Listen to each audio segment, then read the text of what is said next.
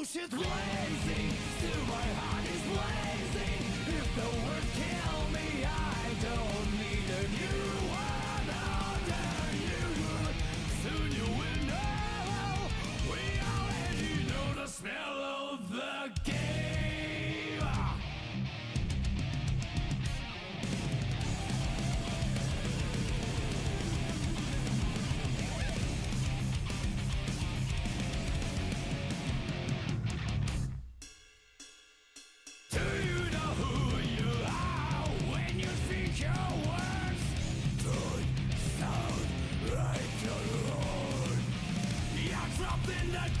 Created by this world. That is who you are. No sign of losing. I like my weakness. Some time to wake up. Gravity keeps us on the ground. That is bullshit blazing. Still my heart is blazing. If I lose my wings, I don't need a new world under you.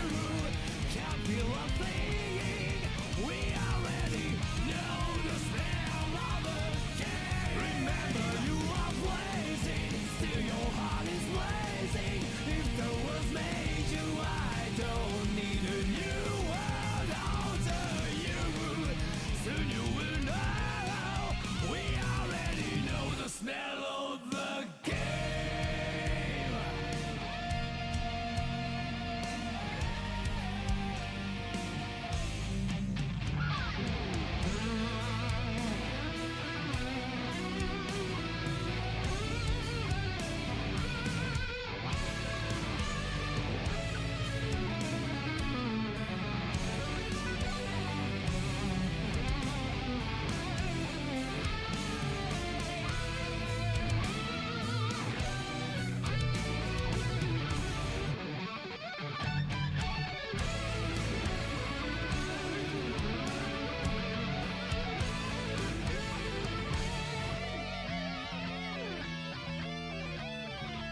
What am I? What am I? What am I?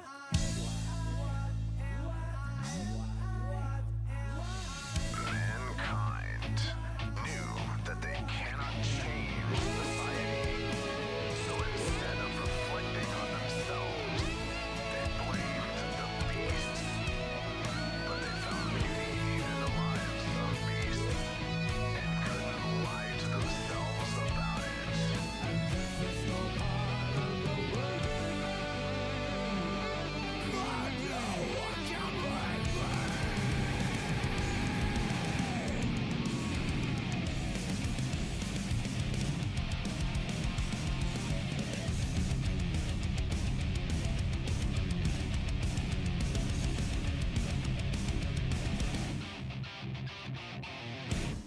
Can't you see I'm blazing? Still my heart is blazing. If the words kill me, I don't need a new world under you. My time is my word. Your words will never let me disappear. That is bullshit blazing. Still my heart is blazing. If the words kill me, I don't need a new world under you. Soon you will know, we already know the smell of the, know the smell of the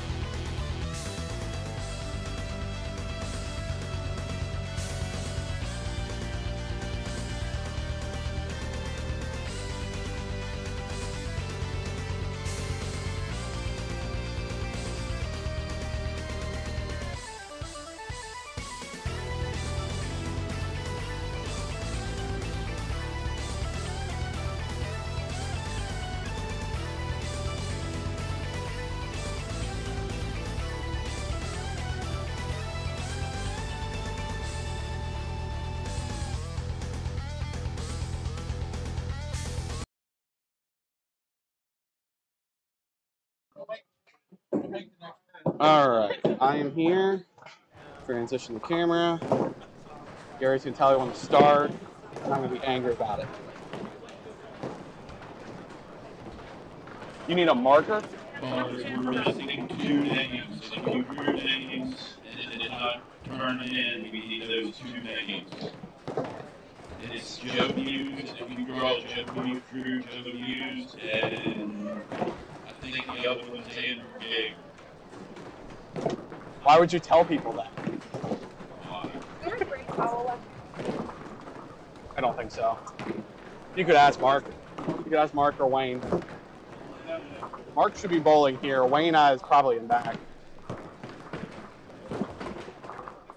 All right, so we're going to have all of the scratch divisions shown today. We'll be covering 11 and 12. You'll be able to see 9 and 10. I would have started on 9 and 10, but then we would have ended on a POA, and I'd rather start with a POA than end on a POA. All right, I'm putting in the order now. We have John Biederman. He'll be up against Mark. That's an Andrew. That looks like an Andrew to me. We're going to go with Andrew Bailey. Oh, you know Nick. He's probably about 20 minutes away right now. No, we had the same score. Mark. You're overdue for a star. How much stars since I had the beard? Oh, Randy, just beat him up and take him down low and dump him. Really.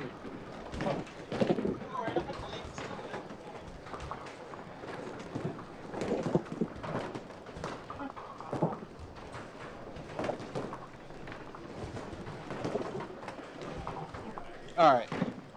This should be division, if my math is right, E? Yes, division E.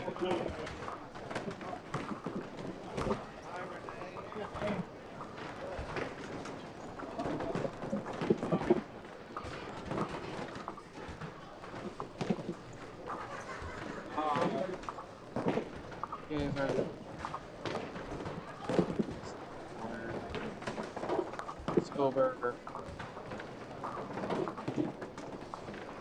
All right, that's everybody. So we'll have Division E, and we'll finish with Division A. So we'll get a game out of everybody. You can just barely see 13-14. That is a POA division. 2 POA divisions on the right side.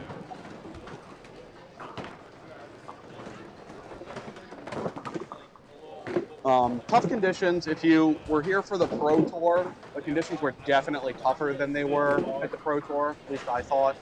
A lot of 5.7s, a lot of 5.10s, a lot of 9.10s, a lot of 7.8s. Just need to get the push. A marker? You're in luck. There's only 2.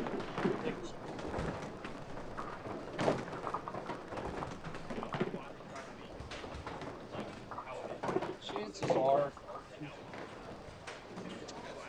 That was my assumption.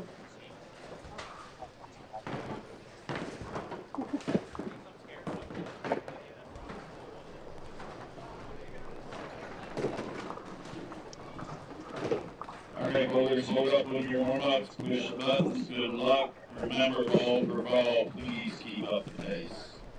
Slide to the right after each game. Alrighty, and away we goes. Looks like you're just gonna have to deal with me for now. I see Nick in chat. Fashionably late as usual. Alright.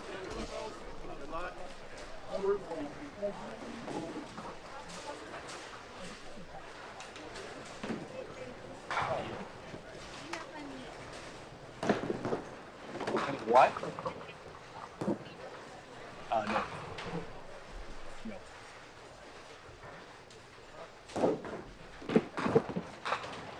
All right, John goes 8. Mark goes off the side for 8.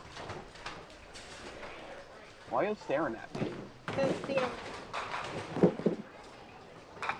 Oh, picked it.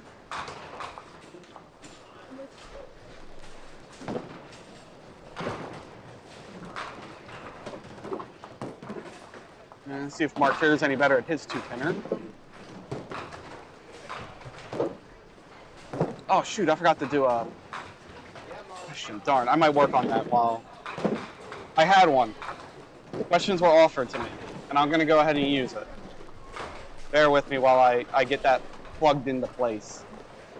I wish Nick was here. Come on, Nick.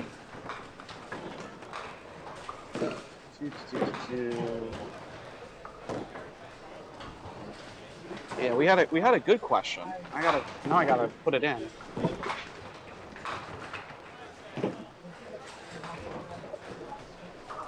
All right, Steve with the good old mixed league single. It looks like.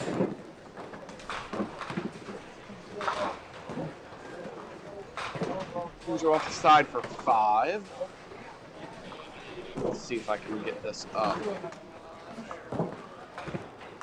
There you go, Steve. I knew Steve could hit that one.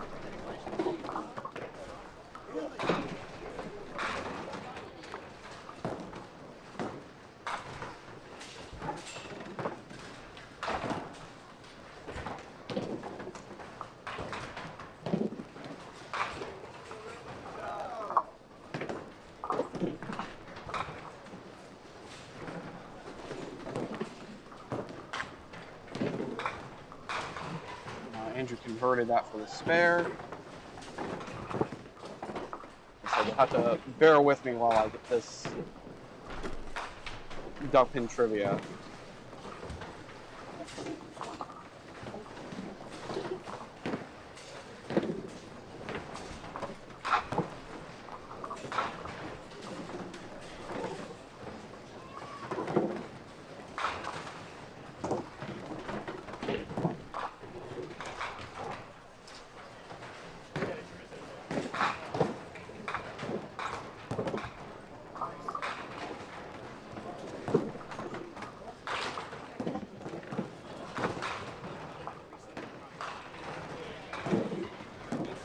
Steve gets 10.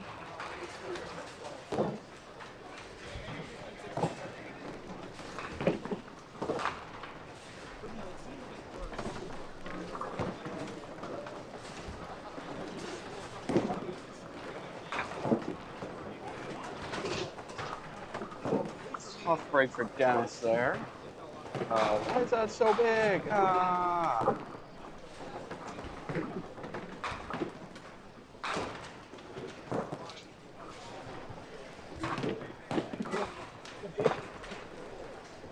Almost gets it. I'm gonna have to shoot for 10.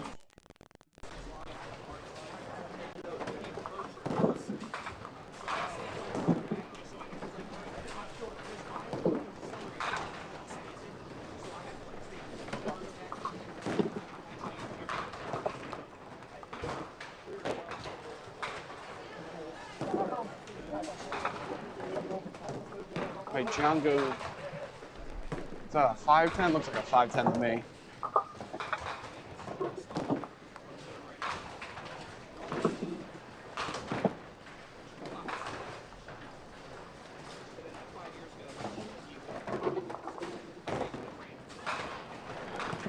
Mark off the side. There's a baby split in the lane.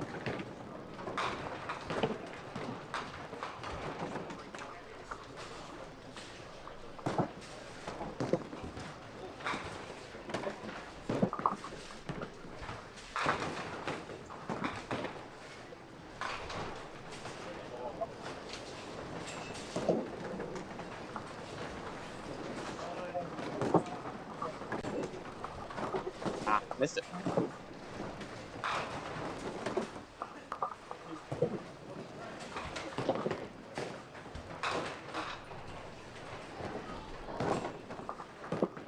Mark for 10, cleans it up.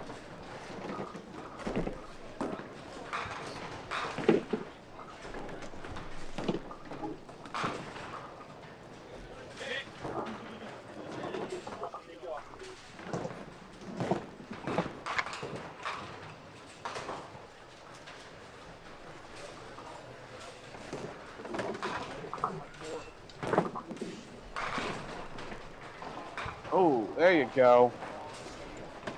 I know I got that up, so we can do a replay there.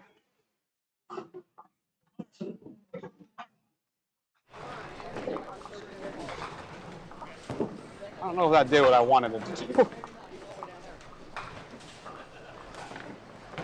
Was it a 9 spare for Andrew?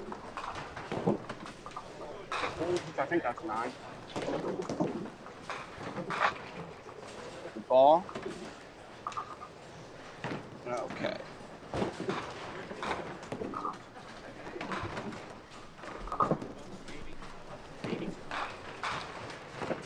Okay. I think that's done. Undo that. There we go.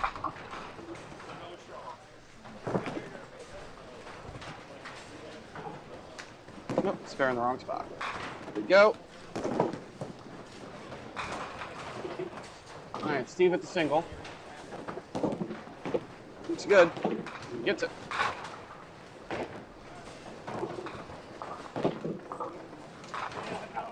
Ball on curl in enough there for Dennis.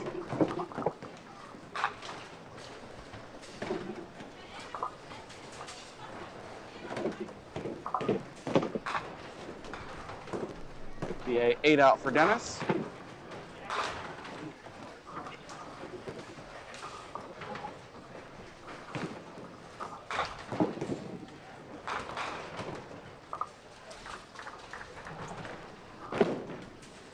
On 2 opens, goes a little light. Yeah, 5-10.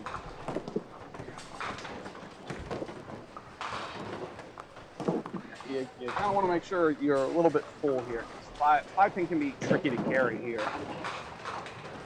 The ball tends to kick off that lead pin and you don't get to carry it on.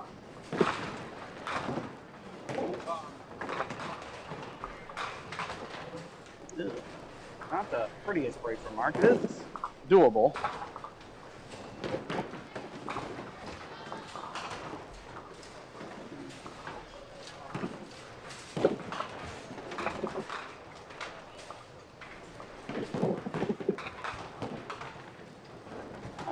John gets 10.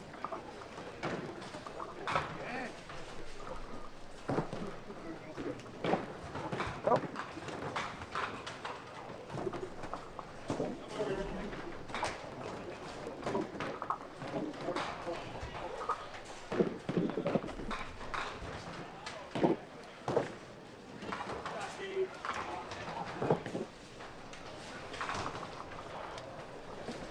That's a good 10 for Mark.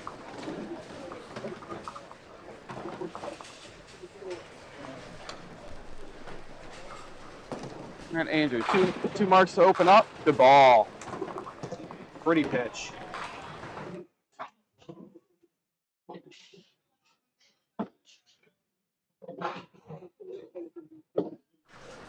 All right, Steve on the strike bill. Pulls it a tad. Can he get it? Ah, almost. That's a good break. That ball tailed probably any bit further. Probably going to be a split. That's a good 9 count. Evens out this game if he makes this pin.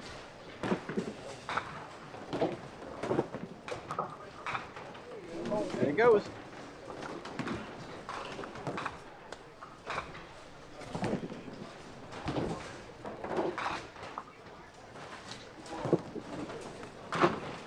This on the open, a little light, good break.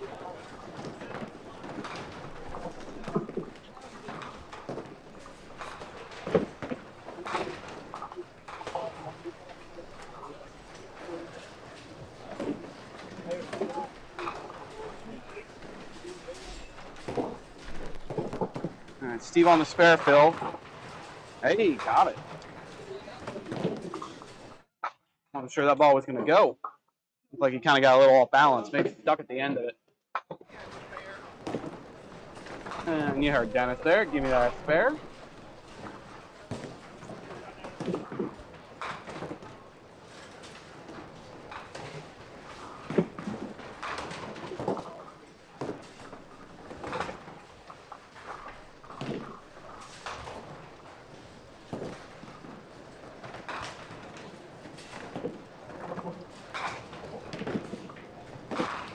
Ball. All right, no split there for John.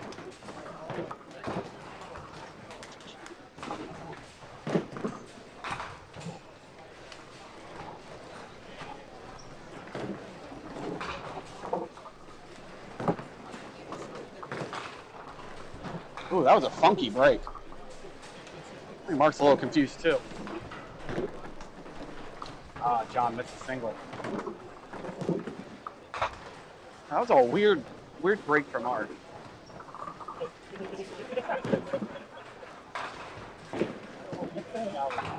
Alright. I'll take the penalty. So that ball from Mark, it was curling hard right to left. It did hit the pocket pretty flush. It's odd that it took out the 5-pin and not the 3. No problem for Mark though, he makes it. Or 6. That was a funky break.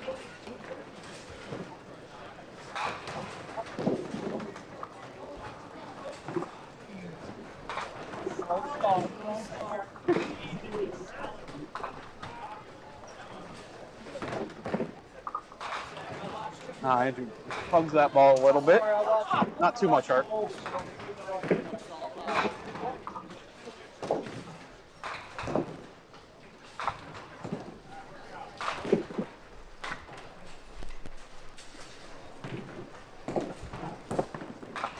On the spare field, pretty pitch. All right, Andrew to clean this up. Shot? Ah, didn't get there. It's easy to do here. Just pull the ball just a tiny bit and the ball just runs away from you.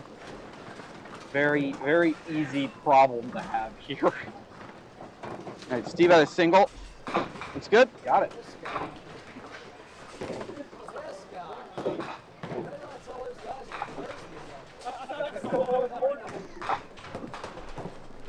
And 10 there. Just Steve up 3 pins and a hit. Both bowlers starting out pretty well.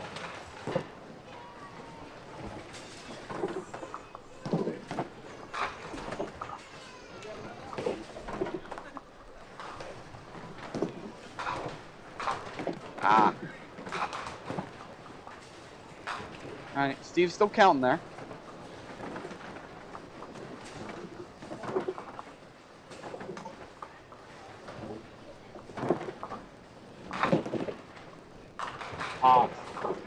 And it's through the middle for 3. There's an opportunity to get some pins back. Oh, and Steve with, oh, nope, almost had the full punishment. Does get a good 9 count out of that.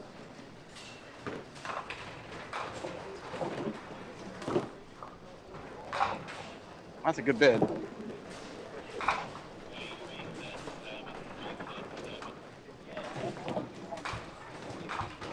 I see some shout outs for Rich in chat. He shall be on stream next game for us to cover. And out for Steve, 8 out for Dennis.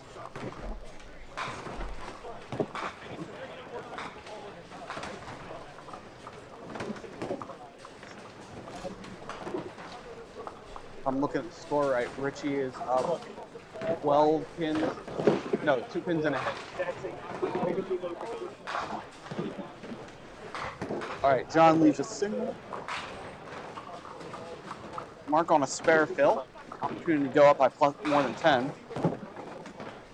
It's gonna pull on him. Good. Can he squeeze 1? Oh, can he squeeze 2? All right. Take that. Wasn't a particularly good ball. Broke very well. John is on the board. Celebrates.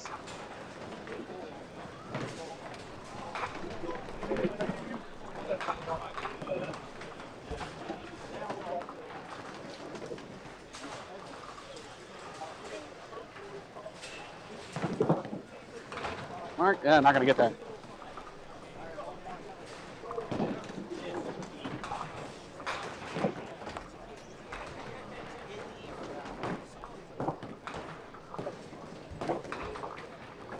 Nine out from Mark.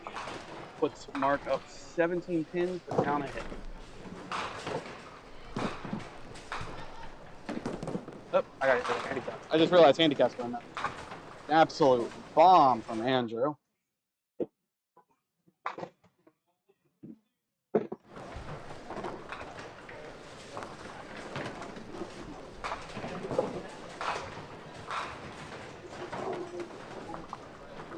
Yeah, this 2-hole matchup's looking real good right now. Only one mistake, really, from Andrew in that fourth frame.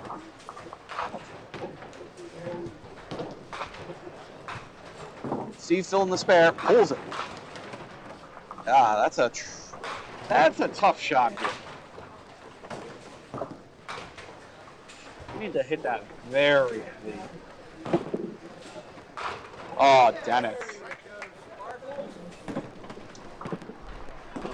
Sparkles with the hammer.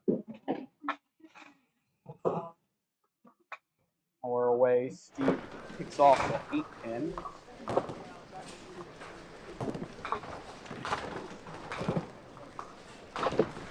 Finish that frame out with 8. They'll be up 8 pins, but down a hit after 5. High scoring match there.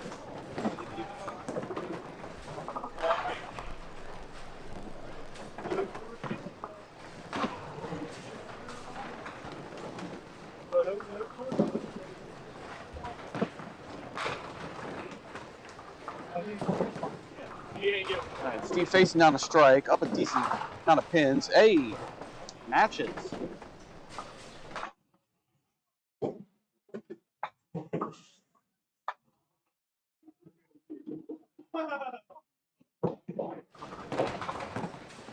Mark after that missed single, trying to read the rule book. No. Southwest special, 2-1.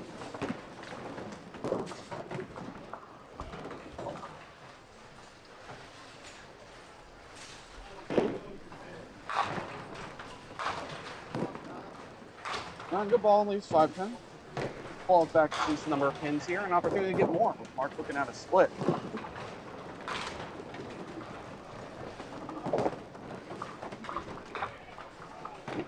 That ball did not turn. It looked good to me. Just never gripped the lane. John punishes that with the spare. This game's about even now. Ah, that's not the ball, Mark. Lay it out, so Mark will be up 6 pins, but down a hit. All right, Andrew after that strike. A pretty ball. Give him a double.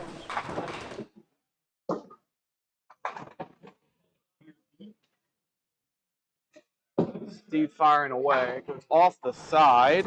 A mid-sized triangle. It's a little different.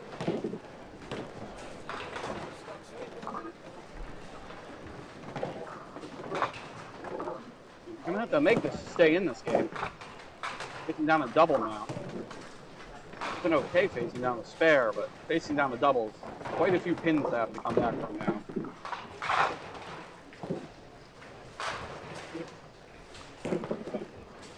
It's to the hole.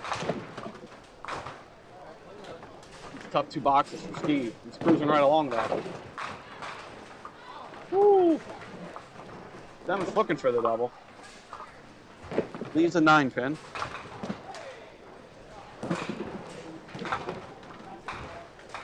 Steve will go 8 out. That puts him down 4 pins and 2 hits. Not exactly where you want to be in the 6th frame. Have to make some ground up. Dennis, no, glides by. You know he's looking for that double. He gets a double there. Evens out the game a little bit. Goes past that single twice. How much damage Steve can do to Dennis here. Cool.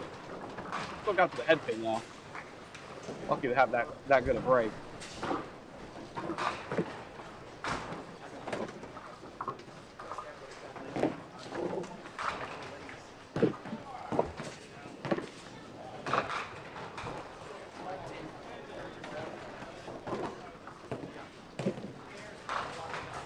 Way to show up the bowl, Dylan.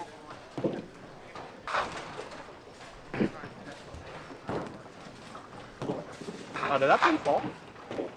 Didn't pick it. I wasn't paying attention. What's it falling?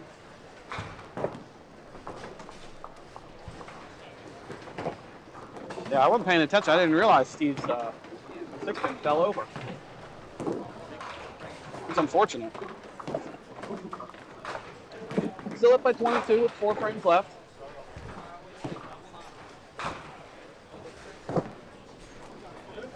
Mark after that missed single. Tries to read the rule, but oh, whoa, whoa, whoa, whoa. Almost had an edge mirror there. Hello, Jason. How are you today? That was a pocket hit to leave that, Jason. Yeah. John Biederman, everybody, with the hammer, takes the lead in this matchup.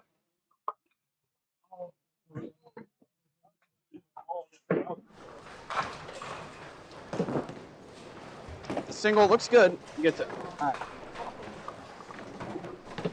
Puts Mark down 4 pins, both bowlers on hits.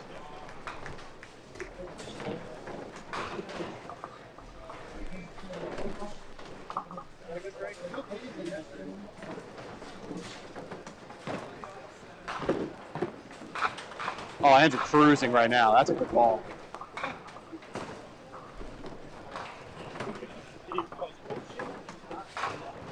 All right, Steve, gonna have to start coming in here. Good ball. It's the strike. Needed that. Andrew at the single. Ugh, hugged it fast.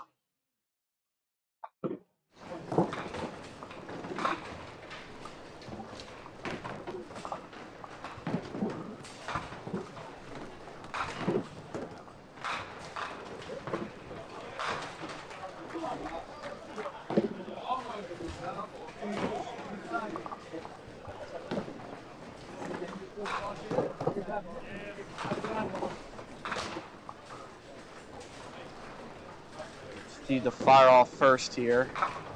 Goes through the middle. All right. Dennis only 4 frames to work with. Gonna start throwing some marks down 22 pins.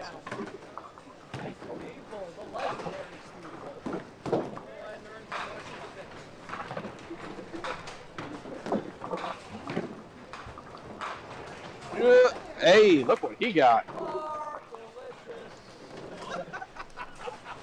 I wasn't sure that ball was gonna get there. And it just a tiny bit light. But able to get some action to take out that 5 pin.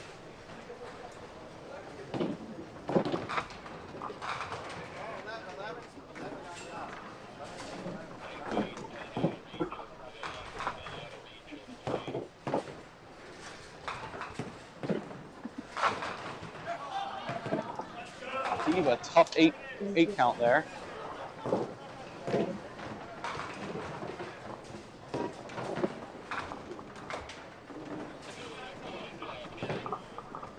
All right, Mark on the spare, down 4 pins, both bowlers on hits. That looks good. Oh, through the middle. Mark ball just not gripping the lane like I'm expecting it to. Oh, not too much damage though, with John Biederman shooting at a Dave Jones.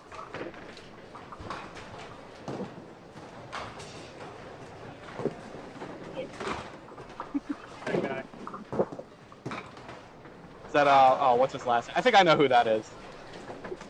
No, because he's involved in some team tournaments, I think. I think that's where I know him from.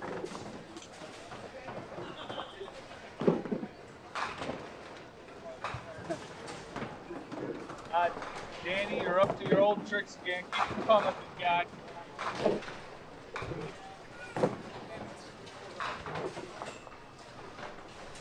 All right, so after 8 frames, John is up 8 pins. Look, that was a tough frame for both bowlers. John able to make back some of the pins, able to push his lead a little bit there.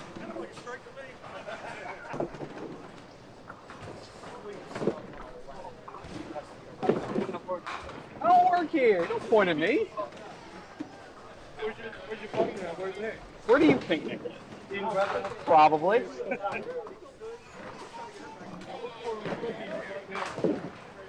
He said he is on his way.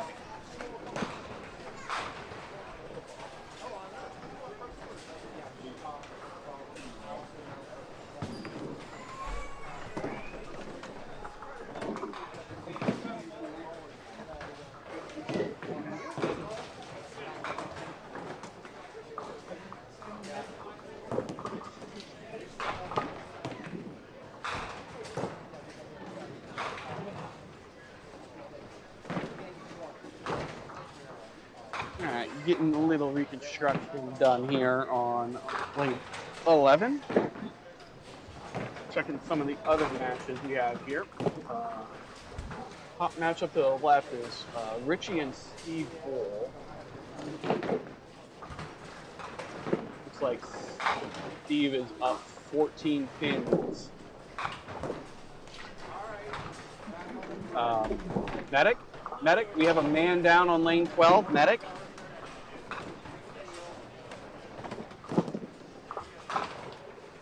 Oh, Steve.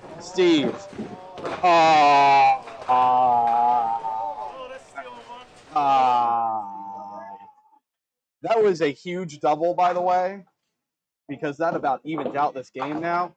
By the way, Andrew just made that 9-pinner. So that puts Steve down 11 pins, up 1 hit over Andrew, who is on 1 hit as well. Steve is on a double now. It's a very tight game there. Very interesting frame, a 9-pinner and a backdoor strike. For the double, I might add.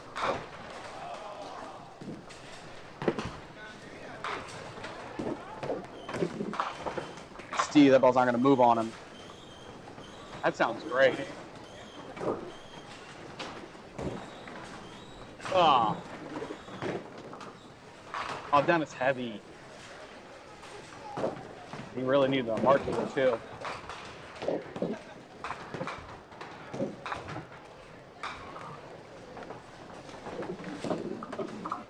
It's a good comeback shot. No, okay, Steve needs to make sure he gets some pins here.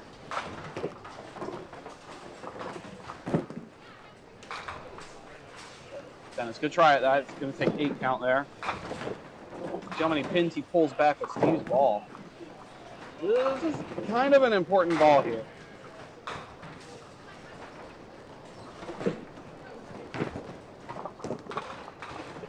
Well, I'm going to have to take 7 there.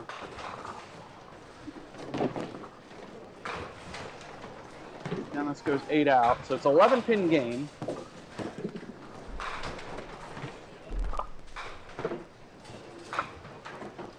Match to our left, Andrew Buckingham is in cruise control up 34 pins. It looks like Andy Welling is in decent shape. And oh my, that was in flight. That was a very good ball from John. That didn't do anything. A weird break too. Had the 4-7-9. Mark with opportunity here. Gonna have to make the single.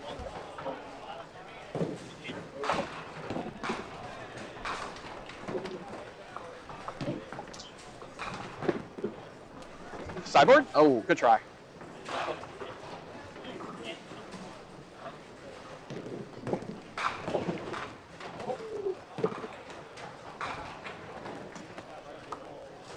All right, big ball here for Mark. He's going to have to make this to get his way back into the game. I mean, if he makes it, he's basically, he evens out the game. And he gets it. All right, got a close one up top now.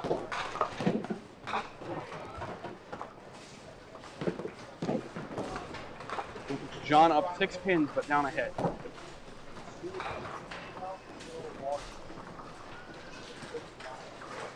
Second matchup. Andrew up 11 pins, but facing that up 11 pins with a spare, but facing down Steve's backdoor double. Steve's gonna fire off first.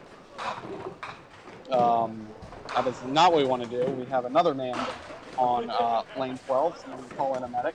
That was a very unfortunate timing for that. That was a chance to get back into this game. See if we can bring it back. No, apparently. Wow. That was rude. Probably deserved a few more pins with that ball. And Andrew with the full punishment? No, I'm going to leave that 8-pin there.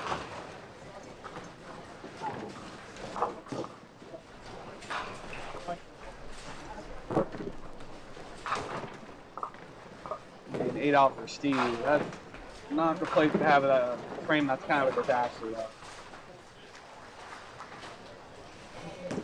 Andrew can lock him out if he makes this pin and then gets a decent count in his next ball.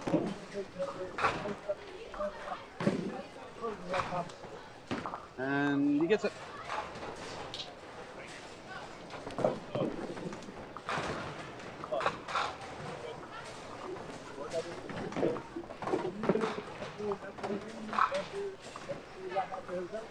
All right, bottom matchup here. Steve is up 11 pins.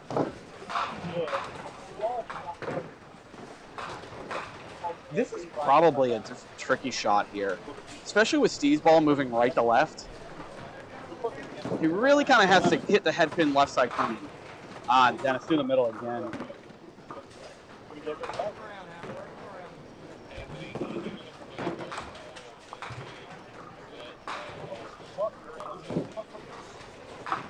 Oh, wow, that pushed through? Okay. I did not expect that. I didn't think that was going to go. It pushed right through it. Oh, good try, Dan. But he's kind of run out of frames here.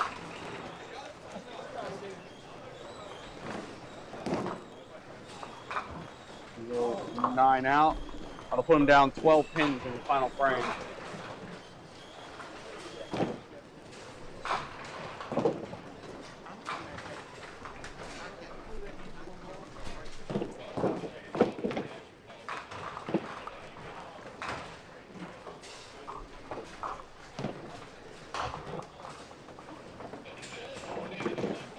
A good ball from John. Here's the big ball here from Mark. Facing down a single from John, he's definitely going to want a good count here and something to shoot at. Good ball. Can he get it? Got it. Big strike from Mark. I'm going to go back. No replay, sorry. John converts the spare. So with that, Mark is up 4 pins with 2 balls. And John with 1 ball left.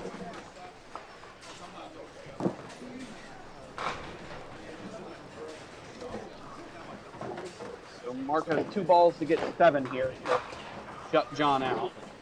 Looks like John's gonna fire off first.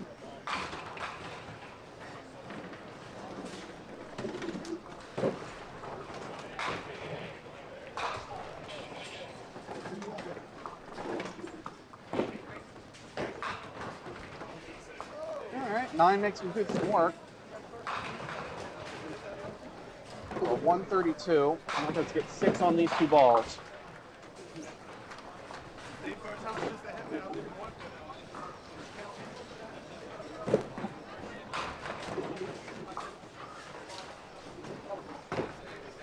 Danny, you out here throwing references that are like 20 miles over my head.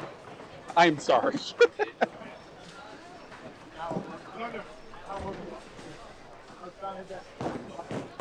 That's off the side. That is not yet enough, Mark. Mark needs to get 4 more pins here.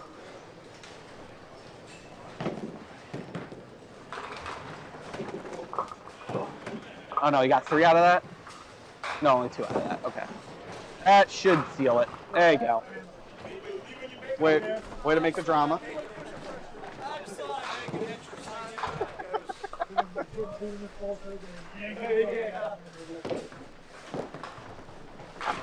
Andrew, good ball here, cleans out this game, which was tight all the way until we got to that 9th frame.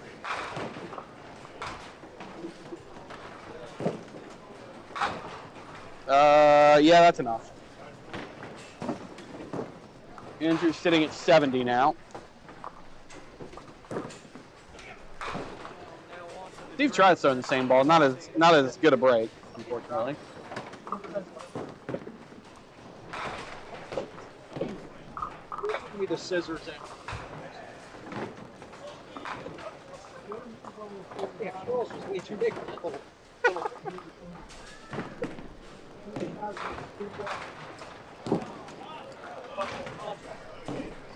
That's much better.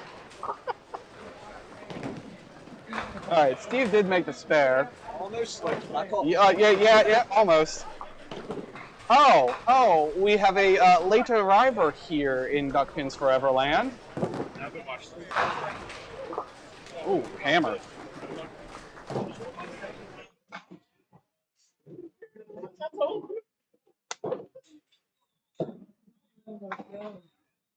Also, I could hear whatever that is from the harbor tunnel. Oh yeah, I was like, that sounds not good.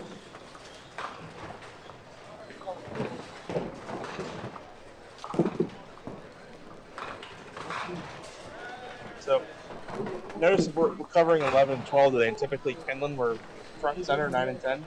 What I will say about 11 and 12, particularly lane 12, lane 12, when you get to the pocket, tends to be bomb town. You tend to throw a lot of 10 in the pit strikes. So the reason I put it on that pair was because now we'll finish with a scratch division instead of a POA division. Yeah, I like that. No disrespect to the POA, but of course. I'd rather start with you in the morning and not finish with you. Right. All right, Steve goes 7 out. Yeah, that was a good game for Steve till he ran into that 9th frame. Yeah. And then we did have the famous 9-pinner at Pinland, but that was in the 8th frame this time. All right, that's a spare for Dennis. Keep some hope alive. Not much, but there's some hope alive. Yeah.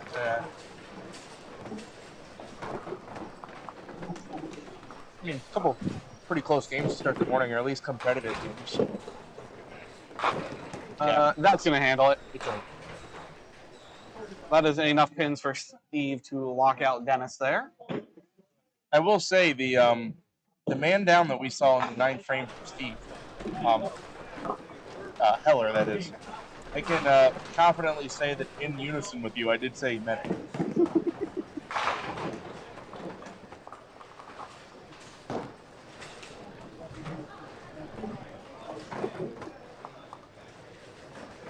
Dennis is going to throw this ball for fun. Yeah, I had a lot of fun with that ball. There's that 10 in the pit I was talking about.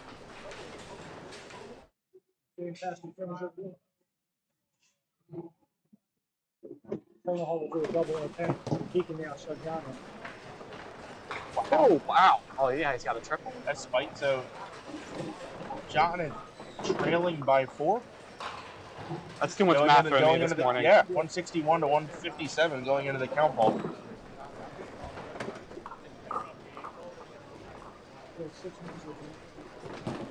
Uh, 7. So 7 minus whatever John leaves standing. Dylan, you awake now? You gonna hit your singles? Were they the 5 pin?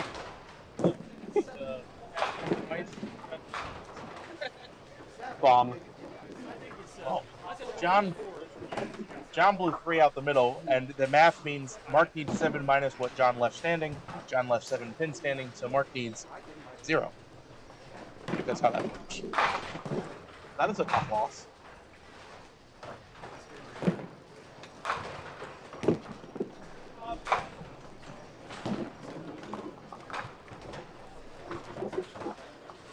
Couple decent scoring, close games.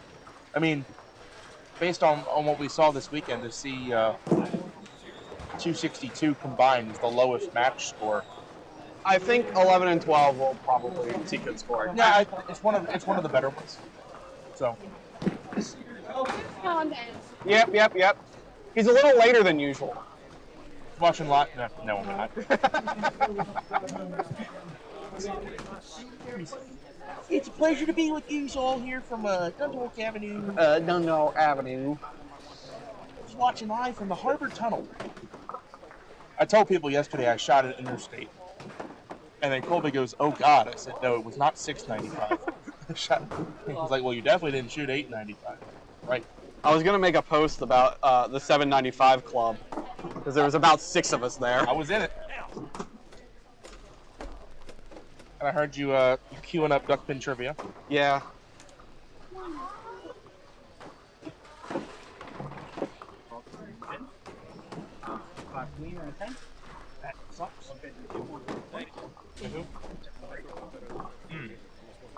Bad luck, very hard. Hey, big win, big. Mostly just this. We're covering 11 and 12, but you can see 9 and 10 easy. Big game today. Big game. Yeah. The folks at home will never see them, but I got my Raven sweatpants on. This is the one that does it. I even have the purple socks. Yep. This is the one that does it. This is the one. This is the one that can do it for either team. Do they mix up, if you're on 11, do they mix up the 12? And All right. So this should be Division D. I mean, they go on a different path. 11 when it comes to Figure out who's bowling here. I believe our winners were Andrew, and who was on top? Who bowled Richie?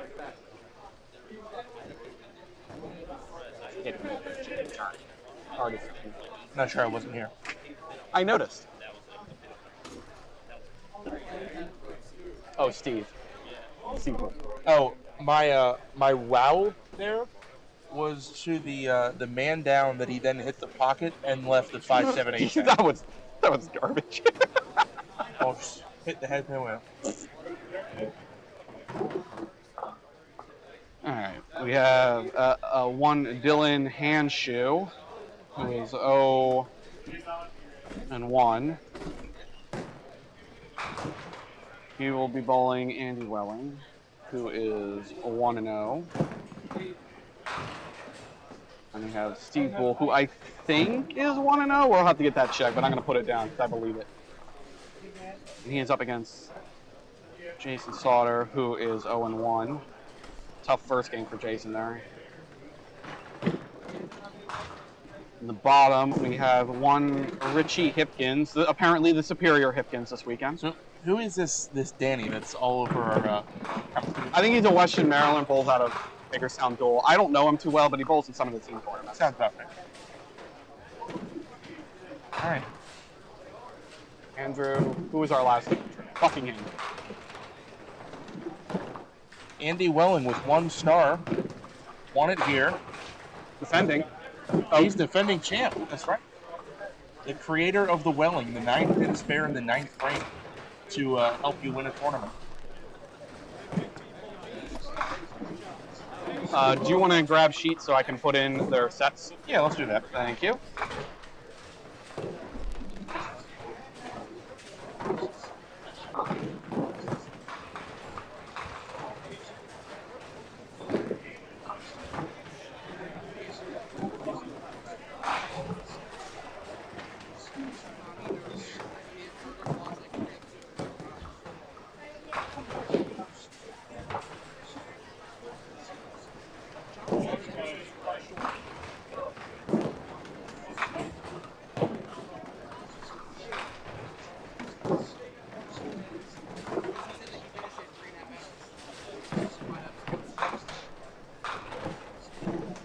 Thank you. Oh, Steve. How do you do, Steve Bull?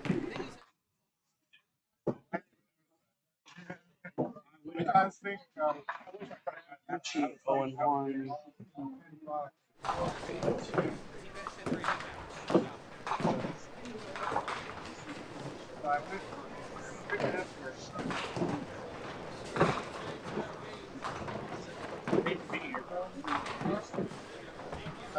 Was that a spare for Jason? I believe it was. We'll give him a spare. In a while.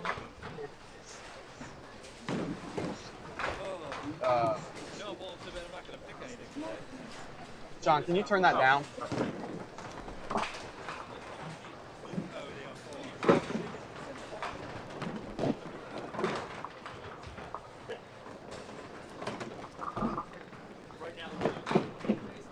What was I looking at? T-Bull, what do you shoot? 154. I'm distracting myself. You are multitasking quite well. Am I?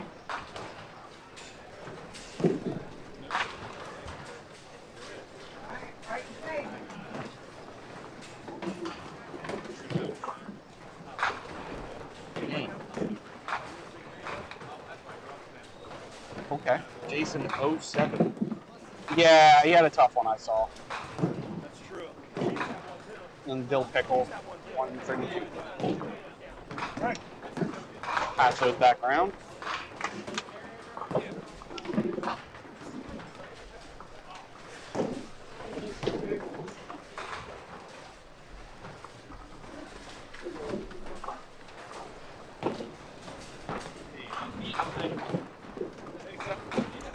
Well, we had to put your running set total into the national television so everyone can see your 107 game. No, sorry. We don't have blurs or beats. We do it all live. All right, Dylan on the spare, Phil. Good looking ball. Who hit my camera? Jason has requested that we blur out his score. Said we didn't have that in the budget. I got to.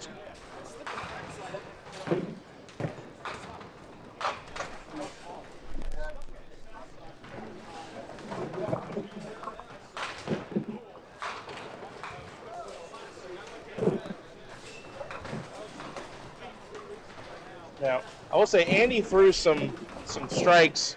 The other Monday I saw him at the AMF Dundalk down the street. He was just absolutely like nailing 10 in the pit. So, assuming that he's going to throw us one or two convincing strikes, I have a nickname prepared for the guy. I think it rolls off the tongue well. It's matching A's. I think Atomic Andy is going to be the name. Well, we're going to give him a spare, right? Spares, just another boring spare. But if he starts throwing that strike ball, Atomic Andy. I'm going to have to turn that.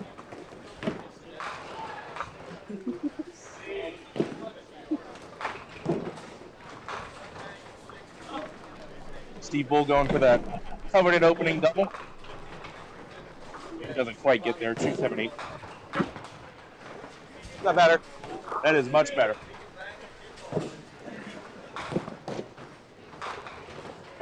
Almost got that. Steve was one I was kind of surprised. Oh, classified. I like that. I'm sure he'll enjoy watching that back. Steve's one of the ones that kind of surprised me that he qualified based on the kind of lane conditions we're on with these very dry, very aggressive lanes. He was in my group when we bowled in qualifying. He ran up the total on the first 3 games and then fell off in the last 3 games, which is what we all did, right. Because we played our first 3 games on the right side and then our last 3 on the left side. Right. And 3 through 6 were not kind of either of us.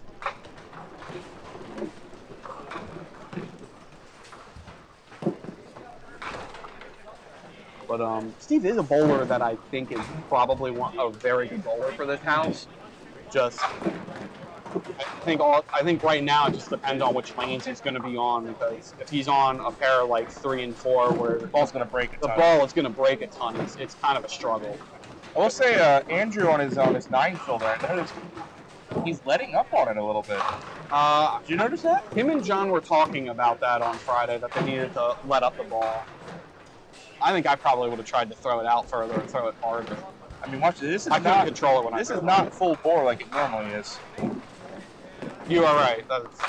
But I know him and John were bowling, and they were talking about taking something off the ball.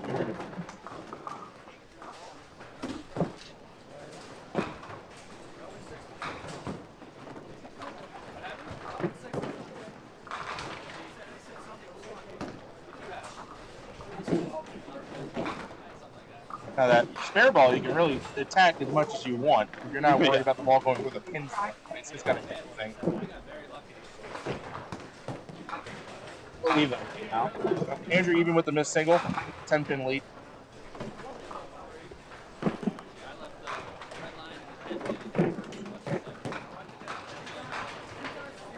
I think Andrew, since the last time he was on a live Duck Prince Forever event, now married. Congratulations to there's my dill pickle. Well, He goes spare, 9 spare strike, and we all know what that means. He's a 9-bagger away from breaking the state record and tying the world record. 279 in play. Tell your friends, tell your neighbors. Solid 5 for Andy.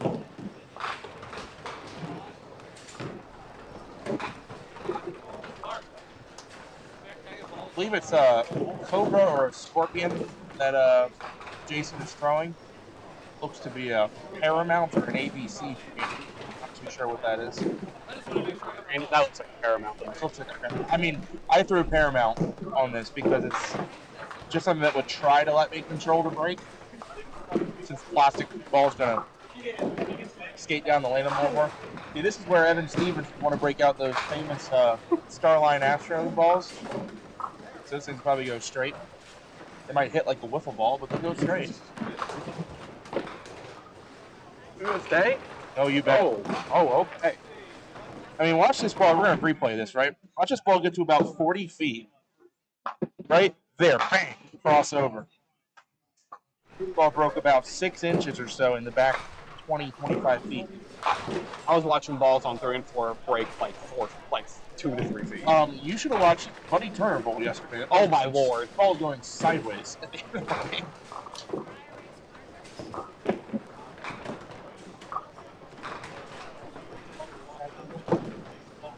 Jason's waiting to get a ball back here.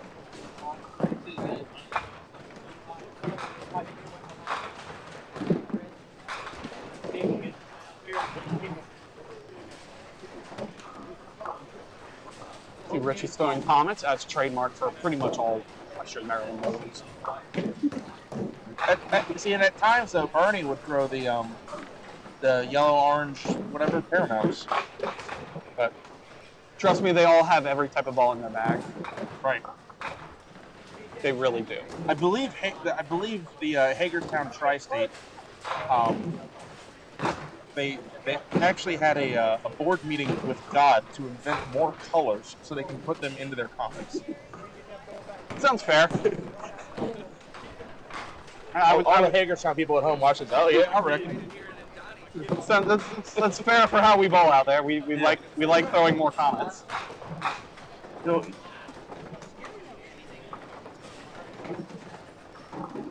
It's like comets and ABC. Like everyone throws comets and ABCs on Western. I believe those are newfangled comets that Richie is throwing. I don't know if they. I don't think so. I'd have to take a peek. That blue and white's not a common on the new ones.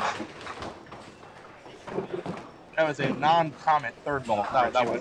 Who really cares about the third ball?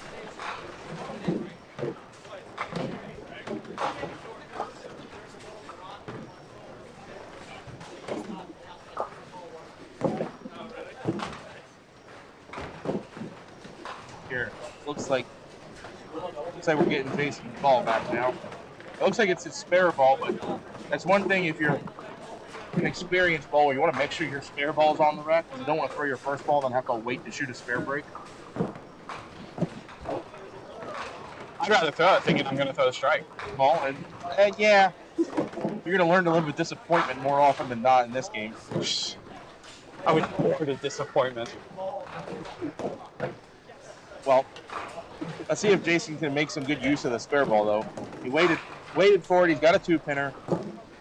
Don't pick. There you go. I think you're right. Richie ball might actually be the new kind. The new kind has the outline on the stripes. Yeah. I know a lot of people like to complain that the new ones aren't as good as the old ones, and they're probably not, but I don't think the difference is that much. Yeah, what I will say, I like the new. I think the bigger issue is Brian, availability. Brian, of weights. don't make it, Brian. It won't count. Please don't make it. No, it's not on the featured pair, so it doesn't count. Oh boy, You're not going to be able to watch it. Andrew Buckingham with the nice count. Yeah, we won't even give him a chance to make it on camera. And he took 5 of the 6. Okay. Exhale. What I will say with the Comets, they did just come out with a new color. Don't know if you've seen it yet. I know there was some new colors. Yeah, so blue and gold. So Not feeling it. Not feeling it. Oh no, it's nice. It's nice. I sold him to a 102 average senior bowler down here. 4 7 8 310. It took like 2 weeks to sell. Whoopsie. There you go. Andy says, "Thank you very much." Maybe 2. How about another one? Nah, stop begging. Dylan, keep the all mark game going. I'm gonna have to work. Gonna have to work. Now, if you were to watch that shot back, you see that ball started on the head pin, but he does have a bit of a left to right finish on the ball. So, and it just so happens that the track on the lane is the most highest friction part of the lane is right in the middle. So that ball's gonna hit jump right. No. No. Well, he almost made the 6 7 9 10 last frame. Well, Andy, no strikes, but he's got 3 straight, and I think they're all singles. Yep. Dylan goes 7-9, so that game's pretty much even. Dylan on 65, Andy 56 plus. Yeah, I assume Dylan's throwing his pro lines. He's normal. Well, he has a bunch of different balls he throws. He'll throw the pro lines. He has some cyclones that he likes to throw. I did notice 5 pin for Jason. I noticed up north our Candlepin friends. They just had their Fed match equivalent. They call it Worlds. Bunch of teams, stupid good Candlepin bowlers. The host center had a lot of stock of balls that Steve throws a strike. That's for a double. They had a lot of stock of bowling balls. They do 4-ball sets in Candlepin. They had a lot of brand new cyclones. Brand new cyclones? New old stock. Yeah. I don't know where they dug those out. Cyclones aren't a very common ball. You don't see them thrown too often. Old school Europe. Yeah, I don't have a good feel for that. I had a bowler, a senior bowler at Mount Airy come in recently with a set of cyclones that looked pretty good, and I'm like, how much do you want? Just because I want to see if they're any good for me. Never thrown them. Richie beats his way into a split off the side, 3-9-10.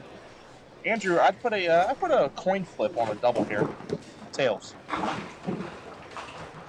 He's heads. But it was like tails and then it hit the ground and flipped over. It wasn't one of those ones that the ref caught and put on the back of his hand. Don't you just hate that? Yeah. You have it called and they just flip it on you. Ooh. Okay. Okay. I mean, you see how hard he hit that 3-pin. It shook the whole camera. Actually shook the 10-pin too. I think he might have made contact with that 10-pin. Yeah. So, I mean, we are bowling on at a decent amount of houses nowadays, synthetic pin decks, at least in this area. So you do get a lot of bounce on the synthetic decks. So Richie hit that 3-pin off the cushion and caught the back edge of the pin deck and then continued bouncing forward. He takes 10. Pretty low score, 39 in the 4th for Richie. By the way, Fed match partners here for the next Fed match. What, Richie and Andrew? Yep. Wow. You want to know the team? What, Richie, Andrew, John? Who else? Me, Yeah. Bernie. Oh yeah, you're getting no pins.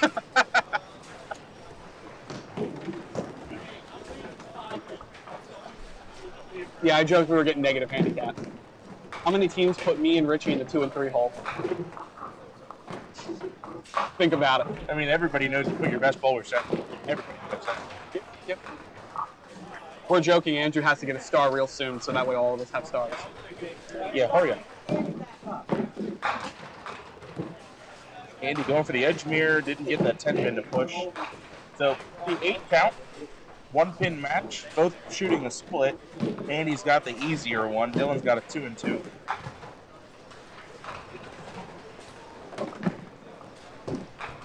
So, Oh, that was a nice shot from John Biederman. I saw that.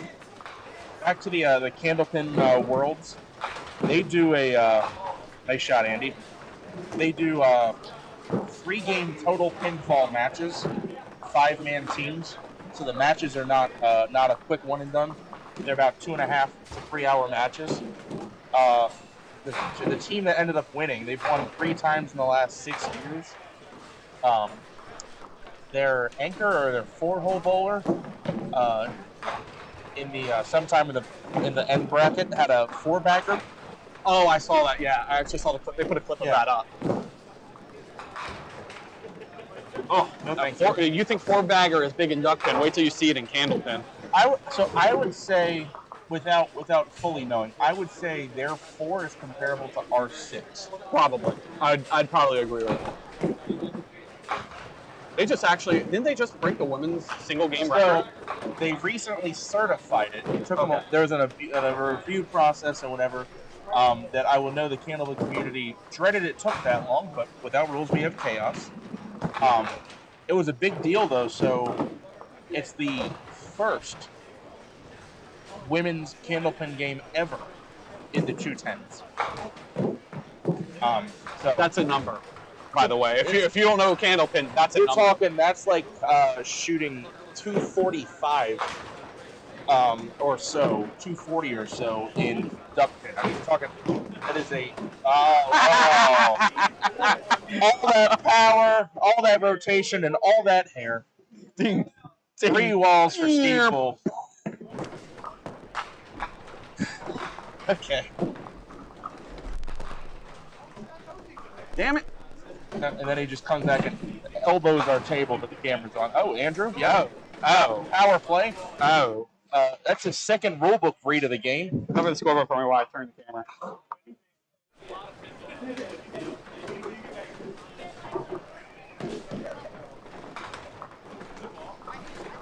Yell at him, David. Yell at him.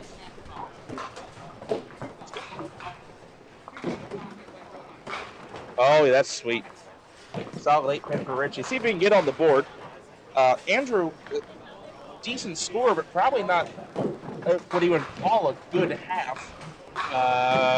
He's missed 2 singles. He also went 9-9 in the fourth, not 9-10. But he missed 2 single. Oh, fourth. Whatever matter. Frame you want. You know. But he missed 2 single pins. Otherwise, he's on an all-mark game, and this would be a runaway. Missed a 5-pin and a 7-pin.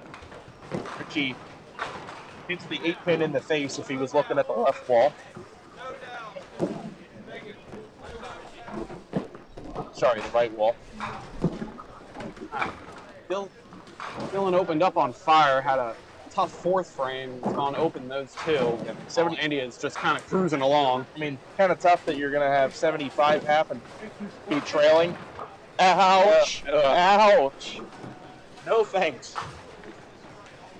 I mean, that looked like it was nailed in the 1-3. It didn't even look full. Josh Lowe with the super good question. I mean, wouldn't the women's candlepin world record be the equivalent of the women's duck pin world record? Yes. Well, just bleed on the score sheet. Get ready. Okay. So, no. Okay, sure. Yes, we'll call 210. I think it was it 210, 212? I think it was like 211, somewhere around that. Josh, you're right. Help, please. So that would be then we'll be the equivalent of Carol Giddings 265. Sure. I was also trying to say that. I was trying to say that in scale with the men's candlepin world record, which is 245. Woo! So as far as I know, so there's a guy recently that tied it, okay? There's a guy recently that tied that record, but the first guy that was shot was bowling in some, Western Massachusetts, whatever, like, local Pro Tour series, okay? From what I hear, he either forgot, lost, or had stolen his bowling balls and shoes, switched to house balls and house shoes, and shot 245. Ralph Sem, I think is the name. Someone can fact check me on that. I was told house balls and house shoes. Wild. Yeah, bowling in a tournament. Todd Turcotte has a similar story. He was down for a Pro Tour stop and he was in the bracket. Had his car broken into, lost his balls and shoes. Ended up using house shoes. I don't think he used the house ball, but he has house shoes and almost shot 200 in the ladder. Yeah.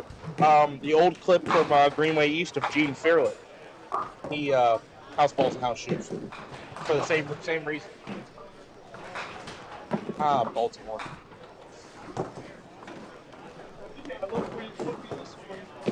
I was in bed. Proudly.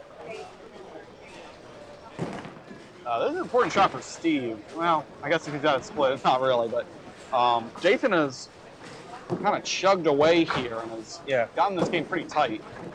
Well, I mean, after that double, it's you look up at that score sheet and you immediately see, oh, Steve had an opening strike and then caught a double, put a spare on it, but Jason's just been plugging away on the spares. And that would say in general, that's Jason's sort of. Jason's just Jason's a not strike a ton, but plug away. We'll call him a younger Scott Wogelman. Just instead of cats, it's like fish. He's a little faster on the approach, though. Yeah, we'll call him 80s. Oh, you're talking about when he sets his feet. 80s Scott Wogelman. Yeah. All right, we can work with that. But in general, he doesn't strike a ton. When he's having a spare shooting day like he is right now, and then starts striking, 200 seconds. Like they just do. But he tends to just plug away. Oh no, Richie. All right, not too much damage there. And I think that allows him to grind out good games on normally tougher conditions. I know one of the lower cut paces that we go to each year is Suitland, and Jason absolutely loves it. I know you do too. But Jason, Jason loves it there because at wood lanes he can just flip that ball onto the head pin, make the breaks.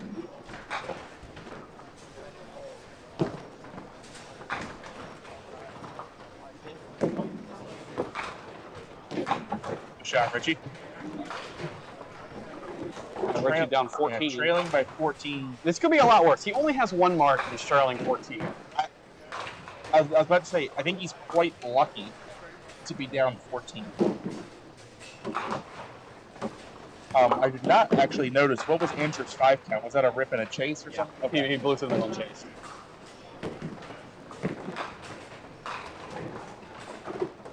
Andy looking to open up a bit of a lead here. He's got 8 and a hit. He's working on 5 straight spares. Still waiting for Atomic Andy to show up. And I'm still waiting. Gonna have to keep it rolling. I mean, see if he keeps plugging away on spares. I mean, 9 spares is a great frame. That gets you pretty far in this game. Yeah. You can break the 4-game men's world record without throwing a single strike if you just make 40 singles. Bet you didn't know that. No, but I do know somebody who had, what was it, 25, 26 spares in a single set for 500? Yeah. I don't think he had a single double. Almost like I heard about there's one guy, I think it's been done like once or twice, an all-mark set. And then they said it was like 530 something. I'm like, wait, that's terrible. How many 8-pinners did you make? Yeah, I believe it was Steve Bull last year. He had like 24, 25 spares and 3 strikes. I wish I knew. I think that was on camera too. I think we have that one. That could be a expensive punch there for Jason. He punches 3 out. He's got the strike count. The question is, when you're down 11, you're opposite and open, how aggressive do you get here? That's about where I'm That's going. pretty safe. I don't think you try to get aggressive there and make it, but you want to try to get as much count as you can. You want to try to get the 4. Now the thing is, if you're trying to get the 4 on that, you're trying to make it. Is my opinion. Though. Yeah, but you could target to play that 2-pin thinner, or shoot the whole side and try to kick it off the wall or something. But I'm going to trust Jason's judgment there, and he may or may not. We don't know. He may have already exceeded his classified pin to ball total. Oh no, not enough push there. So Steve's going to go open. So we got a tight one here. Okay.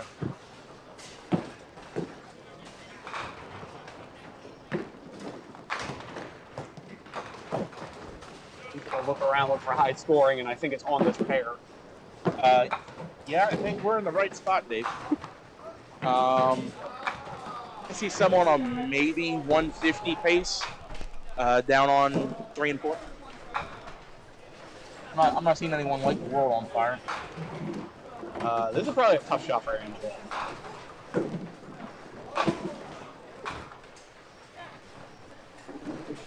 Now, Richie might have an opportunity here if he can pull a mark.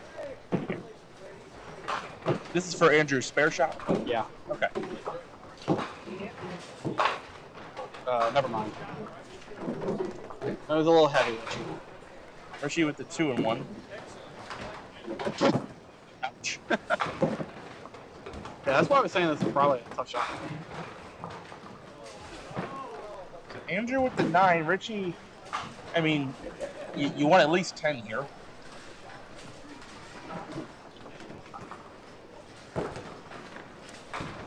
That's pretty great. Well, on behalf of myself and John DeAntonis, we would like to shout out Brian at Bryce's Barbershop in Pasadena. What up, Brian? Of course, I'll go to this guy, Brian, and get a haircut, and then I see John at League the next day or two, and he goes, "I hope Brian charged you double for how big your head is."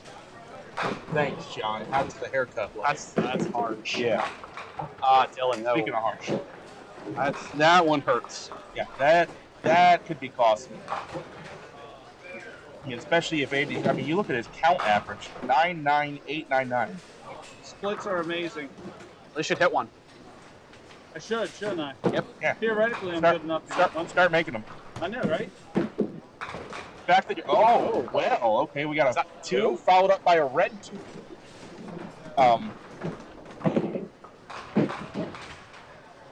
Good spare shot there from Dylan. How big does that hole look right now? It was looking really big right there for a second. Where he threw that ball flat enough that it stayed on the 3-pin. Yeah, So, if nothing else, Andy's not going to fall too far behind here. At least as far as his frame goes. But they count the same, which, if you're Dylan, is mixed feelings. You're pissed that you didn't get a better count, but it's a gift that Andy matched, so you actually gained 2 pins there. There was an opportunity there to really hack away at. Right, so bringing that within 1 mark. Well, but I'm saying if Dylan 2 counts there and then Andy comes up and drops 8 or 9 again, you're talking it's a 3-mark game with 2 frames left. So it's still in 2-mark territory with 2 frames to go. So he's got a more feasible, shot at it. 4-pin difference in this match. I will say, watching Seabold, he struggled on the right side all day on Friday. I can understand why. Slow ball speed, ball breaks right to left. I think he picked throwing a comet. He picked off 2 pinners about 3 times on the right side. And missed this one a couple times, but all over it this time. I didn't jinx him. I was trying to reverse jinx. That's okay.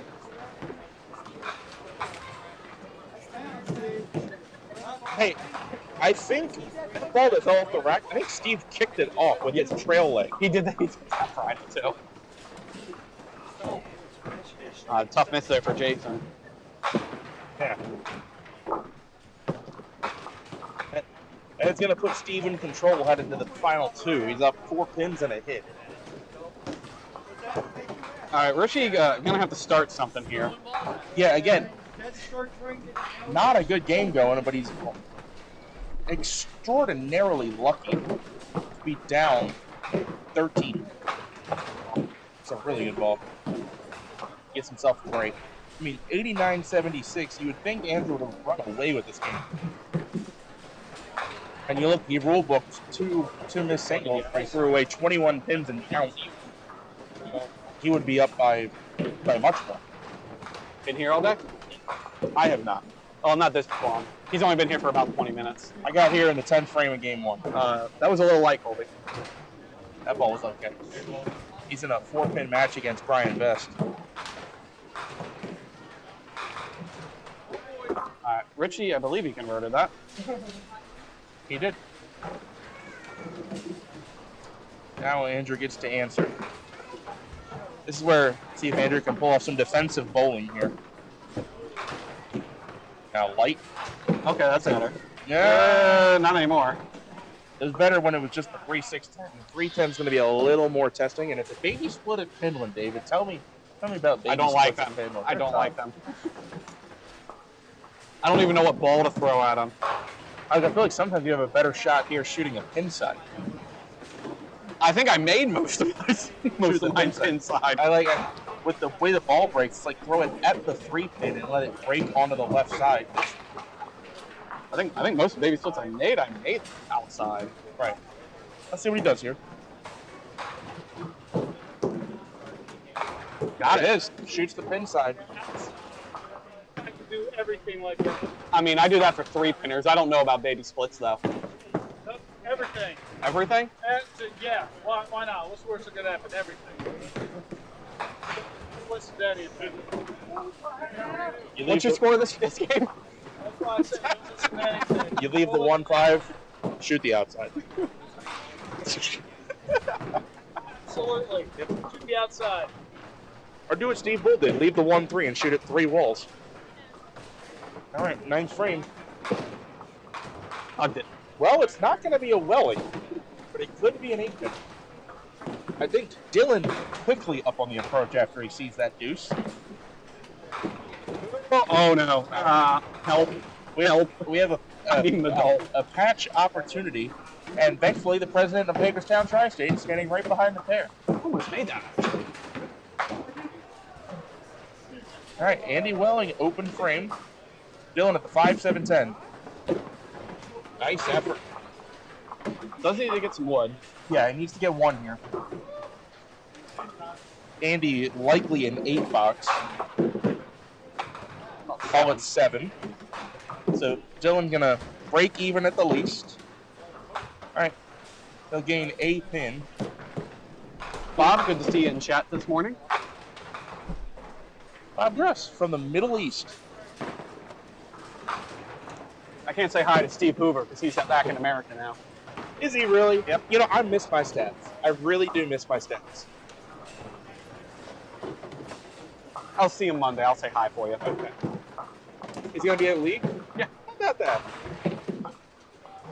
Yeah, he's subbed in that league a lot. Okay. And then he bowls Wednesday nights. Uh-oh. Oh no. He needed to get a mark. By 4 and a hit. Don't want to plow the front out. That's exactly what he did. Kind of drift. Run. Look out. 3, Medic. 2, 1. Medic. Man down on him. Oh, great attempt. And I tell you what, that changes a lot of things. Yeah, I know. We're about to see it. Here it is. Does he have the Wellings coming on? He does not. Oh, man. So Jason has a chance to make pins on this frame. He takes 9. As of right now, he's made pins up. As of this moment, Steve is up 2. And went into the frame up 4 and a hit.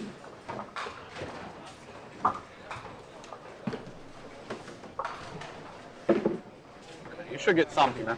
All right. So we didn't go anywhere. I'm not sure how we didn't go anywhere, but we didn't go anywhere. Not nowhere at all. 4-pin match. Steve up 132 to 128. Andrew on a spare fill. Richie is on a spare fill as well. Solid 5 for Andrew. Good count. That's a tough break, Richie. I don't know how you left it, but that's a tough one.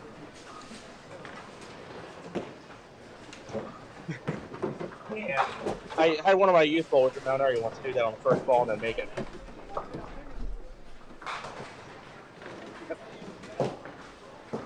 Andrew. Richie's got a match now. At least match. I mean, ideally, you want to strike here, so you have a chance for that double count. Yeah, he's got to make a bunch up. 7. That's a tough 7. Who said 7? That's a tough 7. Oh, man. I can't believe that 8-pin is still there. Say, Nick, why was the cut 8-15? 7.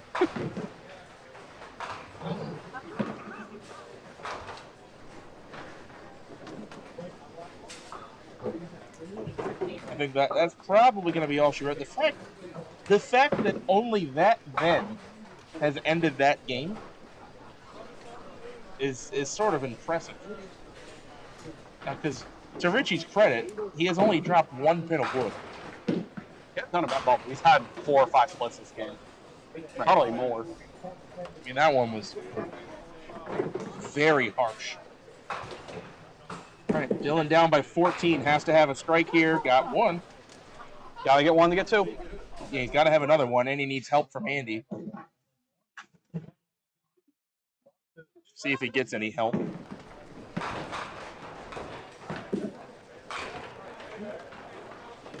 All right, Andy leaves a single. Dylan has to strike again.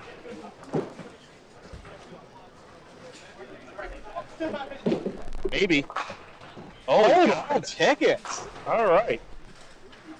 Andy, bit of an exhale there. He's got to shoot the 2-pin. He has to make it.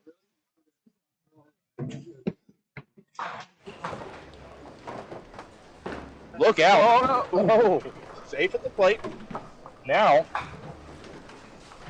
Andy Welling heads to the count ball up by 4. Well, this game turned quick. You can say that. Dylan needs as much as he can get here for the 30 box. 29. He finishes at 144. Andy Welling needs 5 to tie, 6 to win. What a finish. And Andy, I mean, he breaks a single in the 10th, but his last 2 frames, 8th and 9th, were deuces. 5 to tie, 6 to win. Ooh. Oh, 7 it is. Ooh. I was nervous on that ball. What a flourish there at the end. Andy Welling survives and moves to 2-0, wins 146 to 144. 4-pin match here. That's a good ball. Oh, no, that ball hit much harder than I thought it was going to. Leaves the Parkville 5. Is that a thing? Yeah. Okay. It was before they raised the gutters. Oh, no. Jason needing a mark there and punching out. I doubt Steve, misses this twice, so Jason's going to have to make this. Yeah, Steve does go open. Jason with a spare conversion here and the chance to win the game, but has to make it. Nope. Will be Steve Bull going to 2-0. His total's going to be almost 300, which I would say is quite impressive, given the pace. I believe when his first 3 on Friday, he had 450 something. Yeah. So final score there: Steve Bull 141, Jason Sauter 138. So 2-pin win for Andy Welling, 3-pin win for Steve Bull, and this one probably not going to be close. But the fact that it was even this close, it's pretty surprising. So I think that is going to do it. Yes, that'll do it. Yeah, that 8 count was enough. Which means this ball from Richie is going to be 9 minimum. Make it 8. Ooh. Sorry, let me down. Made him come back with 8 wins and marked out. Andrew makes his spare. Andrew. Probably disappointed about the game, but Yeah, but Andrew's going to be in the 300s. by the way. You know what, Richie? I'm calling it, Richie. You got this one. Not a chance. Come on, Dave. Can't do that to the guy. Don't worry, he's not. Wait, what? What? Huh? Whoa. What do you mean? Whoa. That fell? What the hell? I can't. Huh? That's a fall. That's like the most normal, I just missed a 2-pinner in the world, and it flies back. How about the 10 I was fill? right. You asshole. 10 fill. Wow. There are no bad Sundays. How could there be? All right, Nick. Richie with the academic 20. Andrew wins 141, 123. What a weird time frame. All right, Nick. It is time. It is your favorite time of day. It is time for Duck Pin Trivia. Are you ready for this one? All right, so this one comes courtesy of Andrew Buckingham. He dropped this one for us. Okay. Do you mind? I'm trying to do duck and trivia, man. What's the what's the question? But we don't know. We don't know because you're just interrupting us. My bad. All right. So here's your question. Here's Ready? your question. Lay it on me. Courtesy of Andrew Buckingham. How long a gap in years was between Jeff Pyle's first and last professional stars? So this includes Pro Tour and Pop Whitten. Jeff Pyle's. His first and last. I'm gonna go 26 years. That's what I think. Shoot it outside. On the outside. Right. No, get out. Shoot the 5.8 on the outside. On the outside. All right, so you guys go into the tank on that? Yeah. How long a gap in years was between Jeff Pyle's first and last professional stars? Includes Pro Tour and Pop Whitten. John Peterman giving it a think. So you all give that a think, and then come back at the end of the next game, and we'll give you the answer. I know who I got my first one. I'm trying to formulate a guess, but I don't really know. One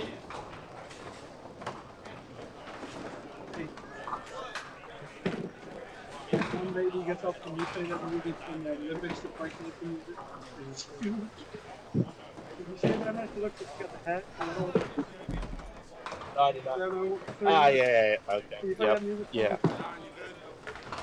All right, David, I'm going to type my guess out on my phone, and all I want you to do is hand signal to me if it's higher or lower.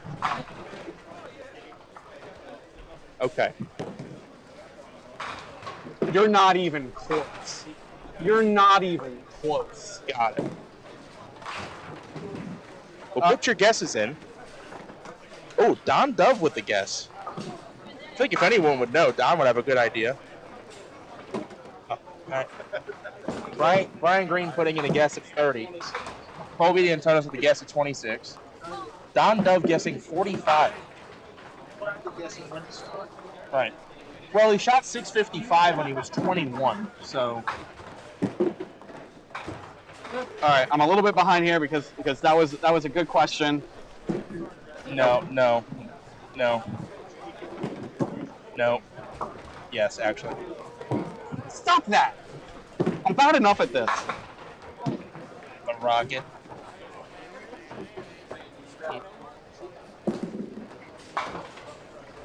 Fortunately, we don't get the John Colby game on camera, but...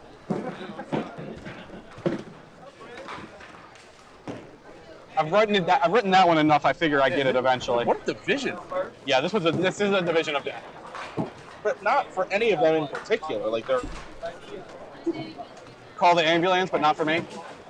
yeah. All right. Go collect scorecards. You get cut.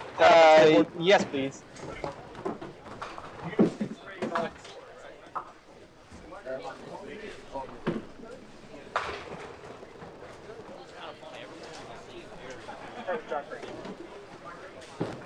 Just give me one.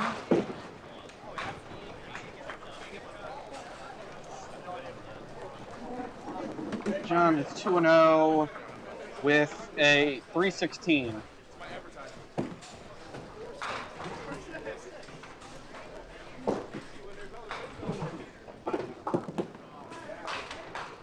Nice ball, Colby. Nice ball.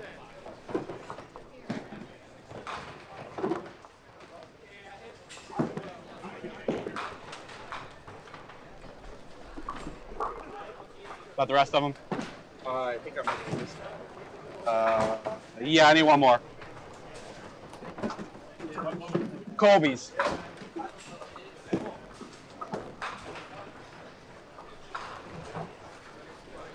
Colby's.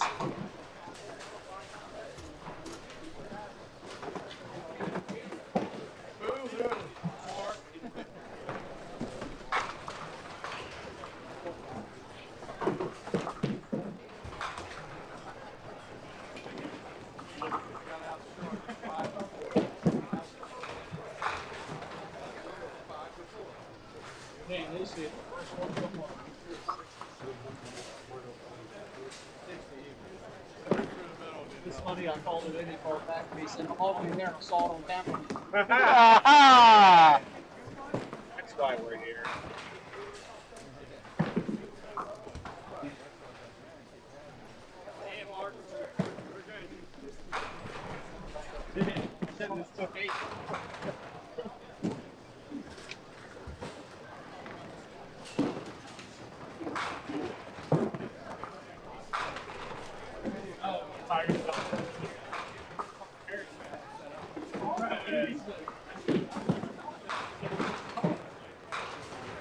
Last sheet.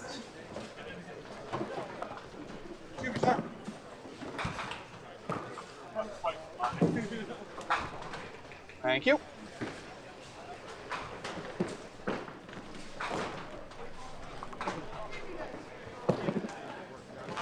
Alright. We are caught back up.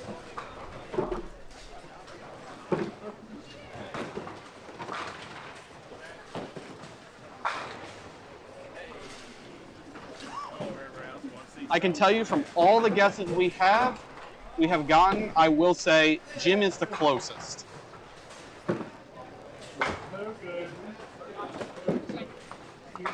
And that includes all the guesses we've gotten around, if you didn't, around here. So of all the guesses, I can tell you right now, Jim is the closest. All right.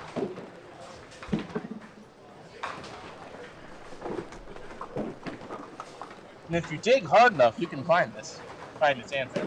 It's harder to. So they haven't. So here's the thing: they haven't put the sheets back up for the new website they have for the Pop Whitten.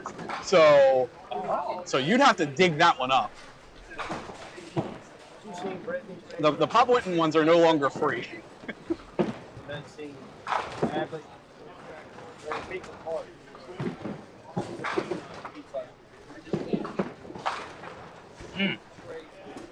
Well done, Five-Man. Way to stand.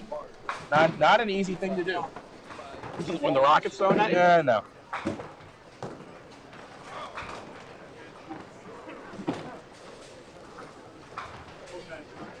John 0-2 with 281 is pretty steep. It's rough. They only got 300 here. Yep. On this pair, I would kind of expect to see a couple. Yeah, well, yeah, but the 2-0s are against each other. So are the 0-2s.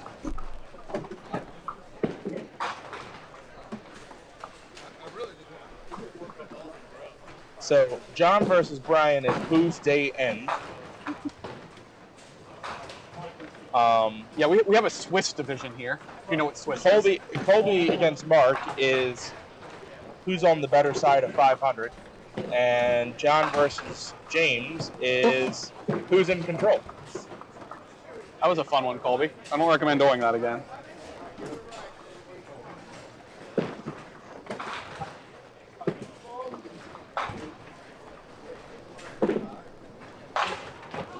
Oh, we almost matched him. I can hear Colby complaining about it.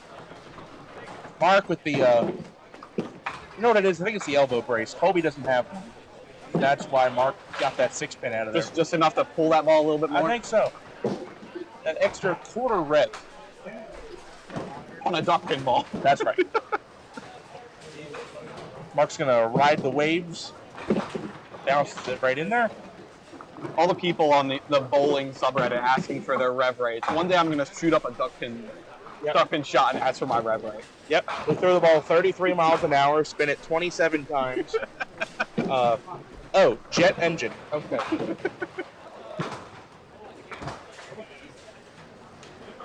They do say like an Olympic level table tennis that those guys can rotate the ball as fast as a jet engine. That doesn't surprise me. Not exactly a great comparison. Jet engine and rotation, kind of different things. The speed of the turbines. Okay, the speed of the turbine is what you're going for. All right. That's a tough one there, John.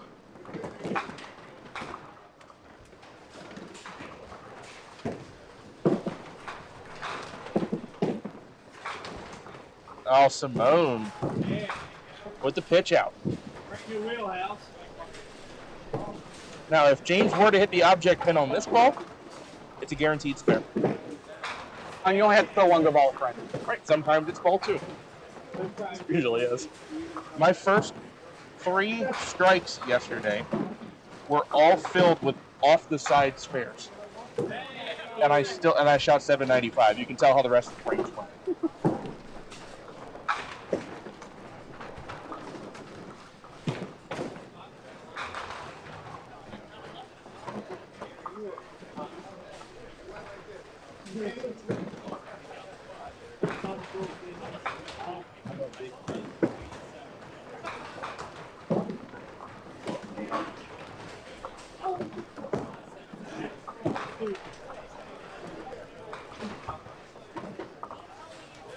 Top of the third here. John down by 3 and a hit. Messenger. That's pretty. Oh, sorry, we cut to replay. Our bad. Teamy is in chat too. Yeah.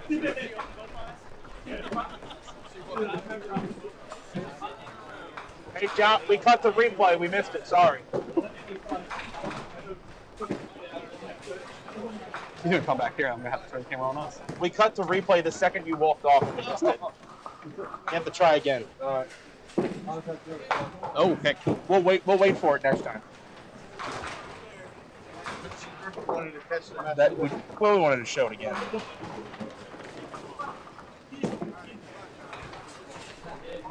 Brian, slice that 3-pinner? Or that 2-pinner? Yep. All right. Well, that'll get the game back to single digits. Brian on 47, John 36 plus.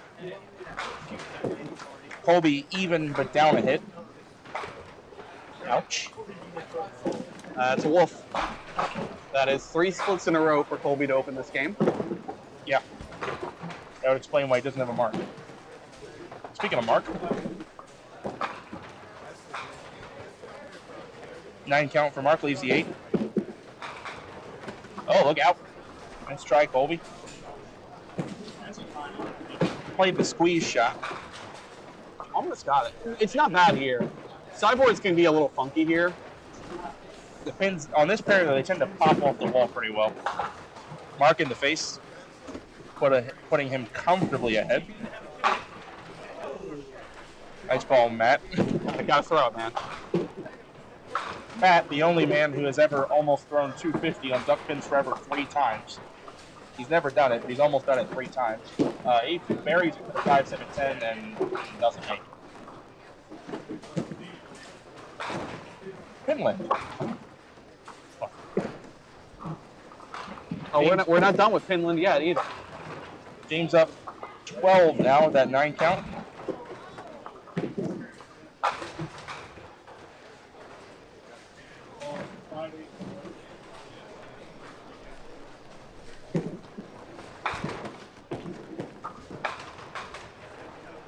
John knows where to hit him. I'm going to have to ask John the subsidy on Wednesday. Oh, so you can throw another 500. Wednesday majors, or as they call it now, Mount Airy Lane's 500 contest. It's close. Yeah. I think the high last week, Tommy Miller had 480 some. I think he's averaging like 460 there as a sub. I mean, John's averaging like 160 a game. Yeah, how about? All right, Johnny Antonis for the double. Does not get his chance to do his strike celly again. Brian coming off that shaved 2-pinner. Sort of a rule book shot here. Oh, no. He also punched just the second time in the last, 2 minutes? We've seen the 159 punch count. Colby just did it. John in the face. Makes it a 1-pin game. Yeah, that'll work. There it is. That'll work. A little more subdued for the spare, but effective. Hey, we take our 20 boxes here. Effective, we do. It's a great frame. Little off balance there. But Brian, buttery smooth at the line for the 10 box. Up 1 pin, down a mark.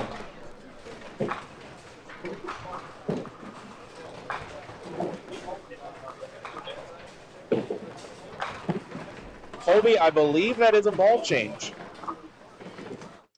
well, whatever it was, the ball made a mixer. Yeah, switch to a blue and white Comet. Got that crossover mix. Oh, Mark doesn't care. Blanket cover. Mark doesn't care.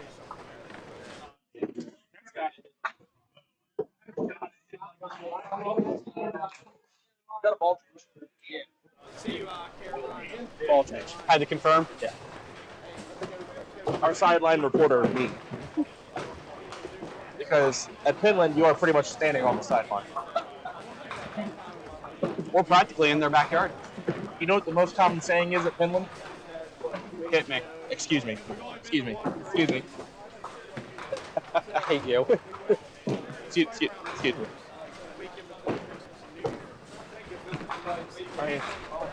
Thank God they never tried to host a Pop Whitten at Patterson. If you thought this was tight quarters, Patterson open now? the new version? Yeah. Yeah, I believe so. Okay. But original Patterson, they tried to host a Pop Whitten there, forget it. It's 10 count there for James. Mark game, 3-4.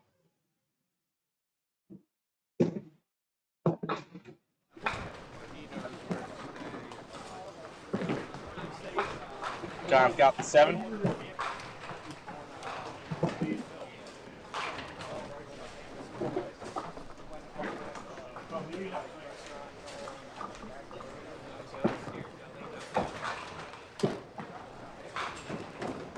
All right. Got a good flow of marks going here. Spare fill for John. Thanks for that, Nick. Dang it. Can I ever just be right one time? Let him break 9 and miss it. Then it's his fault. Why's it got to be a split? Man, Nick, you can leave now. Oh! It's painful. I'm hiding behind the door. I don't want to watch anymore. No more. Oh, that is tough. 4-10 on that hit. Had Wolf. Listen, I'm not saying it was supposed to be a strike, but 9 seemed awful fair. All right, John takes his wood. 73.5. See if Brian can just bully this out of the pit. Nope, open frame. I'll be trailing by 6 or 7.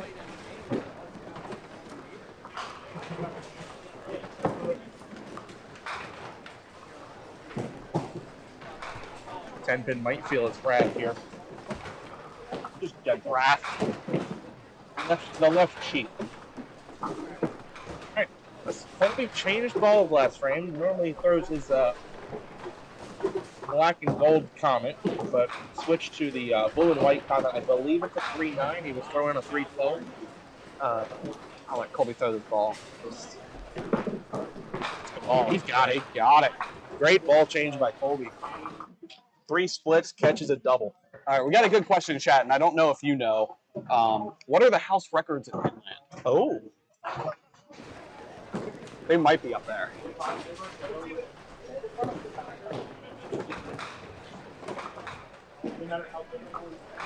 They used to have a thing with them. Well, I tell you what, if Wayne Lipka's still watching in the back, Wayne, help me out here.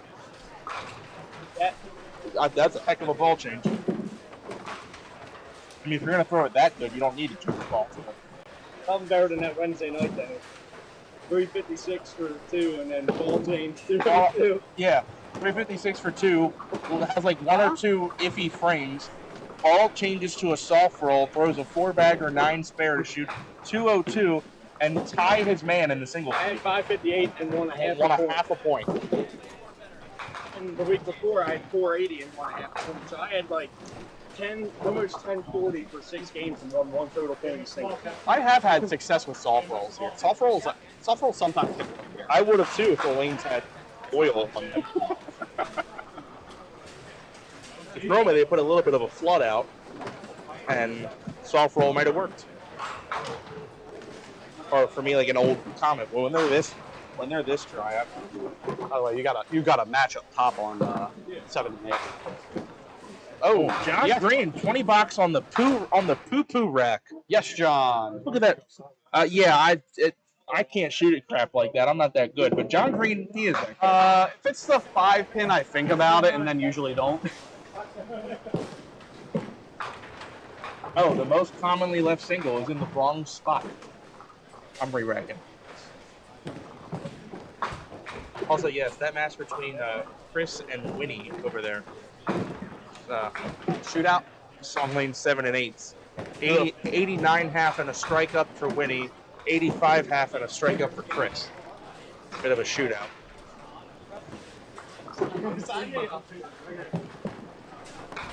Ooh, that's good. That is not what you want. Now, 5 count for James Simonies. And a false start. Got a whole wood here. He's currently up 3 pins down a strike.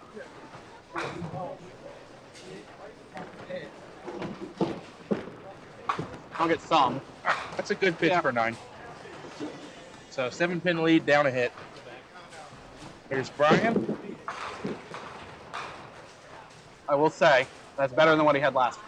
Yeah. Also, it was a worse ball. Like, that is a split throwing ball.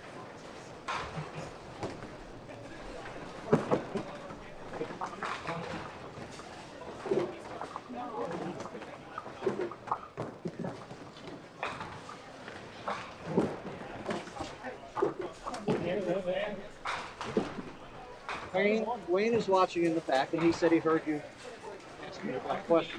As far as I know, the house records are Pavo at 257, thereabouts, I believe. And I believe the set is Phil Dix with like 578, somewhere around there.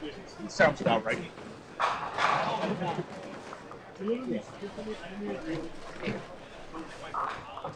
Johnny Antonis. No shirt for you. Not a fun leave either. Yeah. I'd like to thank Wayne Lipka and Mark for coming up and giving us that information. Yeah, so I think they heard that Mike Koleski 256 for the high game, and Phil Dix somewhere in the 570s for a high set.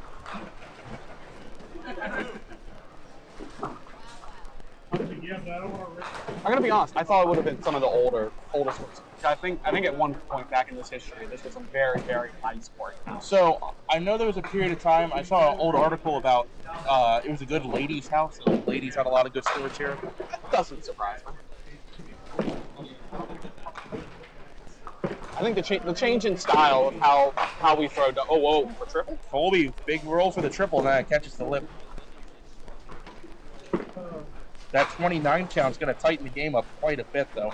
But I think that the way the game has evolved over the past 20, 25 years just probably brought down scoring in this house, I would think.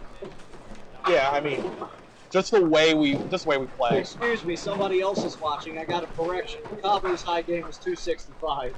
not 256. Yeah, he specified So, it's 265. we had a dyslexic moment on Ducklings Forever. It said 265, not 256. I was only 10. I thought we had that. That sounds more like what I was honestly expecting, like a 260. Or a higher, like a high 250 or a 260. All right, high game. Yeah, everybody wins. Except in a pot win. Except in a pot win, where we don't like ties. We don't like ties. We don't We don't stand. You know what? You know what? I love that about the pot. We won't allow it. Oh, that didn't sound good. It's because it wasn't good. No, it wasn't. And as I told somebody on Facebook about this very pair, that sound doesn't get any better. Never has, never will. By the way, let's talk about that. This pair of lanes, 11 and 12 at Pinland, was featured in a Facebook reel of the Men's Pro League that you put up on Facebook, David. As of a check yesterday, it has over, and I can't believe this, 111,000 views on Facebook. I don't know how. I got nothing. Let's look it up. Let's see what it is right now. I'm gonna give it to. I'm gonna blame that on Eddie. On something about the algorithm. Eddie did something to the algorithm that blew that one up. Yeah, Eddie Wisniewski, good for TV, I guess. Between him and Dennis, just something. As of right now, that video of Dennis Ober, Eddie Wisniewski, Jerry Fry, Walt Brooks, Foster Campbell from the Pro League on this pair of lanes at Pinland, 129,000 views on Facebook. I got nothing. We've gone viral. It's either blind luck, or, well, way to steal 8. You need a different marker? These are fresh. That's why I don't play basketball. Oh, Scott, thanks for the donation. $7.10 for $100. Somebody left 710. Oh, that was too Brandy. That was about Brandy. Like if they make it, we'll give them $100. Yeah.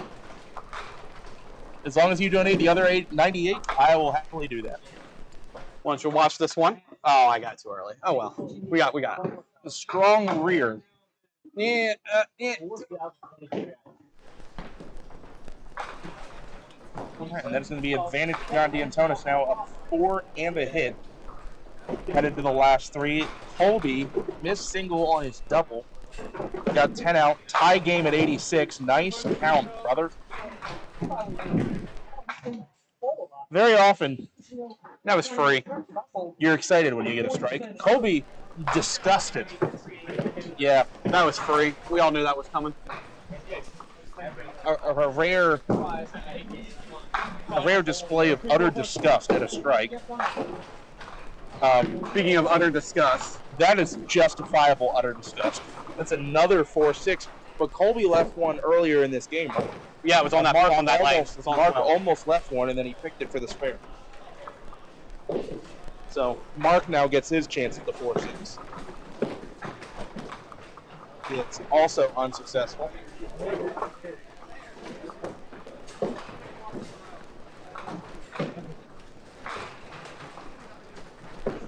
Meanwhile, that matchup on the top on 7 and 8, they're still It's bowling. still a They're shootout. still shooting.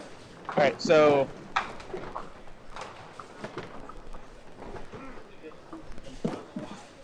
well, not as much now.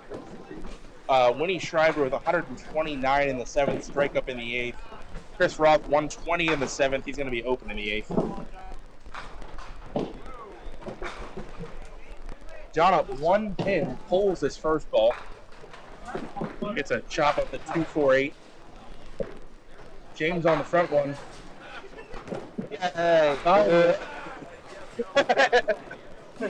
Catches a great, terrible break. 2-7-8. John at the 7-pinner. Watch out. Knows where to hit him. Yeah, he's like, come on, how's that not go? Nick, I will say, that would have gone him out. Oh, you know it. That head pin would have come 20 feet up the field. Or got hit so hard. No, I won't go that far. That's Walker's. Oh, yeah. I literally would have to throw that pin back. Return to center. James for the spare. He plays the chop. I like that. I like that. You gotta play the chop. Alright. John takes 10. James was not done yet. With a 10-year, we stay at 1 pin. Alright. 1 pin match still. 101 to 100. All the games are pretty close. They're all at least within a mark or so. John D'Antonis actually has the biggest lead of anybody, and it's 4 pins and a hit.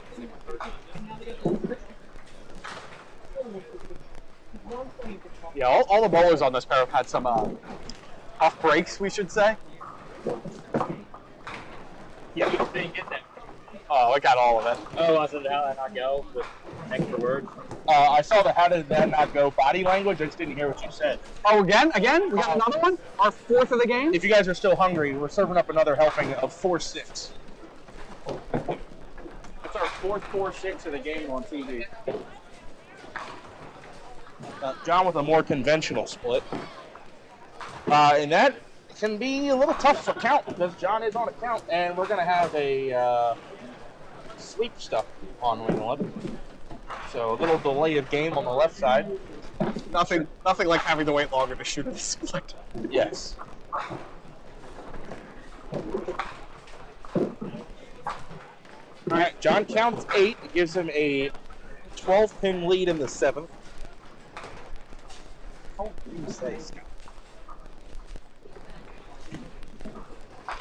What's it doing to his comments? What did he say? Oh, it's just the email didn't come through.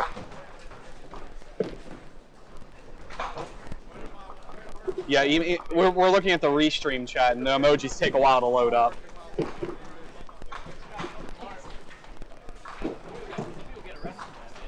Did you also notice, did you notice that the coolest last name in duckpin bowling is here?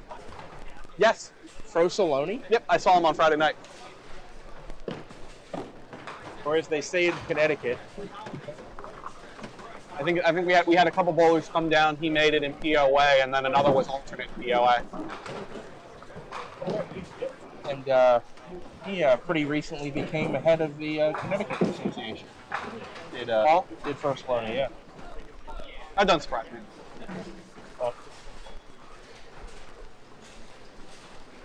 What did John finish with there? 10.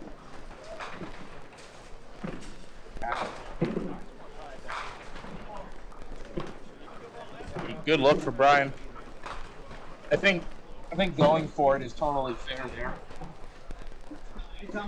Here's the real question: is Walt going to re-rack this? Yeah, I was looking at that.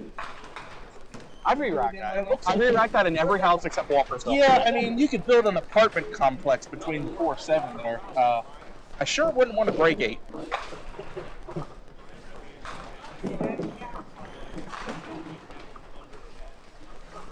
Oh, what a break! It's such a big break.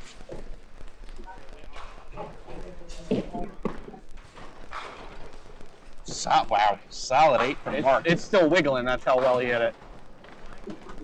Toby's got a 4-pin to deal with. I'll take that on the left ear. Another deadwood attempt on lane 11. Let's see if the sweep jams up this time. I think we're good. We are good.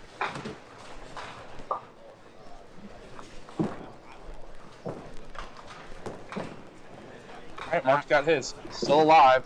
Yep. 11-pin match. John D'Antonis up 13. John Green stepping up here, up just 1. And actually, it's the difference in held wood. John's dropped 2 pins of wood. James has dropped 3.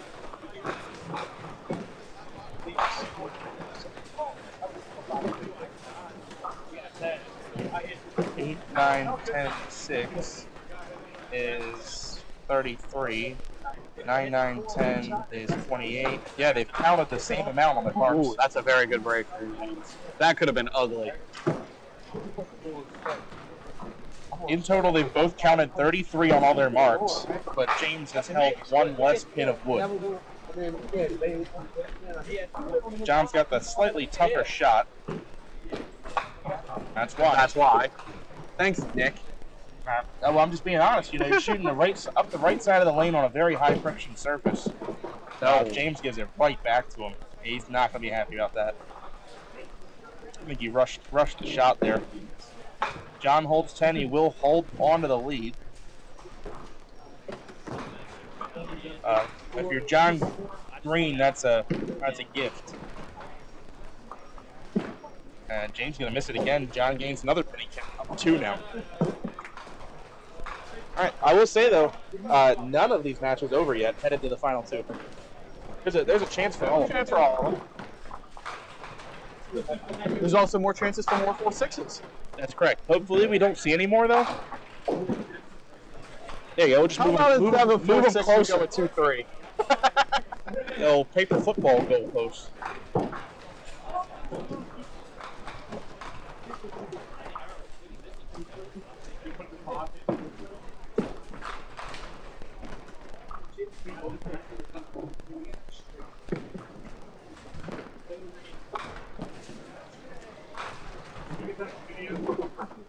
All right, John in the 9, up 13. Watch out. Oh, okay, got a couple extra. That is a 2, 3, 4, 7, 9. Not overly helpful because it still keeps the hardest pin in that hit. Yeah, I mean, if the 3-pin goes out of that, it's a much easier shot. Yeah. Hey, at least I made 4-pin that frame. Barely. Yeah. Going away. All right, Brian takes 10. We'll take 7. 105 through the 9th. I'm sure he's frustrated because he hasn't marked since the 2nd. He started out with 2 spares. And there's that 3-pin we were talking about. Yeah, that's about all you can do with that shot. I'd probably try to shoot it inside and hope I can get something off the ball.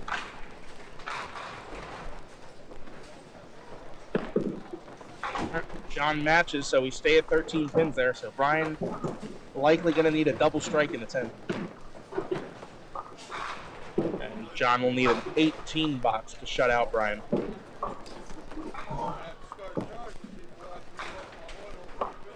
Right.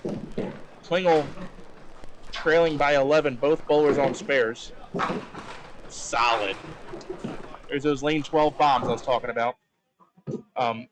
Also possibly featured on your replay is a backdoor strike on lane 14. Nah, not quite, but it was a backdoor strike. Oh, almost. I see him trying to push it. Very fortunate to break 9 there. Yeah, it wasn't that good a ball. Nope. We take 9 on that every day. And I like that because that makes the map interesting. I like it.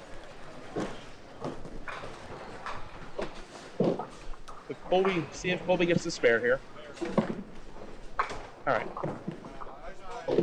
10 pin difference. Both bowlers on hits. Yep. So the nice thing about this, if Colby were to go 9 on 10 out, for example, that would be 154. Mark can spare and 9 count for 154. So there are many chances for the T word. Break it up. Not a good time for that. Not only is James upset about that split, but he's upset about the 7 count he threw away. Yes. No.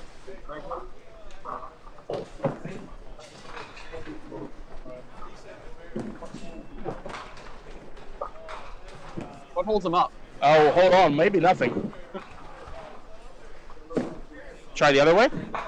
And try the first way.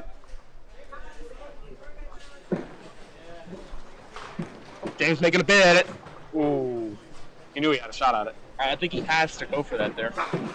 You see John Green staring down the head pin. It's like, all right, time to get aggressive on this 2-1. I think he's still letting that pin spin because if it gets off that lip, yeah, that's what I would say. If it walks, don't get off the lip, it's got a shot, but I think if it's it walks dead. to the left and goes off the lip, it's into the head. But I think now it is genuinely deceased.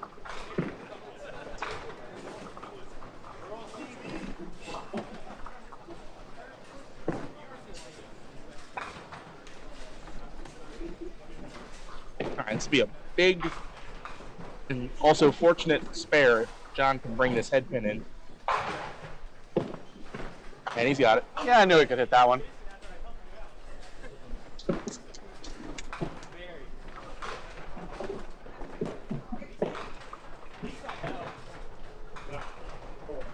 All right, that puts John up 2 pins and a hit. Nice game.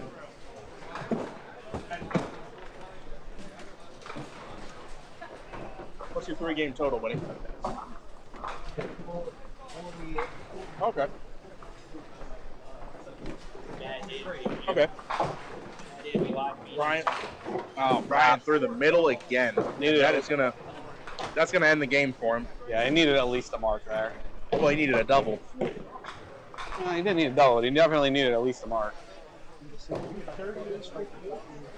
The back door? Who did? Is that right? I mean, it'll show through the polls. We have to go back and look at it.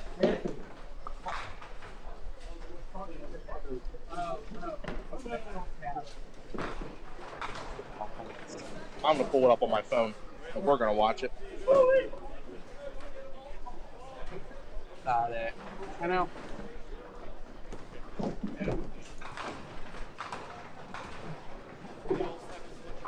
Oh my God, so fast. Hold on, I'm queuing this up for us in the booth here.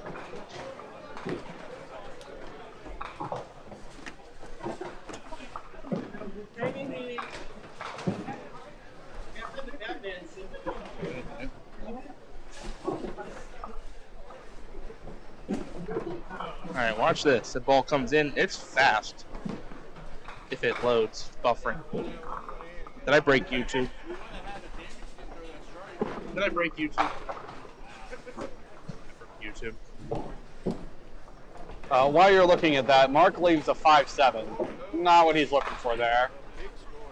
Colby leaves a 9-10. So Mark's going to have to convert this. It was fast. Like, really fast. 2 frames. Yes, 2 frames. Let's probably focus up on what Mark's doing now, because he has to make this to have any chance. Going for it. Oh, strong man with the elbow brace off the back wall. How about that? Colby bangs down on his 10-pin. Oh, that was the other way around. Did the wrong way. Colby 8 on 10 out. Mark 9 pins to win the game. Fly back off the cushion, reminiscent of Colby doing it to me at Duda in 2023. Mark 8 to tie, 9 to win. 9 to win, solid 5. Never been happier to see it. Mark Klingelhofer 154, 153. Our top match, John D'Antonis won that one by 12, 127 to 115. John just needs solid count here to put James Simon on a double. Oh, how about 9-10 again? Well, that makes math interesting, Dave. I tell you. You really like your interesting math. And don't pretend like you don't.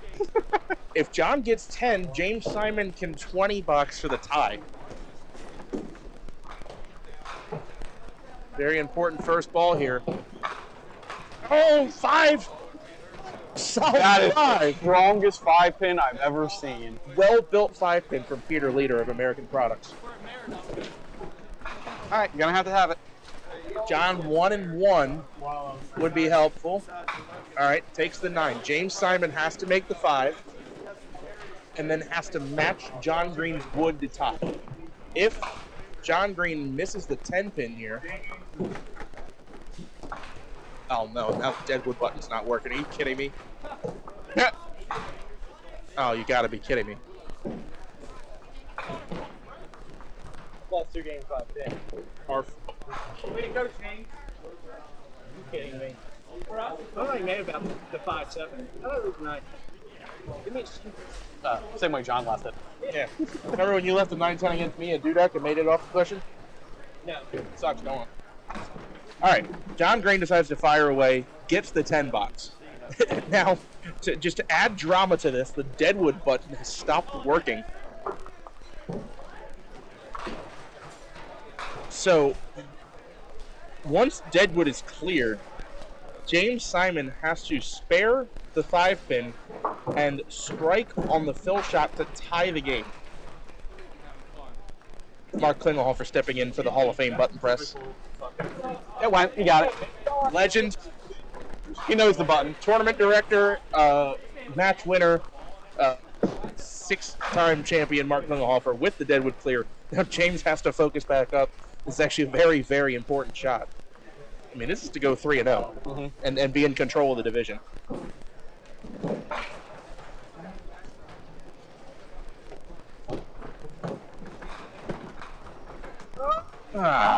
Missed it on that lane last time to the right. This time misses it to the left. That ball doesn't matter. John Green survives. 139 to 128. All right, Nick. What an exciting game. That was exciting. Trivia. Remind you guys the question. How long was the gap in years between Jeff Pyle's first and last professional stars? Did we end up getting the correct answer in chat? No. I saw one very close. There was a close one. All right. You want to give me a drum roll? 37 years. He won his first star in 1974 for the Pro Tour and won his last star as a Pop Whitten in 2011. I mean, when you win that many, it's besides just being good, it's probably going to take a while. So, I mean, you're talking almost 4 decades. I mean, look how much the game. He had to have been a teenager when he got the first one. Yeah, well, he was. He was like 18 or something. Look how much the game changed in those 37 years, though. I mean, 1974, you're talking probably wooden pins. In some houses, I would imagine. In some houses. Wooden pins, hand scoring everywhere. The game was completely different. Scoring pace was probably not in what it was in 74 that it was in 2011. Even. I mean, of course, the game peaked in between those times in terms of scoring pace. But what an insane stretch that is. And how many stars total? I think 19 on the men's tour, and then 18 Donnie passed him. I don't think he had that many on the pop. It was probably around 5, I would say, Okay. on Pop Whitten, because Pop Whitten was not around that long. But, you know, greatest of all time, obviously. All right, moving on. Game numero 4-0. Oh, wow. And I can clear out this sheet, and somebody else can go grab sheets You're if right. they would like. As long as that means sheets as in the gas station food. I mean, if you bring some, I'm not going to complain. Yeah, they're going to build one in Baltimore County. You know, I didn't know that was a thing in Baltimore County. there's one opening in, I forget, somewhere in Baltimore County.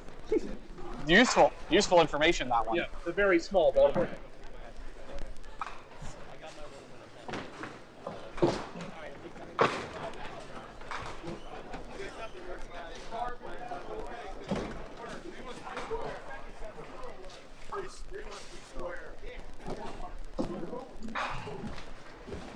Kevin Park, he is bowling against, oh, I don't know who that is, and he has, I think it's a Brandon.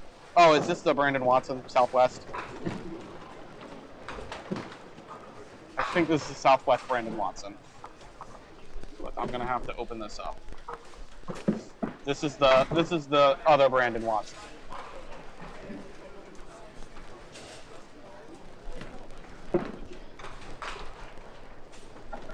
I finally get to see the other Brandon Watson.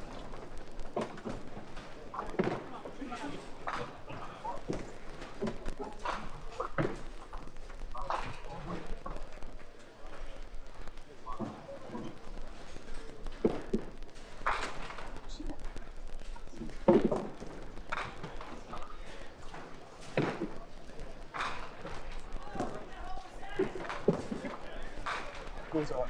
397.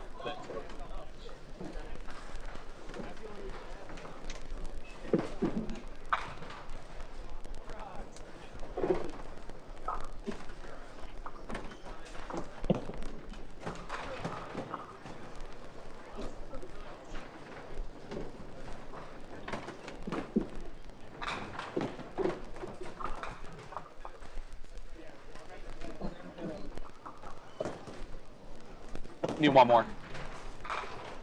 Let's see. Walt? No, 2 more. I need Walt and Matt? Yeah, Walt and Matt.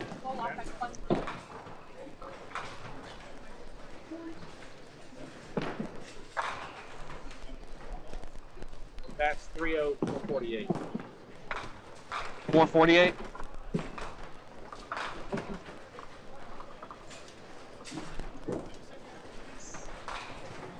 Done.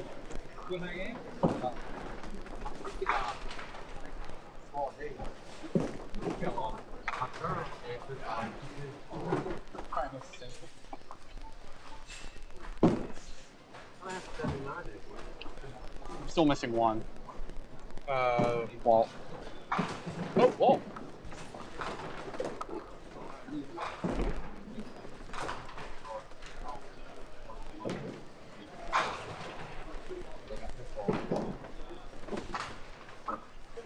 I also had no clue there was another Brandon Watson.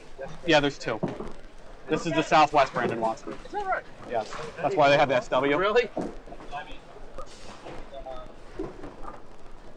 You never know. Sometimes the SW in bowling can mean some cheese.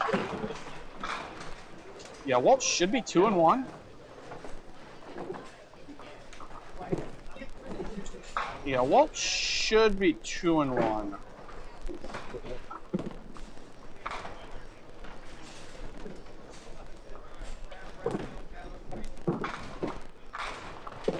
High pitch. Go get it.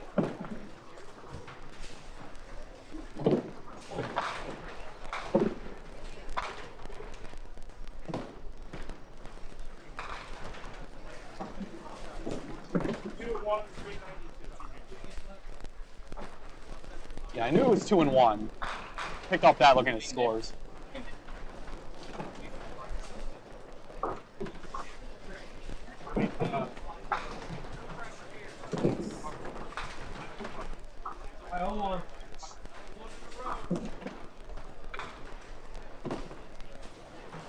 All right, there we go. in our division, game 4. Matt, decent control here, but he's gonna. There will be another three winner between that Billy Collis and Walt Brooks match. Right. I believe actually both of them are coming off of balls. They were both 2-0. They both lost their match. But if Matt can get this game against Ryan, it's a done deal. He'll be into the final bracket. We're using all 54 qualifiers today. All 7, 6, yeah. No, 48. So we'll have a final 16. So no buys today, just a final 16 bracket. Is that right? Did you math that right? I did. 48 down to 16. No, I should go down to 14. There's only 7 divisions. They skipping a pair? Yeah, there should be an open pair. No. There's only 7 divisions. How am I not math? There's 5 scratch, 3 POA. Okay, you're right. I'll be here all day if you need me. I'll be here all day. It sucked you weren't. For the rest of the day, I'll be here. Yeah, you're right. Everybody goes on to a bracket.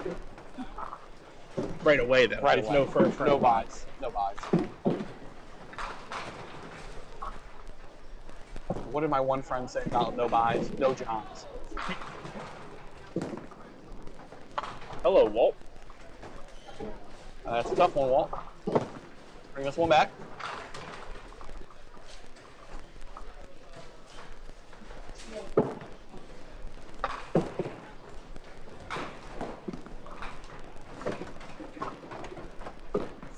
Wow. Hey, there it is, Walt. Nice shot, Walt. The 2 spare for Walt Brooks. That's cloudy. Pretty hammered. Telfro Saloni Sunday League's pulling for him. I'm not sure if he's in. No, he should be on the left side of the house now. There he is. I see him. He's on 3 and 4. I get to have some fun on 3 and 4. I love 3 and 4. Hopefully we're up on the big screen at Johnson's. And by the big screen, I mean like 27 inches. I don't want big TVs.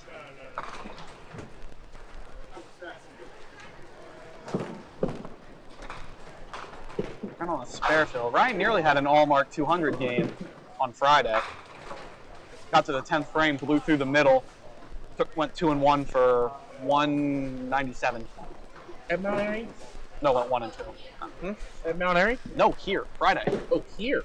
in qualifying. Well, that's why he made it scratch. That is why he made scratch. He had a 197 game and I think 1 game over 40. Oh. You see that? Yeah, that was a little funky. So clean. I don't think clean is the word I'd use.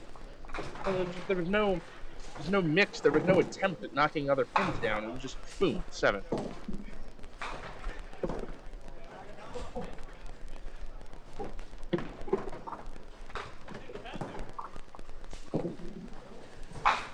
All right, we're roaring away now. All right, okay, Matt. We're on fire this game. Nobody has 2 marks. We have a missed single on the board. We're doing great. By the way, they are running a board today. I don't know if they've updated since game 2. Oh, we haven't been reading that? No, but they haven't been. They only updated after game 2, like 30 minutes ago. Well, game 3 just got done, so. True. And like some of the POAs just moved down. Yeah, that's true. We can. I'll let you keep an eye on that. Tell you what though, they do. The Pop Whitten, they know how to do a board. Oh, they've got the best handwriters in the world. Namely, it's the daughters of the tournament directors, the Klingelhofer and the man's daughters. As someone who, sorry, pardon me, the Klingelhofer, man's, and now Buckingham daughters. They know how to do a board. They've gotten pretty good at this.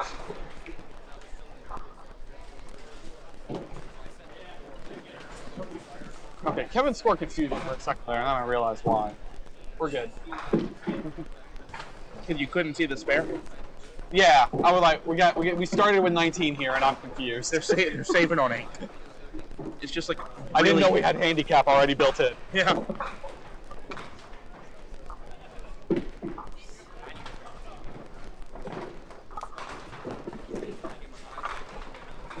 solid 5'7". You're like solid 5. Wait, hold on, his hat was in the way. Some of you all forget, most houses when we set up, especially a place like here or Southwest, we don't always have a clear line of sight to the pins. So sometimes we are seeing it as you see it at home. It's like every baseball announcer during the COVID season that wasn't actually in the ballpark. So they're just hoping the camera operator gives them a good enough angle. That's a hello. How are you doing, buddy? It's a nice clean pocket hit for a 6-8. Walt bullies the 5-6 out to leave the 7-10. He had 2 on and 8 out in that frame. That's like getting 2 10 boxes, throws the spare away. And that's a tie game. We love those. Not sure how. I don't like how we got here, but No, I don't like how we got there. But we got.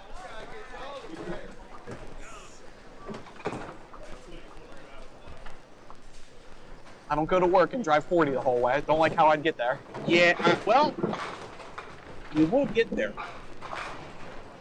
When?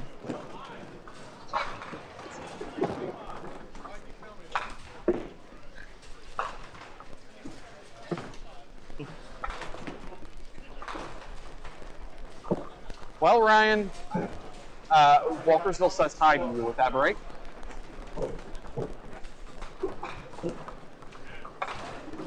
Oh yeah. Rhombus extended. And does not make it. Nor does anybody. He did better than all the rest of us. All the rest of us just chopped in the 6-pin.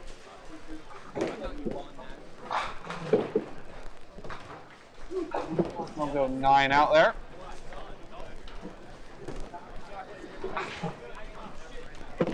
All right, bit of a slower start than our past 2 games on this pair.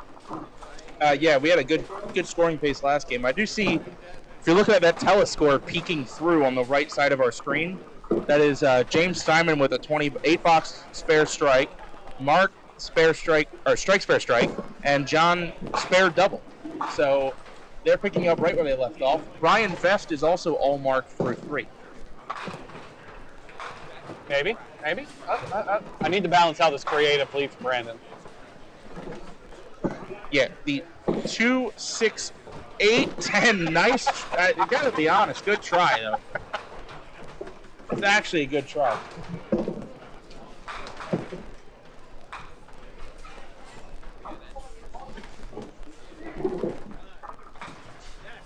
Oh, I have one for you. No, you don't. Buddy Turner, just off to our left here. The other day, or yesterday, in here in qualifying, he was bowling on the pair to my right. He spared the 1, 5, 9, 10. Okay. He shot the 1, 9. Okay. The headpin flew back into the 9. Because of all the angle and drive on his ball, the ball shot back and slid the 5 into the 10. The headpin took out the 9 pin. The ball hit the headpin, took out the 9. The ball then drove back at a deflection, but not enough deflection to miss the 5. It hit the 5, slid the 5 into the 10. That's hard to do, to hit the side of a headpin and still carry through to the 5. Well, when you throw on a high friction lane with a ton of rotation, like Buddy does, you can do things like that, but I'd never seen that shot go like that before. Oh, sure. Yeah. Walt converts the 1, 2, 3, 4, 5, 6, 7, 8, 9, 10 for a strike.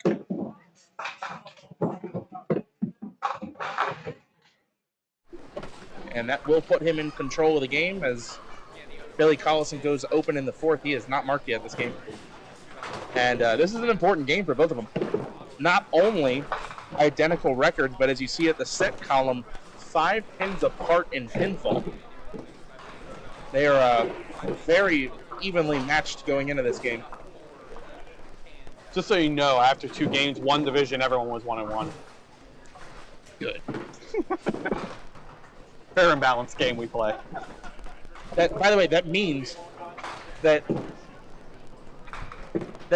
all the 1-0s played the 0-1s the second game, and all of the 0-1s won. Nice. Good job, everybody.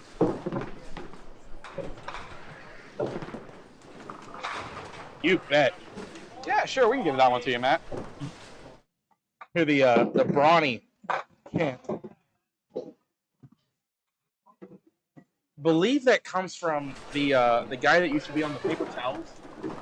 Really? Yeah, I think so. The dude's bald.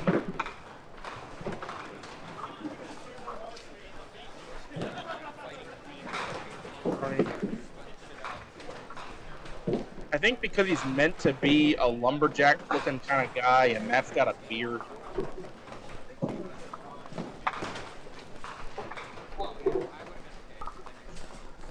Nah, I'm not feeling it. He doesn't even have a beard. I'm not feeling it. Oh, Kevin, that was a 10 in the pit. Kevin says it's good, and It was. well, it was pretty good. And when you have 358 for 3 and you're pulling on television, you celebrate a strike.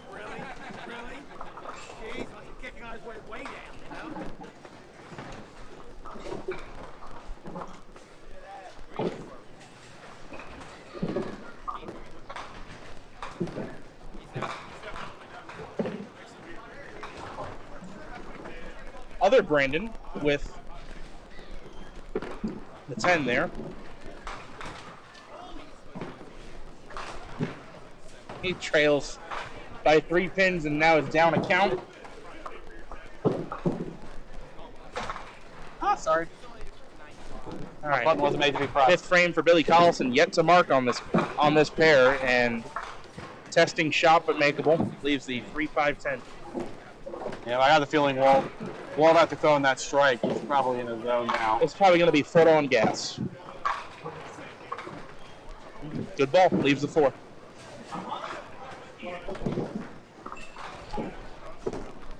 Shot, nice shot from Billy.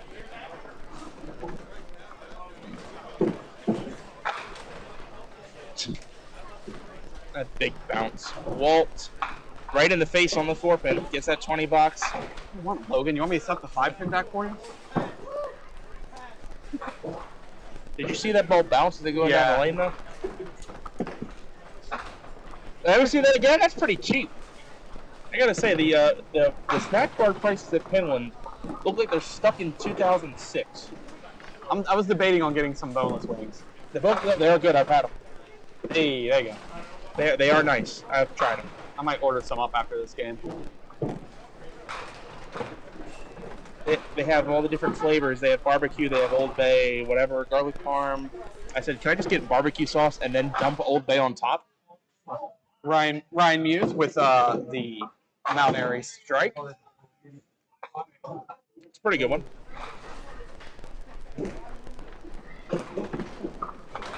Matt Anastasi with the 20.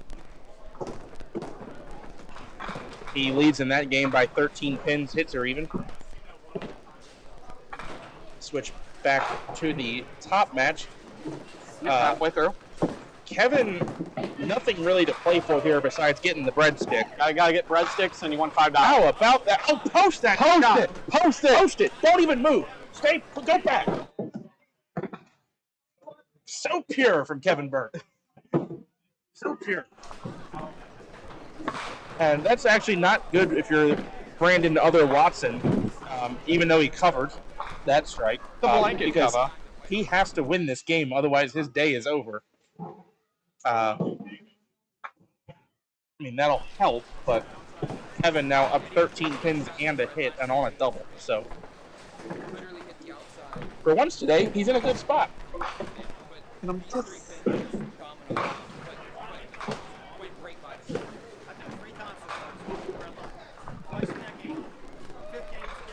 Matt Buckingham seen off to our left on lane 10, doing something pretty rare, missing the head pin and not getting 7. Why gotta be like that? Why gotta be like that? Gotta keep the culture. The culture of Matt loves hitting the side for good stuff. What do you think he's gonna do this ball? I'm gonna shoot the 6-pin and make it on a flyback. That is not what Billy wanted there, down 10. Let's see what Matt does. No, actually he doesn't make it. Okay. See, that's what a good bowler does with that. Right, we hit the 1-3 and leave a split. Walt on the spare. Oh yeah, he's in there now. I had a feeling after that strike he was in his zone. I hate to say this to Billy, but after he just punched the middle there, you can call this Walt Brooks 3-1. Billy 2-2. I don't think Walt might not miss the head pin the rest of the game. No, I don't think so.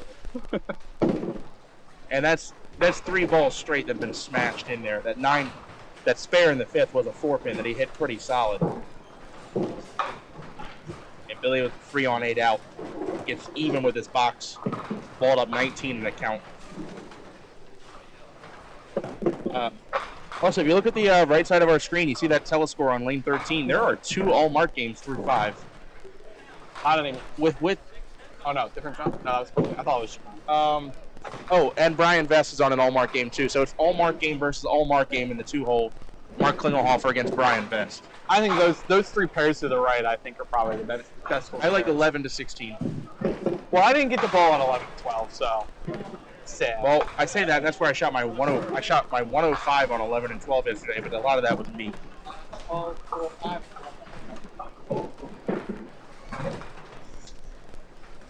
Like that.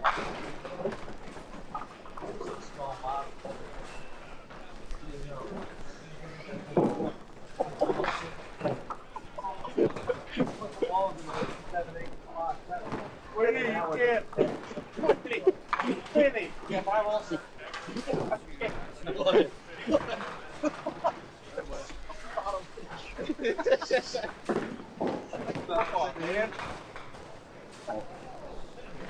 It's not even that they heard it. It's right. Can't focus. You're welcome. Oh. Well, that'll teach Ryan not to shoot at an offset 5. What are you? There's a lot of smarter stuff set up on the lanes. That's yes. Thankfully they don't hear it. Well, Ryan throws it through the hole, and no, it was not the hole between the 3-5, although I'm sure that's possible.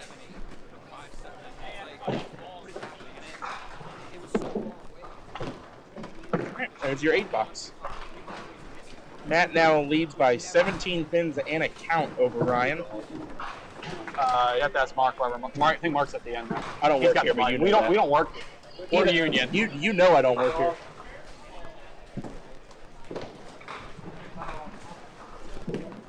Kevin for the triple. Do it.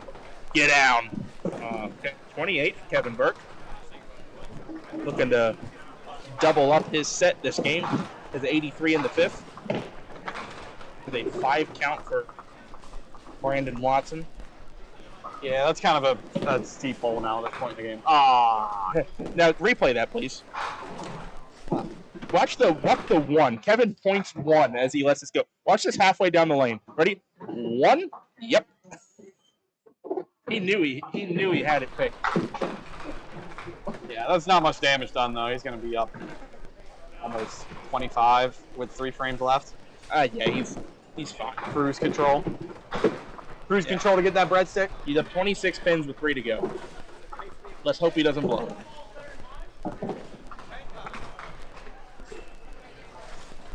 Let's see if they've got that scoreboard update still. Oh, they do. If you want to do a readout on standings.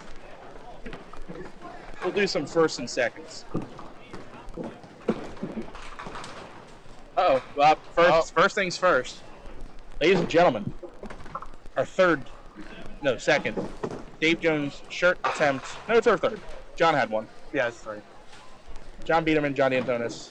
Walt Brooks, if he converts this for a spare, wins a t-shirt. No, sir. Okay. Valiant effort. Where were we? Standings. All right. Division A, your leader, Mark Schwab, line 3-0, 405. Second place is Chris Roth by a pin, 2-1, 411. Division B, your leader, Matt Anastasi, 3-0, 448. Second, Walt Brooks. Yes, Walt Brooks, 2-1, 389. Brandon Watson, I'm just noticing it's 435, 1-2. That hurts. Division C, John Green, the leader there, 3-0, 455. Nice strike by Matt. Second place in Division C is Mark Klingelhofer, 2-1, 438. Division D, the leader there, Steve Bull, 3-0, 450. Second, 3-0, 430 is Andy Welling. They are not against each other this game, so there's a chance that we have two 4-0s going into the last game. Division E, that's the pair we saw the first game. Yeah. That's the last scratch. Yep. John Biederman. Oh, sorry, not John Biederman. Andrew Gaver, the leader there, 3-0, 464. That might be the high set I'm seeing in the house.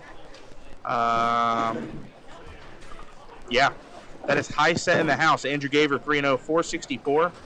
Second in that division is Steve Schulman, 2-1, 427. Now to the POA division. Got some clean living in the POA. Thomas Marshall, 3-0, 370 is the leader. Second, Brady Kerr, 2-1, 415. What are we replaying here? Oh, again? Again? All right, Division G. That's a tight division. Our leader, 2-1, 400, Paul Frosoloni.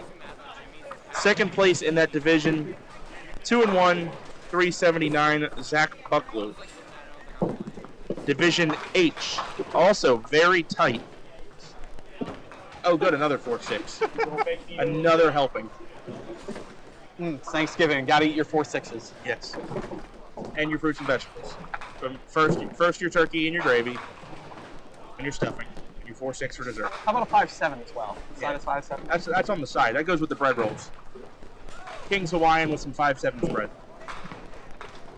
All right. Anyway, Division H, also very tight. There are 3 2-1s. There are 3 1-2s, just as it is in Division G. They are both very, very tight divisions. The leader in H, 2-1, 445, Haley Brown. Second place, 2-1, 441, Jenna Zimmerman. That division extremely tight as far as wins-losses go, but there are 2 clear leaders for pinfall, that being Haley and Jenna. So, a lot of action. This is when the games start feeling a little more important. They're all important, but these are the ones that start carrying a little more weight, whether you still have a chance in Game 5 or not. All right. After this frame, you want to take over scorekeeping and I can order some food for us? Sure. All right. What do you want? What are you feeling? So you want some boneless wings too? What kind? Barbecue Old Bay. Barbecue Old Bay. All right, we'll go 2 barbecue Old Bay. And if they ask, do you want that half? No, you want it. You want barbecue boneless wings, Old Bay on top. That's the go-to. Okay. So that's a spare for Ryan? That's a spare for both of them? Yeah, spare for both of them. All right, I'm going to order some food. I'll be right back. Okay. I'll stay here.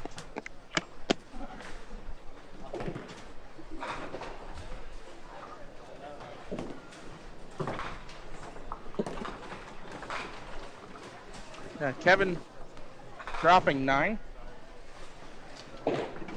Probably, without a doubt, his best game of the day. He's at 131 in the 8th. That right gutter deadwood could cause trouble, so he's going to clear it with the ball.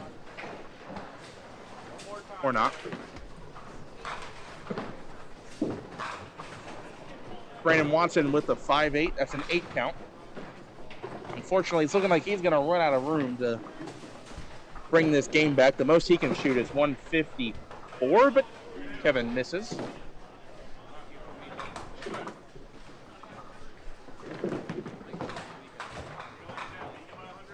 And with the spare.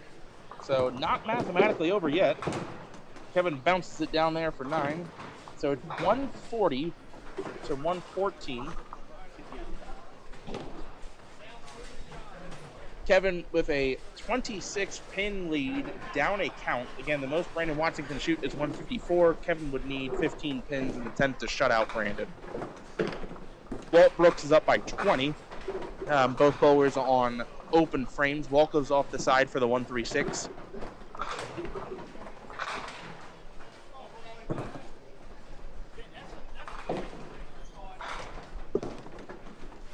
Billy Collison needs some kind of mark here, and he carries the 5. What a weird hit. Watch this one. It like rolls and then backs up into the 5. Yeah. Walt spares while we're away on replay.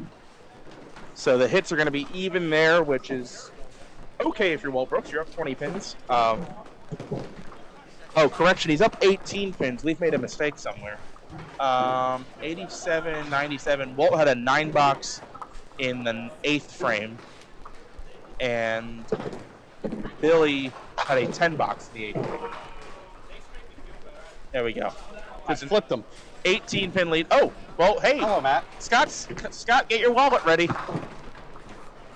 Hope Scott's still watching. We have a 7-10 split. Oh, all right. Fresh. We already got it. But thank you. So, Scott did a $2 super chat earlier and said he would pony up $100 if someone made the 7-10. It's be a good spot to make it. Ryan's making a little bit of a comeback here. Yep. A single. No, sir. Nope, money safe. Looks good. All right, so that keeps Ryan mathematically alive. The most he can shoot is 157. Matt would need a mark and 4 pins to shut that out. Same thing with Brandon Watson is actually not mathematically dead yet. A triple strike from Brandon Watson is 154 game. Kevin Burke would need 15 to shut him out. Scott, he did not make it. Oh, or you're saying did you pledge a $100 donation? That's how I interpreted it. Or you were just saying that we should give away $100 if somebody makes it? Kevin? This is how bad things happen, Kevin. Kevin's ripped the middle. Brandon must strike on this ball. No. Which means Kevin will probably chase the hole. No? Okay. No, he's going to get his breadstick. That's what he's going to do. He is going to get his breadstick. We commend him for that. Unfortunately, Brandon Watson, with a good pinfall, is going to end up 1-3, and his day is going to be over.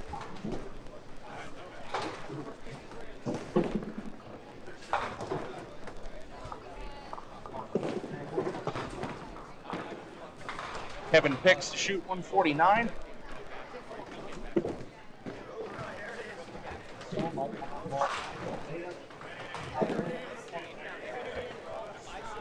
Brandon 8 out, 129.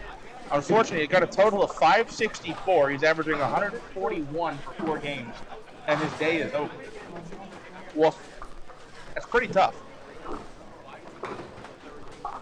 That's why you don't throw your best games in qualifying. Now, Billy Collison, trailing by 18 up a hit, must strike on this ball. And he does 10 in the pit. How about that? There's that 10 in the pit on lane 12. That evens this game out. Actually, a little bit of a lead. No. I'd call it even. Walt's count isn't in yet. Yeah, it's not even. This isn't like a conventional. But the difference conventional double.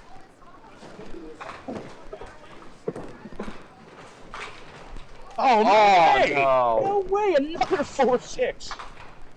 That's insane. Let's hope not. Now, are there avenues? There's avenues for Billy Collison to shut him out. He needs to fill. He's at 118 through balls rolled. Can 10 out for 134, which means Billy needs to fill 17. Billy still needs to throw a good first ball. So 9 on the first ball wins him the game.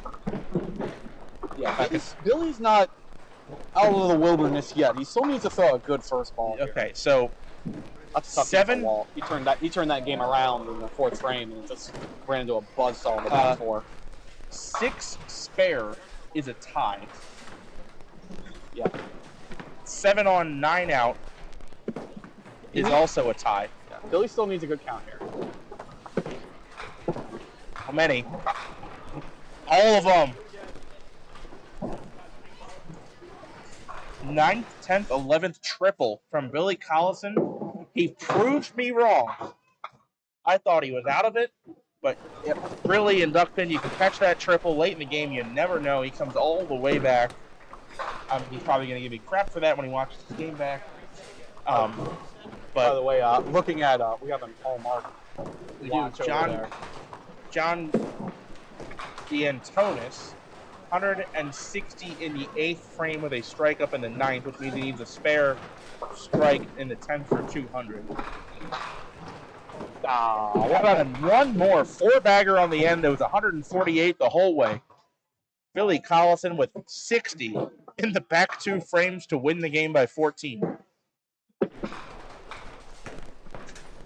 Where Walt filled 28 in those 2 frames. That is a 32 pin swing in the last 2 frames.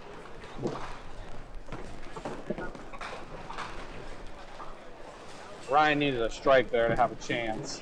Yeah, didn't get it. That is going to end the game, provided Matt can find a way to get 2 pins. How about leave 2 pins? How about leave 2? Leaving 2 will work.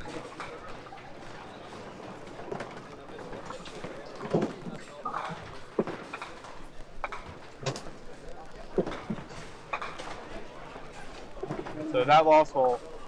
We've got 3 men down now.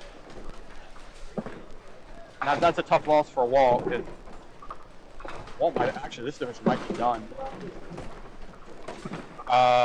No. Because Walt just lost to Billy. And Matt's going to win. Oh, yeah. So it just depends if Walt's bowling Matt or not. Because the head. Actually, it doesn't even matter, does it? Only if Walt's bowling Matt, because then he could. Oh, you're right. Because head-to-head's a tiebreaker. Oh, are we done here? I think we're done here. Oh, yeah, this is Matt's 4-0. Oh, it doesn't matter. Don't worry about it. Oops.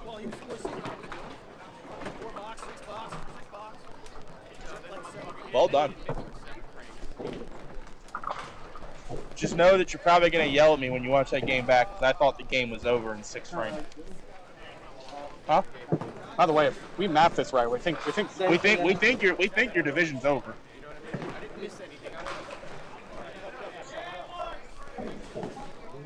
Because Walt's 2-2. If he wins, he's 3-2. But the only other person that could be 3-2 would be Billy if he loses game 5.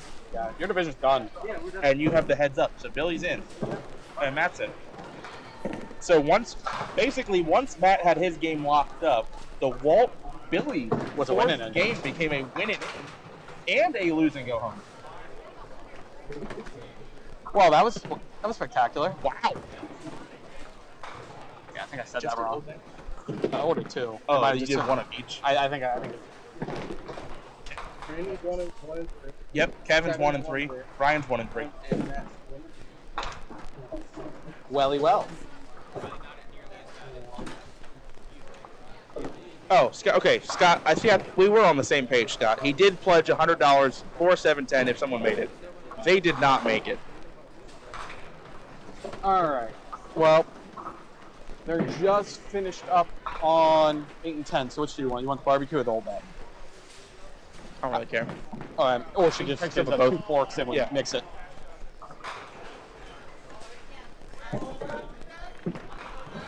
Don't you love that sound, Nick?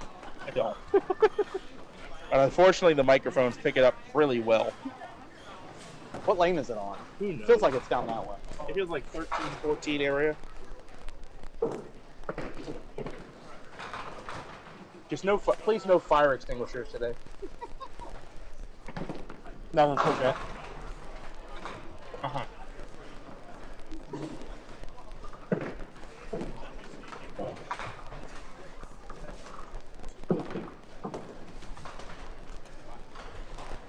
All right, so what's this division looking? Chris Roth is at 3-1. He just won his game. Yeah, that means 3-1. Mark lost his game, so he's at 3-1. What else we got here? Matt, where are you? Matt is 3-1. So we have 3 3-1s bowling in this next match. Thank you.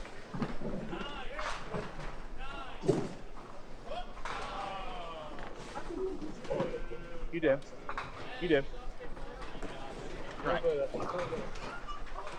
Yeah, just mix whatever you want. Okay. I got my fork on the nearest one.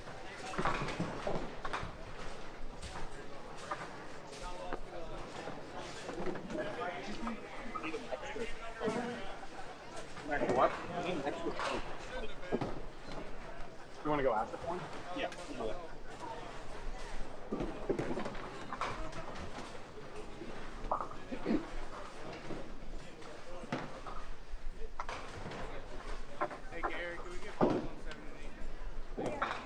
All right, so like I said, coming into this match, we have 3 3-1s. Nick the mic with him. Oh, I just put mine back.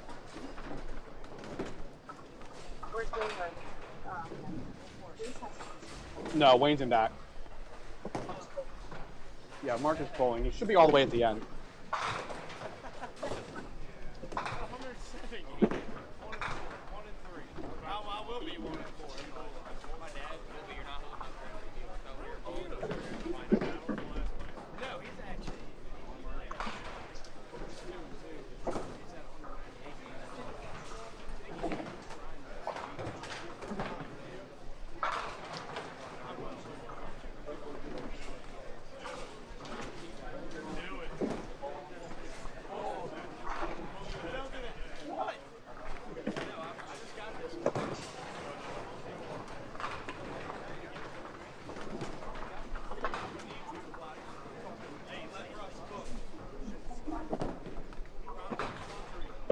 High 10.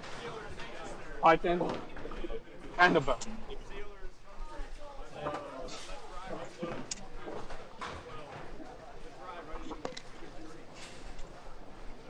All right, so we should have an exciting finish here. You got 3 bowlers fighting for 2 spots. And the big thing is Matt beat Mark. That'll be the thing to remember in this one. And why is that? Because they're both 3-1. Oh.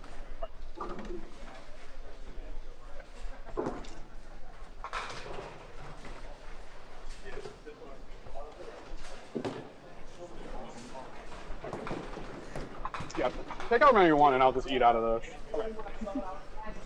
I'm only going to eat them one at a time anyway. All right. 3 bowlers fighting for 2 spots. 3 bowlers fighting for 2 spots. Is that what it means? Some 3-1s. I think you have 3 3-1s. You, Mark, and Matt. So, and I'm bowling Mark. You're bowling Mark. Okay. Yeah. So winning it. Yeah, that makes it a winning in for you. Do what? That makes it a winning in for you. Also, kind of even out. Yeah, Mark's a loser now. Because he lost to Matt.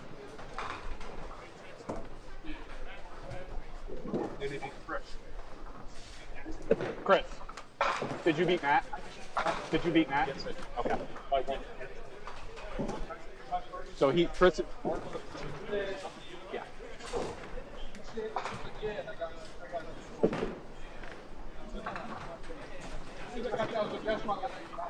All right. Chris isn't safe yet. Yeah, Chris isn't safe yet.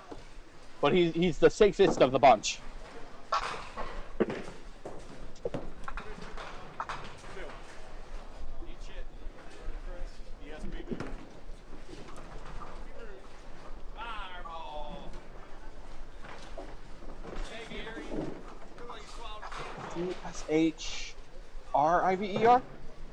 Dshriver? No C. Yes.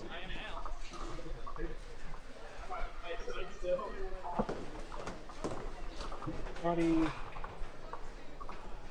Logan. Oh, we don't have a turner off? Darn. Who's our last bowler here?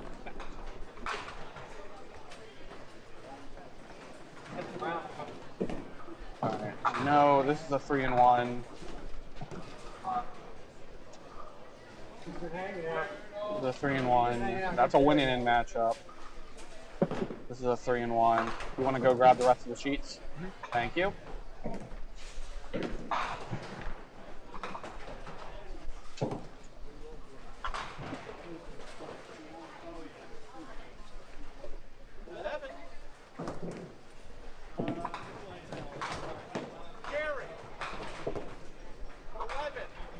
11. Sweeper stuck. Lane 11. Sweeper stuck on 11. Wayne, you hear him back there? Sometimes Wayne's watching, but we can tell him.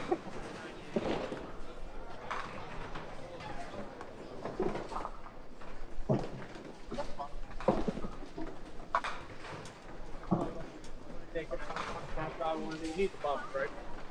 Yeah, give me everybody. We're splitting. Just grab one. Yeah.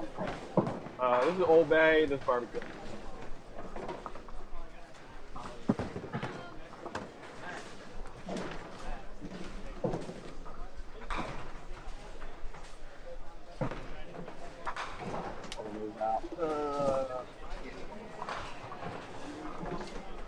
Got everybody? Everybody.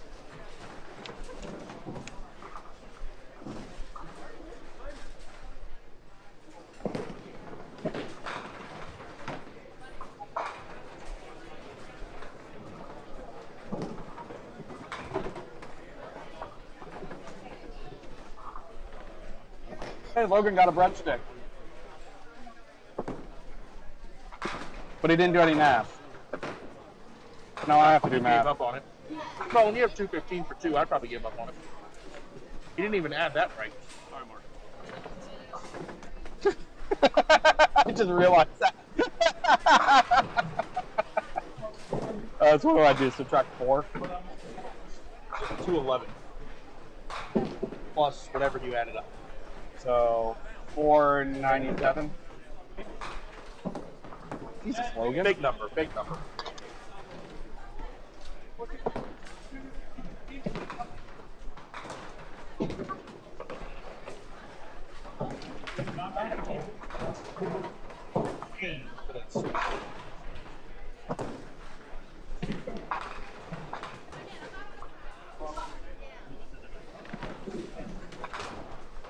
Ouch. Yeah, I'll get the scoreboard updated as soon as I finish putting these in. No, we're still in the first. It's fine. Oh, wow. Yeah. I mean, for you, pinfall doesn't matter. There's no way there's a pinfall There's tiebreaker. no way pinfall tiebreaker for you. Okay, so, but if, did you beat Mark? You're bowling him now. I'm bowling him now. Did you beat Matt? Okay. So, the only way you get out is if Matt wins and you lose. That's doing better than me. If you both lose, you're in. Yep, that's how I read it.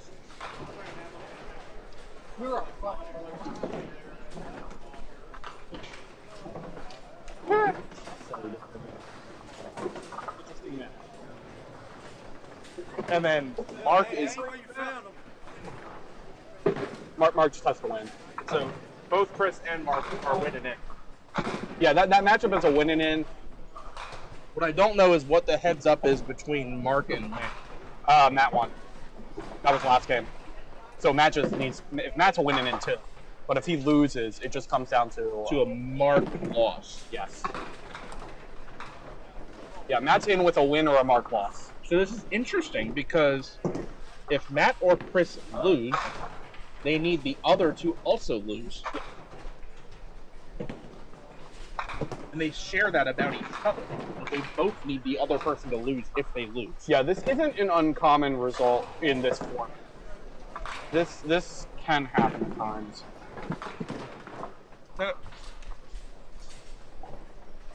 What lanes is James Simon on? He's bowling with you, Colby. How's James doing? James is 3-1. He's on the far right side. I think you guys are on what, 15, 16? Get ready to go. James 3-1, Jonathan 3-1. Swinging off is 2-2. My dad's 2-2. Mark bowls James. Jonathan bowls Brian Jackson 1-2. Me. My dad bowls. So you're done. Me, investor. Yeah. Everybody else still has a chance.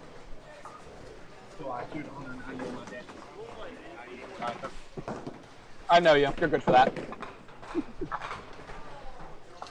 227 again on him. Yeah.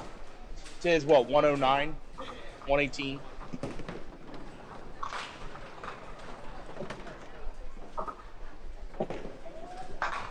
Oh, wow. Solid hit from Winnie there.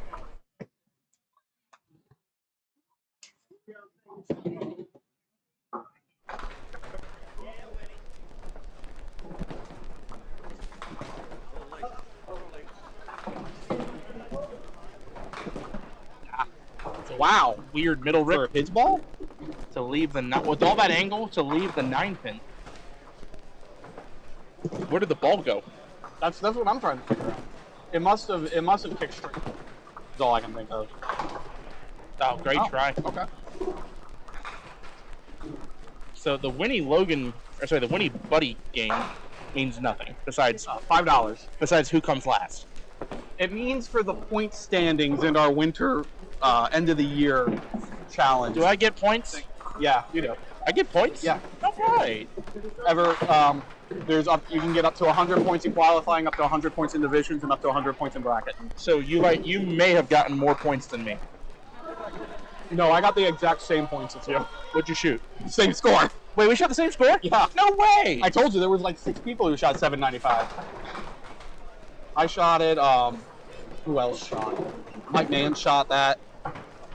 I have to go back and look. There's like 5 of us that shot 795. We should have done a 2-frame roll-off this morning to see who can qualify 47. Or whatever score we were, whatever place we were. That's a bold strategy, Cotton, that I don't want to do. Yeah, me either. I'm good. Ouch. Woof. Tough 7 count. And it makes it a terrible third ball. Oh, come on. Okay, I thought that was a safety pitch for Logan. I was about to get angry. Safety pitch second ball doesn't make me feel good. All right, Matt up by 7. Mark Schwabline up by 8. Again, that's a very important game. And I was curious if Chris had 10 left.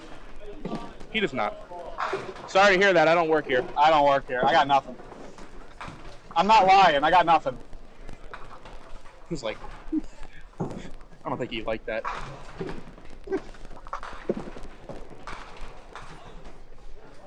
Mark, who hurt you? Dear Lord. That looks like Barney the bowling dog. Speaking of, that wasn't a Barney bowling dog. It tried to be, but it just didn't have enough. Mark Schwabline's definitely was. Barney throws haymakers.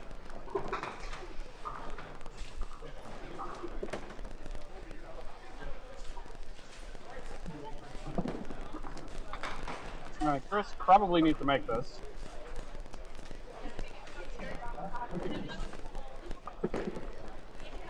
There it is.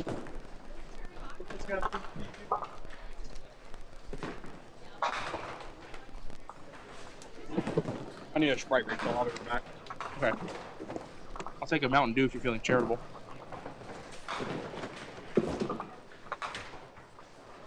Winnie with the deuce, first ball on the strike.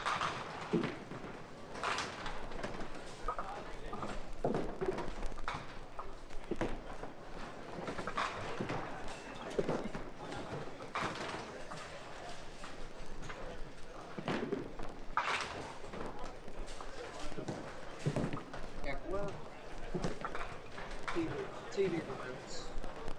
Oh, I got that.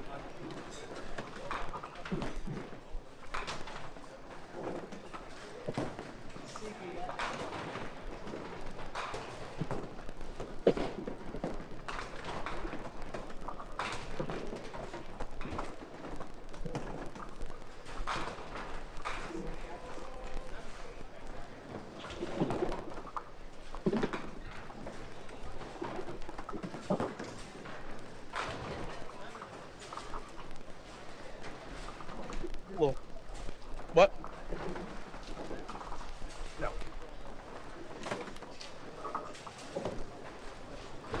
So I had a little commentary delay there while they were trying to find the remotes that are behind the counter we're sitting at to get the Ravens put on, which is quite important.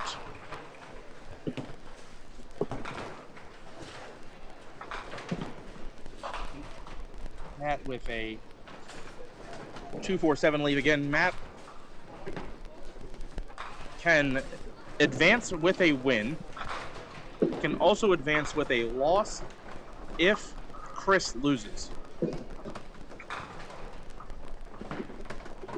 Spare for Logan.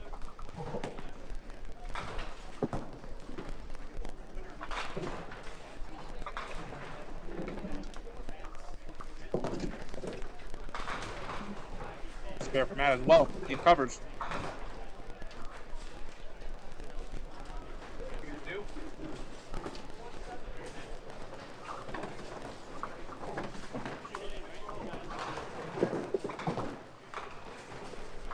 Alright, that'll work, Chris. Yep. Back here.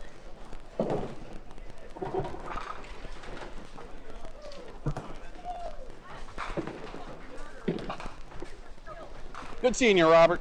Thanks for sticking with us. Robert Schwartz. That's a long name to fill out on all those forms you go through life. You know, credit applications, car loans. Yeah, I would shorten that to Rob. Yeah. What the I don't know. I go, Chris. Schwartz. It's a lot. Or like trying to place a dinner reservation over the phone. I just go by Rob. Yeah. Robert S. But thank you for watching, Robert. Ah, good try for Mark. Not about evens this game out. Mark does throw a very heavy rolling ball. That can hit quite hard when it gets down. As he sends a 2-pin flying out. So Mark leads by 6. Again, that's a very important game in this division. He leads by 6, trails by a mark. Fuck Kevin Burke. What do you do? I don't think you saw it, Kevin. He threw a strike and did a major fist pump on it. Like he knocked out Mike Tyson last night. Listen, I've seen more aggressive contact in a rock, paper, scissors tournament.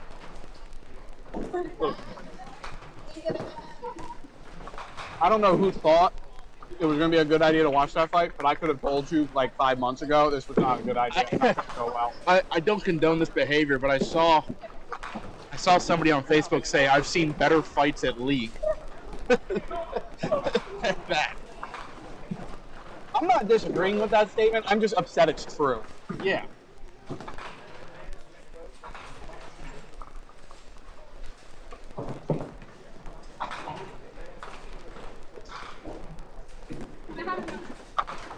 Like, oh, full punishment on that light hook. Got a patch shot coming up for Matty Bucks. Again, important game for Matt. Matt's still playing. Logan. Logan's trying to play home wrecker. Logan wants that $5. Nobody wants to go 0-5, but nobody wants to go 1-4 either.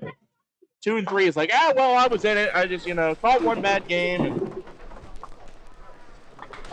yeah. Matt's going to take 9 out of there. As you said that, I continued watching the monitor to make sure nothing stupid happened, like Richie's 2-pinner. Like, actually he got 10 and he made the 7-10 and we just didn't see it.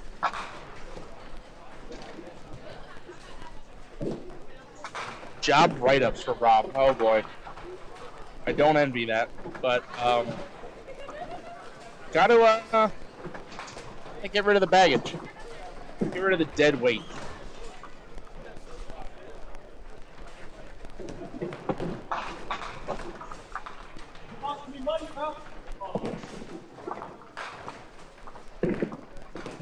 Mark. Where'd the pins go? Mark. That could have been 20 pins. We have to use those pins on Wednesday. All right. Another delivery by Barney the bowling dog. Chris makes that 7-pin again. Post game, Chris Roth leading by 3 pins, 65-62. Chris on a spare, Mark on a strike. When he's filling a spare, and he'll get 8 and absolutely nothing else. Well, a little rude. Kind of rude. Now, I was talking about Buddy's ball earlier, how much it breaks. Watch where he lays this thing down and watch where it ends up.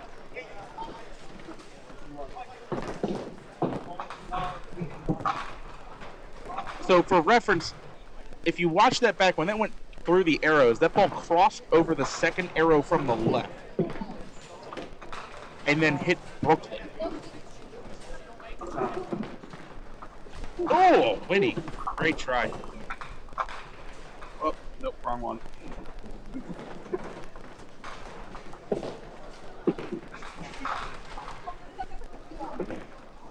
No? Okay. I mean, look how much that ball moves. Okay. Okay. I was worried. I didn't think it was going to be gripped. It didn't look like it was gripping.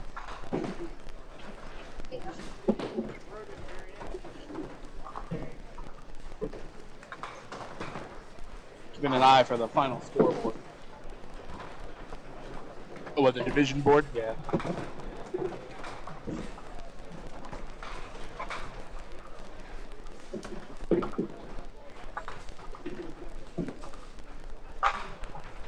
Matty Bucks. As Matt Buckingham. I'm not going to replay it because I've got the warm fuzzies here for loading. Yeah. We'll see how warm, we'll see how fuzzy, but I got the warm fuzzies too. We're so good at this. Hold on, flip it around, flip it around. Flip it around. Yeah! Finally, we got one.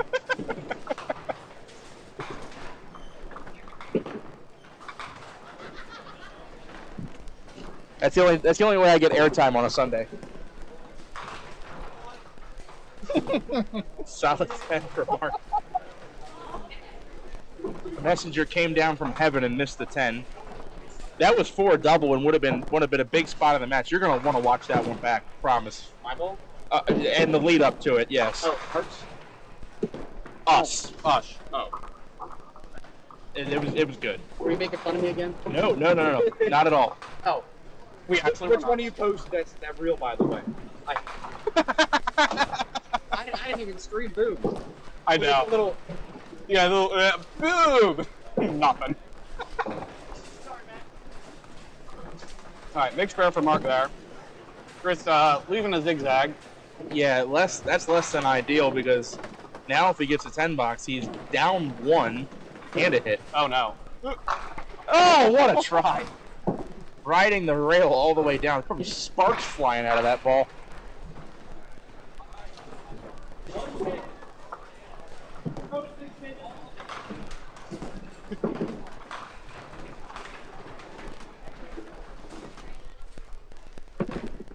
And Chris is going to bounce it left. Down So two he's pins and a hit. down 2 pins and a hit. That was a big frame for Mark.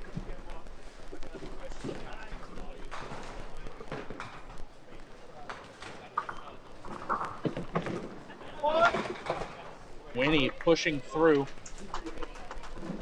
He's leading by 3, down a hit.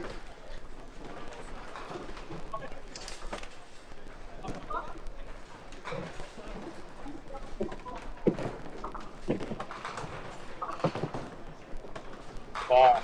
Okay, sneaks out at 7.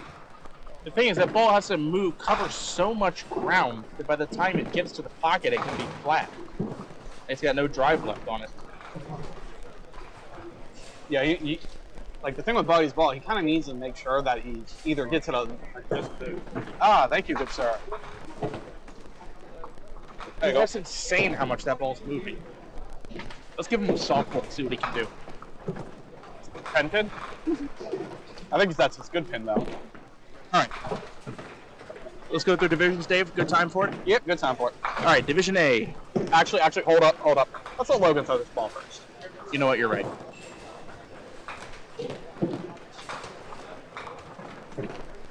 I'm going to put an over-under on this ball. 6.5. I'll set it at 8.5. Okay, so I'll go under 8.5.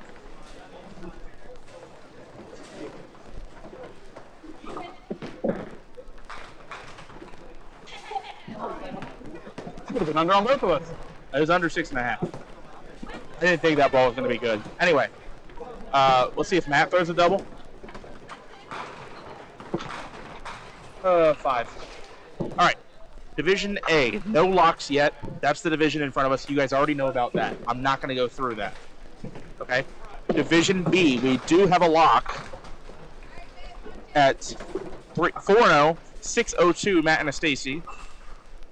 Billy Collison, we believe, is a lock, but they don't have him circled. Yeah, they just don't know the head-to-head. Okay. I think that is a lock, though. Division C, there are 2 3-1s, John Green and James Simon. John Green, 567. James Simon, 558. Those are the top 2 as of right now. Division D is already a done deal. There are 2 4-0s, Andy Welling and Steve Bull. They are 551 and 581. Even adult. They just nail the 7-8. Nail the pocket for the 7-8. Yep. So Andy Welling and Steve Bull have already advanced. A deuce for Chris, gives it right back. Division E, no locks yet. There are 3 3-1, sorry. Andrew Gaber, 575. Steve Schulman, 578. Mark Behrens, 564. So likely they're going to be a 4-1 and a 3-2 in that division, or 2 4-1s moving on. Division F, there are no locks yet. Leaders are Brady Kerr, 3-1, 561, and there's a change there. Cody Ripley, 3-1, 499. He is in second place. Division G, our leader, still Paul Frosoloni, 3-1, 529. Second, Zach Bucklew, 3-1, 522. That division is still very close. There are 4 bowlers still alive in that division. Division H, we have 2 3-1s. They are Haley Brown, 570, and Jenna Zimmerman, 550. There are 2 2-2s in that division, and they are both playing 3-1s. So if both 2-2s win, that means both 3-1s lose, and you have a 4-way tie at 3-2. Woof. You like that? You liked it? You see us high five? Did you see us high five afterward? We high five. Yeah, on camera. It might become a reel.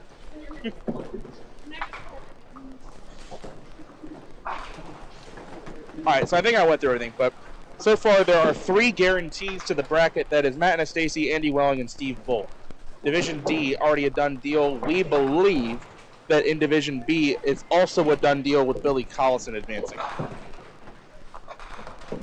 And that would be 4 of your final 16.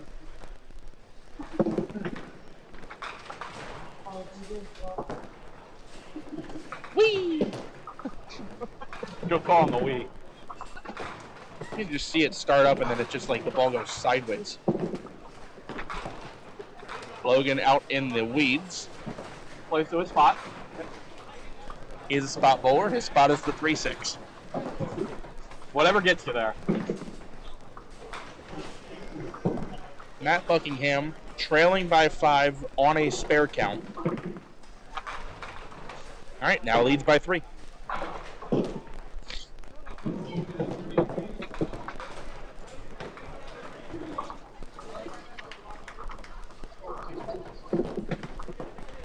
Oh, Logan takes it off the wall.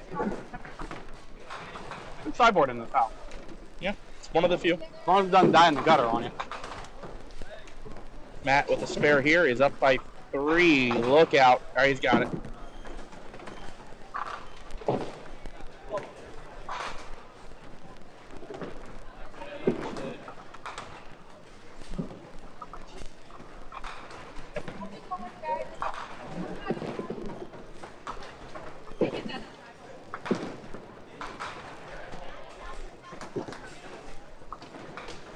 All right, Mark Schwabwein, see if he can get some justice for that 7-8.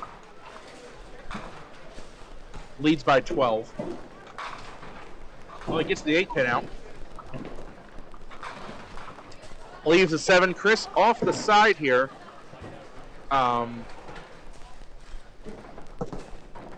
It does have a makeable. As it stands at this moment, he's going to have to respot. As it stands at this moment, with Logan in the match close against Matt, as it stands, Chris would be eliminated. It would be Matt and Mark moving on. Big spare there from Mark. Starting to pull away if Chris doesn't make the shot. Yep. Is Chris throwing arrows? Those look like arrows in there. What, for Chris's first ball? Oh, that's 100% an arrow. That ball he has in his hand. 100%. Hey, Chris! Chris! He's on it. He's focused. He's focused. Yeah. It looks like an arrow that I used to have, but I didn't give it to him, so I don't know how he got it.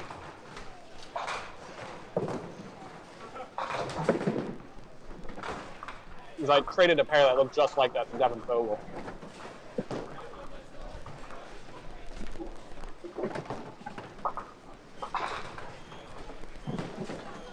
Important shot here. It needs to spare to cover. Oh, he got the bounce. And unfortunately, I think if that ball doesn't bounce, it probably checks up and makes that shot.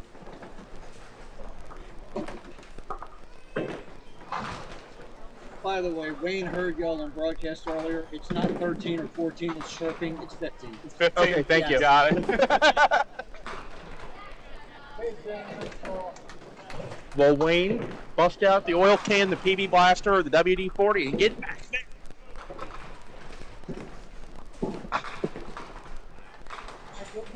Yeah, Chris got incredibly unlucky there. That now puts him down 15 and a count with 2 to go. 2 to go. That's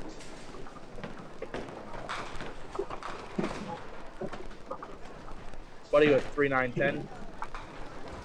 Woody had a 9 spare. So that tightens that game up.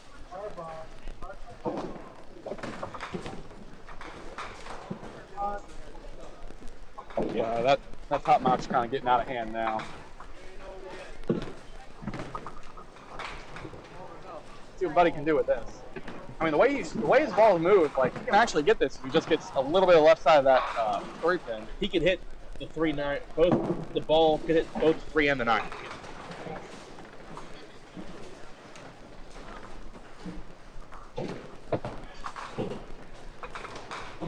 How about the 3 and the 10? That'll work. A little more classical. All right, 3 pin difference here.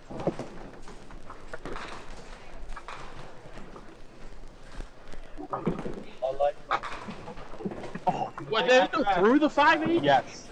Wow. Flew back out of the corner of the pit through the 5-8.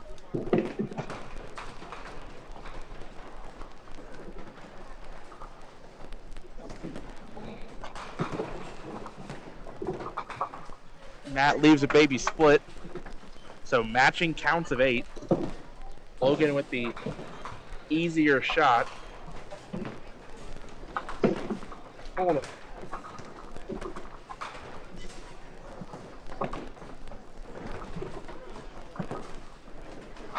Now if Matt makes his, he will be in control of the game. He does have the lead, but I feel like this is a tough shot for Matt too. yeah, baby split in his house, ball roll, and he missed it. And needs to hold count. If he drops both of them, it's a 1-pin match.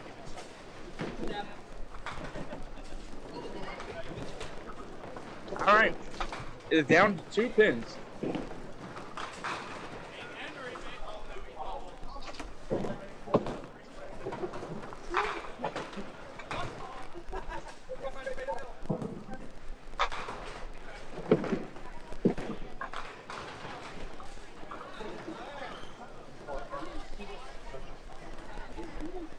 I'll put the game on for you. Thank you. Baby split there for Chris. Yep. And this is a must. This is pretty much a must make. Yeah, you can't go open him. He kind of really needs a double at some point.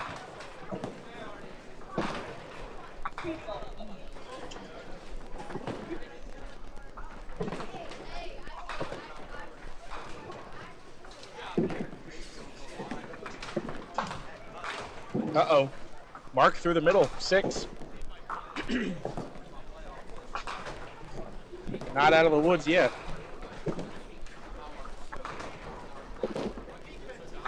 Chris, Oh. no.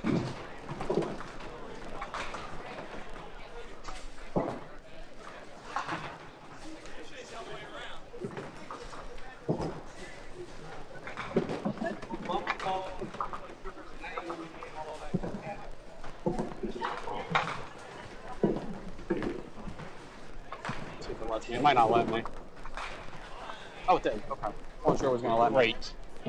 There you go. Lovely.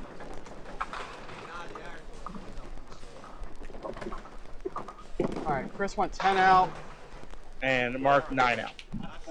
Makes it a 20-pin game. Chris needs a triple. Double. Yeah, you need a double. Triple puts Mark on a 10 box. To tie. Let's go 2 at a time. Right.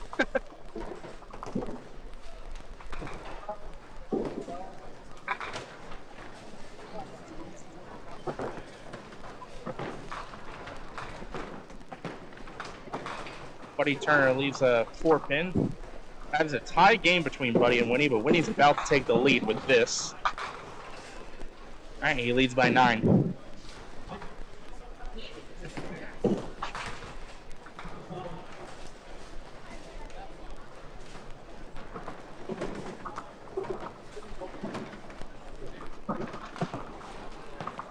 And Buddy covers. Hello, Sweep. How you doing? Sweep not having a good day there. No, it is not.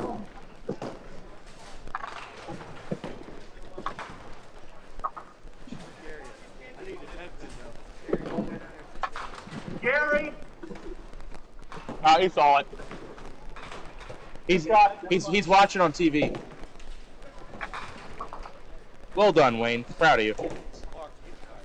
This is why you watch duck pins forever if you're a mechanic. Is it? Yeah. Okay. I watch Mountain Area all the time, see how you guys are doing.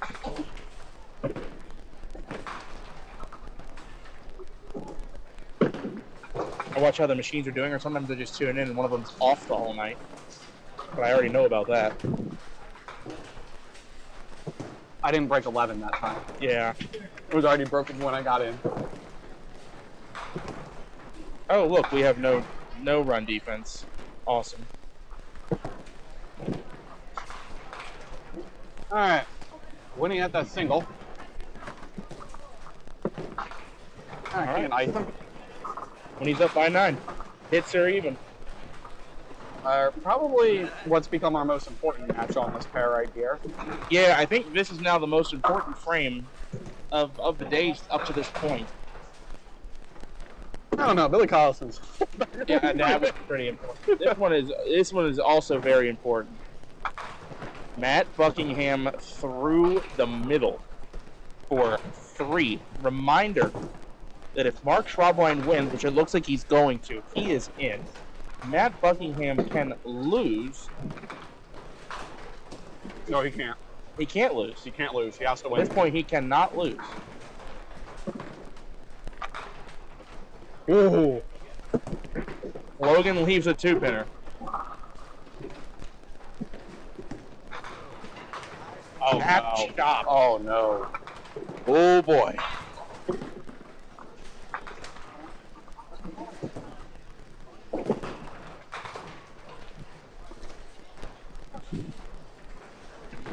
Logan, yes, has it in These are important pins. the 9th. Very important. He pins. needs to get the 3. Look out. Oh, that's a problem. 7 out. Now Logan Turner leads by 1. What a swing there. Leads by 1 and a hit headed to the 10th. If Matt were to lose this game, he is eliminated. Chris Roth advances as the 2 seed from this division. Yeah, and Mark would be the 1 seed. And Mark will be the 1 seed.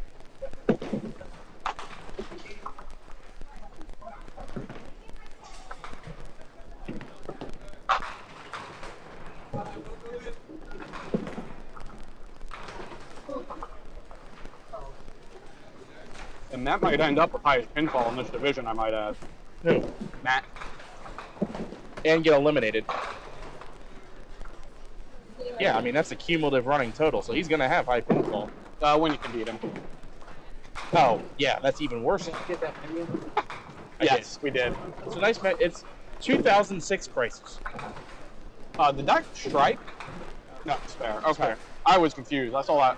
I'm like, wait. Did he throw another ball and I wasn't looking? All right. Well, it's 3-0 Pittsburgh. There you go, Chris. Yeah, now he's like, now I make a spare.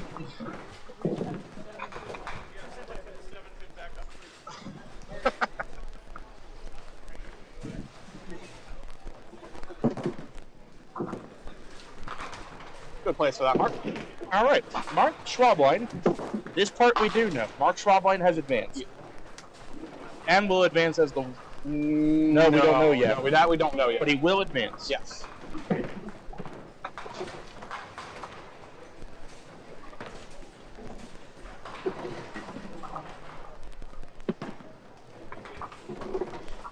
So we're going to get through what we can call our undercard first. 10th frame of Winnie and Buddy. After Chris gets to throw his fill Who ball. threw that ball? My ball sounded like a hammer. What ball? Oh, somebody threw a hammer. It sounded like 50-50. Might have just been the echo from where I was standing.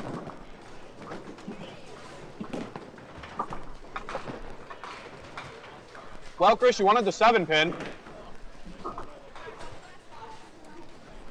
124 for Chris. He'll stay at 3-2 and wait on this last match to see what happens. Good luck, Winnie. With the poo ball. 7, 8, 10.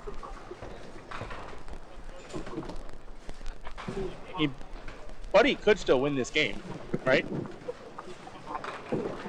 It's a 7 count for Buddy, or for a 7 count for Winnie. Sorry. He strikes out. He gets 48. Yep. Although I do think he does need a double, I think. Oh, good try. Darn, wow. Oh, man, what an attempt. Yeah. Man, beat the piss out of it, Winnie. That might be a reel. Yeah, that's not going to get there. Oh, no. And it's a bad count. Yeah. All right, we got David. David, how'd you bowl today? I rolled like shit. That's good enough. That's good enough. Kidding. You made your point. All right. Well, with that single pin, when he does lock Buddy out there. That'll also lock Buddy out.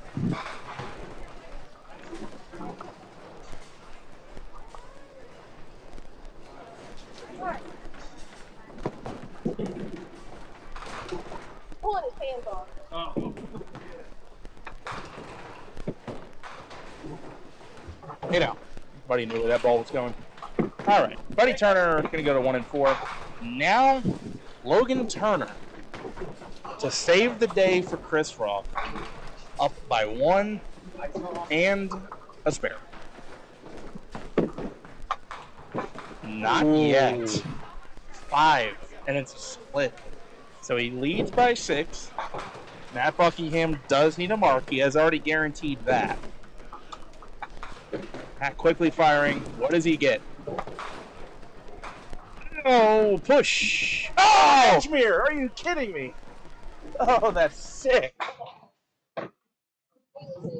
The push. All right. Logan has to make it. Probably going to have to make this now. Ah, through the hole. Yeah, that ain't good. Oh, man. What an unbelievable turn back and forth in the last 2 frames. Matt with the 7-box. Logan catches the spare in the 9th. He goes 5 on, 8 out to shoot 137. Matt has 2 balls to get 5.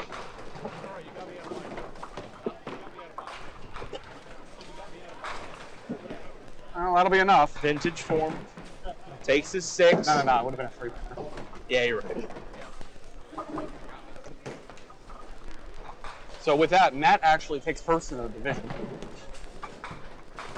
He has the heads up. Yeah. and he gets to an even 700, but Winnie Shriver, high pinfall in the division, doesn't make it. Final score, Matt Buckingham 142 to Logan Turner's 137. All right, folks. That's the game 5 you like. That's a good game 5 right there. That's what we like. All right, folks. We're gonna go on break. Okay. We're gonna go. Oh, it looks like that sign. Yeah. They got an arcade now. Yeah. Looks like they bought it at Ollie's. We're gonna cut to a break. We'll be back in probably, I would guess, about 25, 30 minutes. It's gonna be a little while. I think there's, actually, no, they're not that far behind. They're in like the We'll go 20, 20. We'll go 20, 25 minutes. So we'll be right back, guys. And you know who we all like. You know what you want to say the line? It's exciting. Wrong one, David. Let's try this one. Oh, even Barney! Barney! Nope. Leave the mic on. With Barney. A place for the entire family. Great for grandpa and for grandma. Marvelous for mom and for dad. Super for the kids. Leagues are welcome too. After bowling, enjoy the newly decorated lounge. Live entertainment on the weekends. A place for the entire family. Barnum Recreation and Duck Pin Bowling. And tell them Barney sent you. Duck pin bowling, reach for the sky. The ball's in your lane. Make it fly, fly. Keep the ball rolling out, give it a try. Little ball, big fun. Reach for the sky. This weekend, reach for the sky and make the ducks fly for only 50 cents a game at these Duck Pin Fun Unlimited centers. Reach for the sky. Duck pin bowling, reach for the sky. My oh my. It's exciting, it's entertaining, it's challenging, it's fun. It's Duck Pin Magic. Duck pin bowling is lots of fun for the whole family. There's no need to be an expert. Duck pin bowling is easy to learn, but it's the challenge that'll keep you coming back. Even little hands can control the ball in duck pin bowling. Join a league or we'll help you start one. And with duck pin bowling, there's more bowling for your buck. Discover duck pin bowling and you'll discover duck pin magic at any of these locations. It's exciting, it's entertaining, it's challenging, it's fun. It's Duck Pin Magic. Duck pin bowling is lots of fun for the whole family. There's no need to be an expert. Duck pin bowling is easy to learn, but it's the challenge that'll keep you coming back. Even little hands can control the ball in duck pin bowling. Join a league or we'll help you start one. And with duck pin bowling, there's more bowling for your buck. Discover duck pin bowling and you'll discover duck pin magic at any of these locations.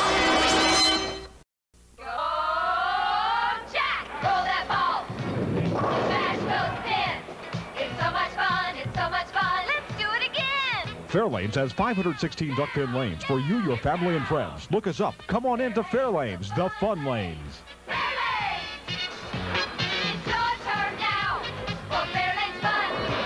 So bring it on in. Let's show them how it's done. At Fairlanes, Fairlanes, the fun lane. Duck pin excitement. Duck pin fun. Duck pin bowling at Johnson's Lanes in the Hamden Plaza. Discover enjoyable low-cost fun for the whole family. Whether you want to join in a league, play for fun, for exercise, or are planning a special birthday bowling party, Johnson's Lanes is your duck pin bowling center. Don't miss the fun. Fall and winter leagues now forming for teams or individuals. To join in, call us now. For the young and young at heart, it's Johnson's Duck Pin Lanes in the Hamden Plaza. It's exciting, it's entertaining, it's challenging, it's fun. It's Duck Pin Magic. Duck pin bowling is lots of fun for the whole family. There's no need to be an expert. Duck pin bowling is easy to learn, but it's the challenge that'll keep you coming back. Even little hands can control the ball in duck pin bowling. Join a league or we'll help you start one. And with duck pin bowling, there's more bowling for your buck. Discover duck pin bowling and you'll discover duck pin magic at any of these locations. It's exciting, it's entertaining, it's challenging, it's fun. It's Duck Pin Magic. Duck pin bowling is lots of fun for the whole family. There's no need to be an expert. Duck pin bowling is easy to learn, but it's the challenge that'll keep you coming back. Even little hands can control the ball in duck pin bowling. Join a league or we'll help you start one. And with duck pin bowling, there's more bowling for your buck. Discover duck pin bowling and you'll discover duck pin magic at any of these locations. It's exciting, it's entertaining, it's challenging, it's fun. It's duck pin magic. Duck pin bowling is lots of fun for the whole family. There's no need to be an expert. Duck pin bowling is easy to learn, but it's the challenge that'll keep you coming back. Even little hands can control the ball in duck pin bowling. Join a league or we'll help you start one. And with duck pin bowling, there's more bowling for your buck. Discover duck pin bowling and you'll discover duck pin magic at any of these locations.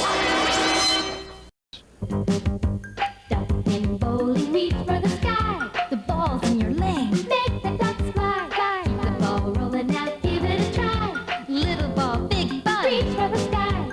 3 balls to play. Make the ducks fly. Keep hitting them like that and you'll be eligible for NDBC awards, like these. The Congress recognizes many accomplishments. Sanctioned bowlers at all skill levels earn these awards on a regular basis, and this national trophy travels throughout duck pin territory with the names of the #1 ranked male and female bowler for each year.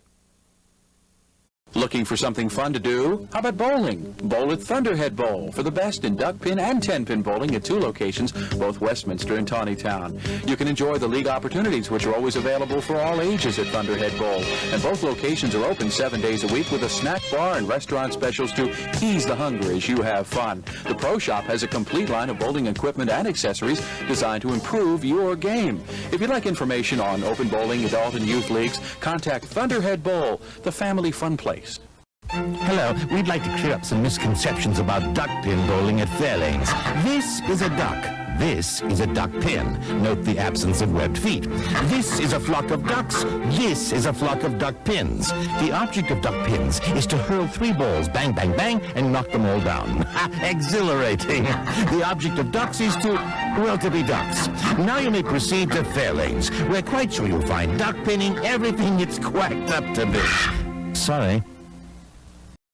Break the cycle of boredom at Highland Bowl. Duck pin bowling at its best. Highland Bowl features disco ducklo bowling, bumper bowling, leagues, and more. Plus, Highland Bowl can host your next birthday party or corporate event for even more fun. While you're there, enjoy delicious food and drinks from our snack bar, or have fun with your friends at the arcade. Highland Bowl in Hartford offers unlimited games up to 2 hours, just $7.99 per person, including shoe rental. For family fun, it's Highland Bowl on the Hartford-West Hartford line. Updated hours and more info at cthighlandbowl.com. Make your own duck pin magic happen this season at Fairlanes. We have the times, the leagues, and the people to give you the best duck pin bowling experience possible. Fall-winter leagues are now forming at all Fairlanes bowling centers. Come in and reserve your spot for the most magical year ever. Get in on the fun, the excitement, and the action of duck pin bowling. There's no trick to it. Just visit any Fairlane center and pick the league that's best for you. You'll enjoy the experience. We guarantee it. It's exciting, it's entertaining, it's challenging, it's fun. It's duck pin magic. Duck pin bowling is lots of fun for the whole family. There's no need to be an expert. Duck pin bowling is easy to learn, but it's the challenge that'll keep you coming back. Even little hands can control the ball in duck pin bowling. Join a league or we'll help you start one. And with duck pin bowling, there's more bowling for your buck. Discover duck pin bowling and you'll discover duck pin magic at any of these locations. Duck pin bowling, reach for the sky. The ball's in your lane. Make the ducks fly, fly. Keep the ball rolling out, give it a try. Little ball, big bun. Reach for the sky. 3 balls to play. Make the ducks fly. Keep hitting them like that and you'll be eligible for NDBC awards, like these. The Congress recognizes many accomplishments. Sanctioned bowlers at all skill levels earn these awards on a regular basis, and this national trophy travels throughout duck pin territory with the names of the #1 ranked male and female bowler for each year. Looking for something fun to do? How about bowling? Bowl at Thunderhead Bowl for the best in duck pin and 10-pin bowling at 2 locations, both Westminster and Tawnytown. You can enjoy the league opportunities, which are always available for all ages at Thunderhead Bowl. And both locations are open 7 days a week with a snack bar and restaurant specials to ease the hunger as you have fun. The Pro Shop has a complete line of bowling equipment and accessories designed to improve your game. If you'd like information on open bowling, adult and youth leagues, contact Thunderhead Bowl, the family fun place. It's exciting, it's entertaining, it's challenging, it's fun. It's Duck Pin Magic. Duck pin bowling is lots of fun for the whole family. There's no need to be an expert. Duck pin bowling is easy to learn, but it's the challenge that'll keep you coming back. Even little hands can control the ball in duck pin bowling. Join a league or we'll help you start one. And with duck pin bowling, there's more bowling for your buck. Discover duck pin bowling and you'll discover duck pin magic at any of these locations.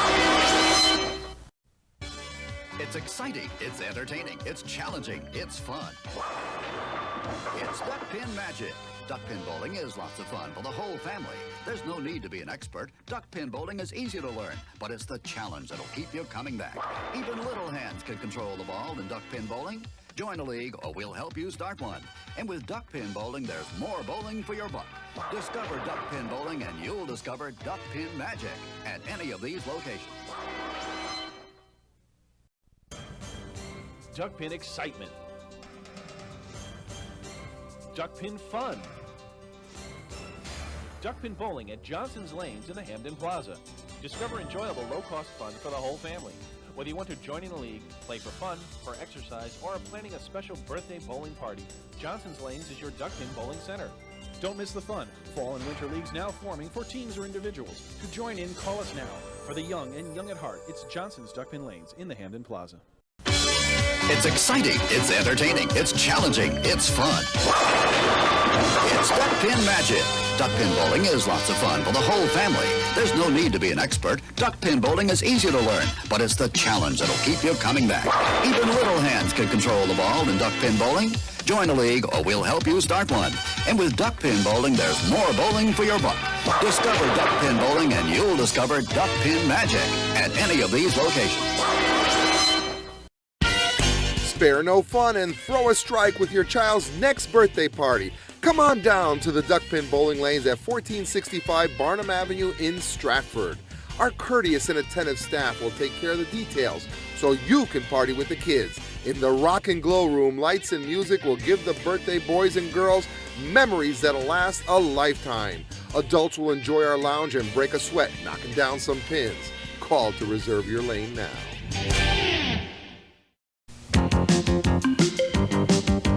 Duck pin bowling, reach for the sky. The ball's in your lane. Make it fly, fly. Keep the ball rolling out, give it a try. Little ball, big ball, reach for the sky. This weekend, reach for the sky and make the Ducks fly for only 50 cents a game at these Duck Pin Fun Unlimited centers. Reach for the sky.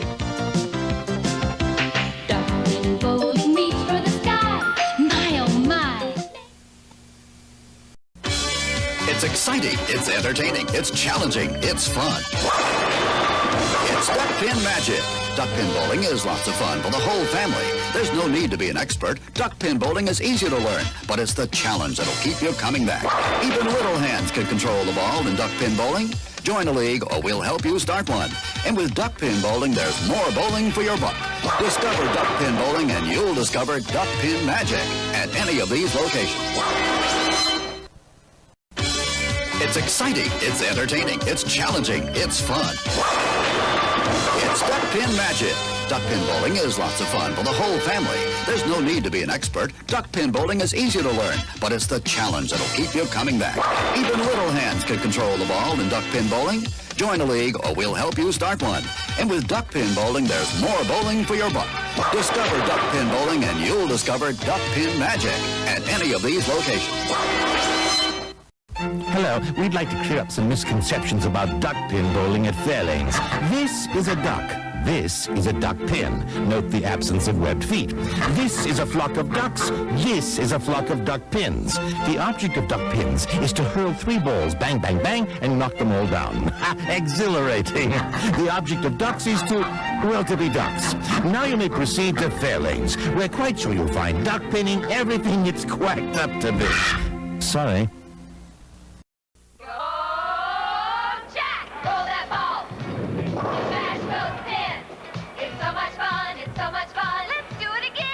Fairlanes has 516 duck pin lanes for you, your family, and friends. Look us up. Come on into Fairlanes, the fun lanes. It's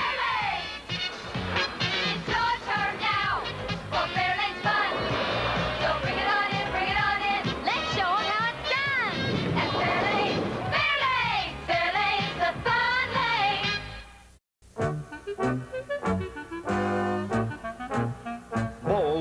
Barney at Barnum Recreation and Duck Pin Bowling. A place for the entire family. Great for Grandpa and for Grandma. Marvelous for Mom and for Dad. Super for the kids. Leagues are welcome too. After bowling, enjoy the newly decorated lounge. Live entertainment on the weekends. A place for the entire family. Barnum Recreation and Duck Pin Bowling. And tell them Barney sent you. It's exciting, it's entertaining, it's challenging, it's fun. It's Duck Pin Magic. Duck pin bowling is lots of fun for the whole family. There's no need to be an expert. Duck pin bowling is easy to learn, but it's the challenge that'll keep you coming back. Even little hands can control the ball in duck pin bowling. Join a league or we'll help you start one. And with duck pin bowling, there's more bowling for your buck. Discover duck pin bowling and you'll discover duck pin magic at any of these locations. Got the winter blues? Tired of sitting around the house watching reruns on the tube? Get in on the action and go duck pin bowling. Grab your family and grab your friends and find out how much fun and excitement you could have duck pin bowling. Be a part of the action and head for your local duck pin bowling establishment. There are plenty of lanes available and you won't know how much fun you're missing until you give it a try. Duck pin bowling, the cure for the winter blues. It's exciting, it's entertaining, it's challenging, it's fun. It's Duck Pin Magic. Duck pin bowling is lots of fun for the whole family. There's no need to be an expert. Duck pin bowling is easy to learn, but it's the challenge that'll keep you coming back. Even little hands can control the ball in duck pin bowling. Join a league or we'll help you start one. And with duck pin bowling, there's more bowling for your buck. Discover duck pin bowling and you'll discover duck pin magic at any of these locations. Break the cycle of boredom at Highland Bowl. Duck pin bowling at its best. Highland Bowl features disco ducklo bowling, bumper bowling, leagues, and more. Plus, Highland Bowl can host your next birthday party or corporate event for even more fun. While you're there, enjoy delicious food and drinks from our snack bar or have fun with your friends at the arcade. Highland Bowl in Hartford offers unlimited games up to 2 hours, just $7.99 per person, including shoe rental. For family fun, it's Highland Bowl on the Hartford-West Hartford line. Updated hours and more info at cthighlandbowl.com. Make your own duck pin magic happen this season at Fairlanes. We have the times, the leagues, and the people to give you the best duck pin bowling experience possible. Fall-winter leagues are now forming at all Fairlanes bowling centers. Come in and reserve your spot for the most magical year ever. Get in on the fun, the excitement, and the action of duck pin bowling. There's no trick to it. Just visit any Fairlane center and pick the league that's best for you. You'll enjoy the experience. We guarantee it. Duck pin bowling, reach for the sky. The ball's in your lane. Make it fly, fly. Keep the ball rolling out, give it a try. Little ball, big fun. Reach for the sky. This weekend, reach for the sky and make the Ducks fly for only 50 cents a game at these Duck Pin Fun Unlimited centers. Reach for the sky. Duck pin bowling, reach for the sky. My oh my. It's exciting, it's entertaining, it's challenging, it's fun. It's Duck Pin Magic. Duck pin bowling is lots of fun for the whole family. There's no need to be an expert. Duck pin bowling is easy to learn, but it's the challenge that'll keep you coming back. Even little hands can control the ball in duck pin bowling. Join a league or we'll help you start one. And with duck pin bowling, there's more bowling for your buck. Discover duck pin bowling and you'll discover duck pin magic at any of these locations. It's exciting, it's entertaining, it's challenging, it's fun. It's Duck Pin Magic. Duck pin bowling is lots of fun for the whole family. There's no need to be an expert. Duck pin bowling is easy to learn, but it's the challenge that'll keep you coming back. Even little hands can control the ball in duck pin bowling. Join a league or we'll help you start one. And with duck pin bowling, there's more bowling for your buck. Discover duck pin bowling and you'll discover duck pin magic at any of these locations. Hello, we'd like to clear up some misconceptions about duck pin bowling at Fairlanes.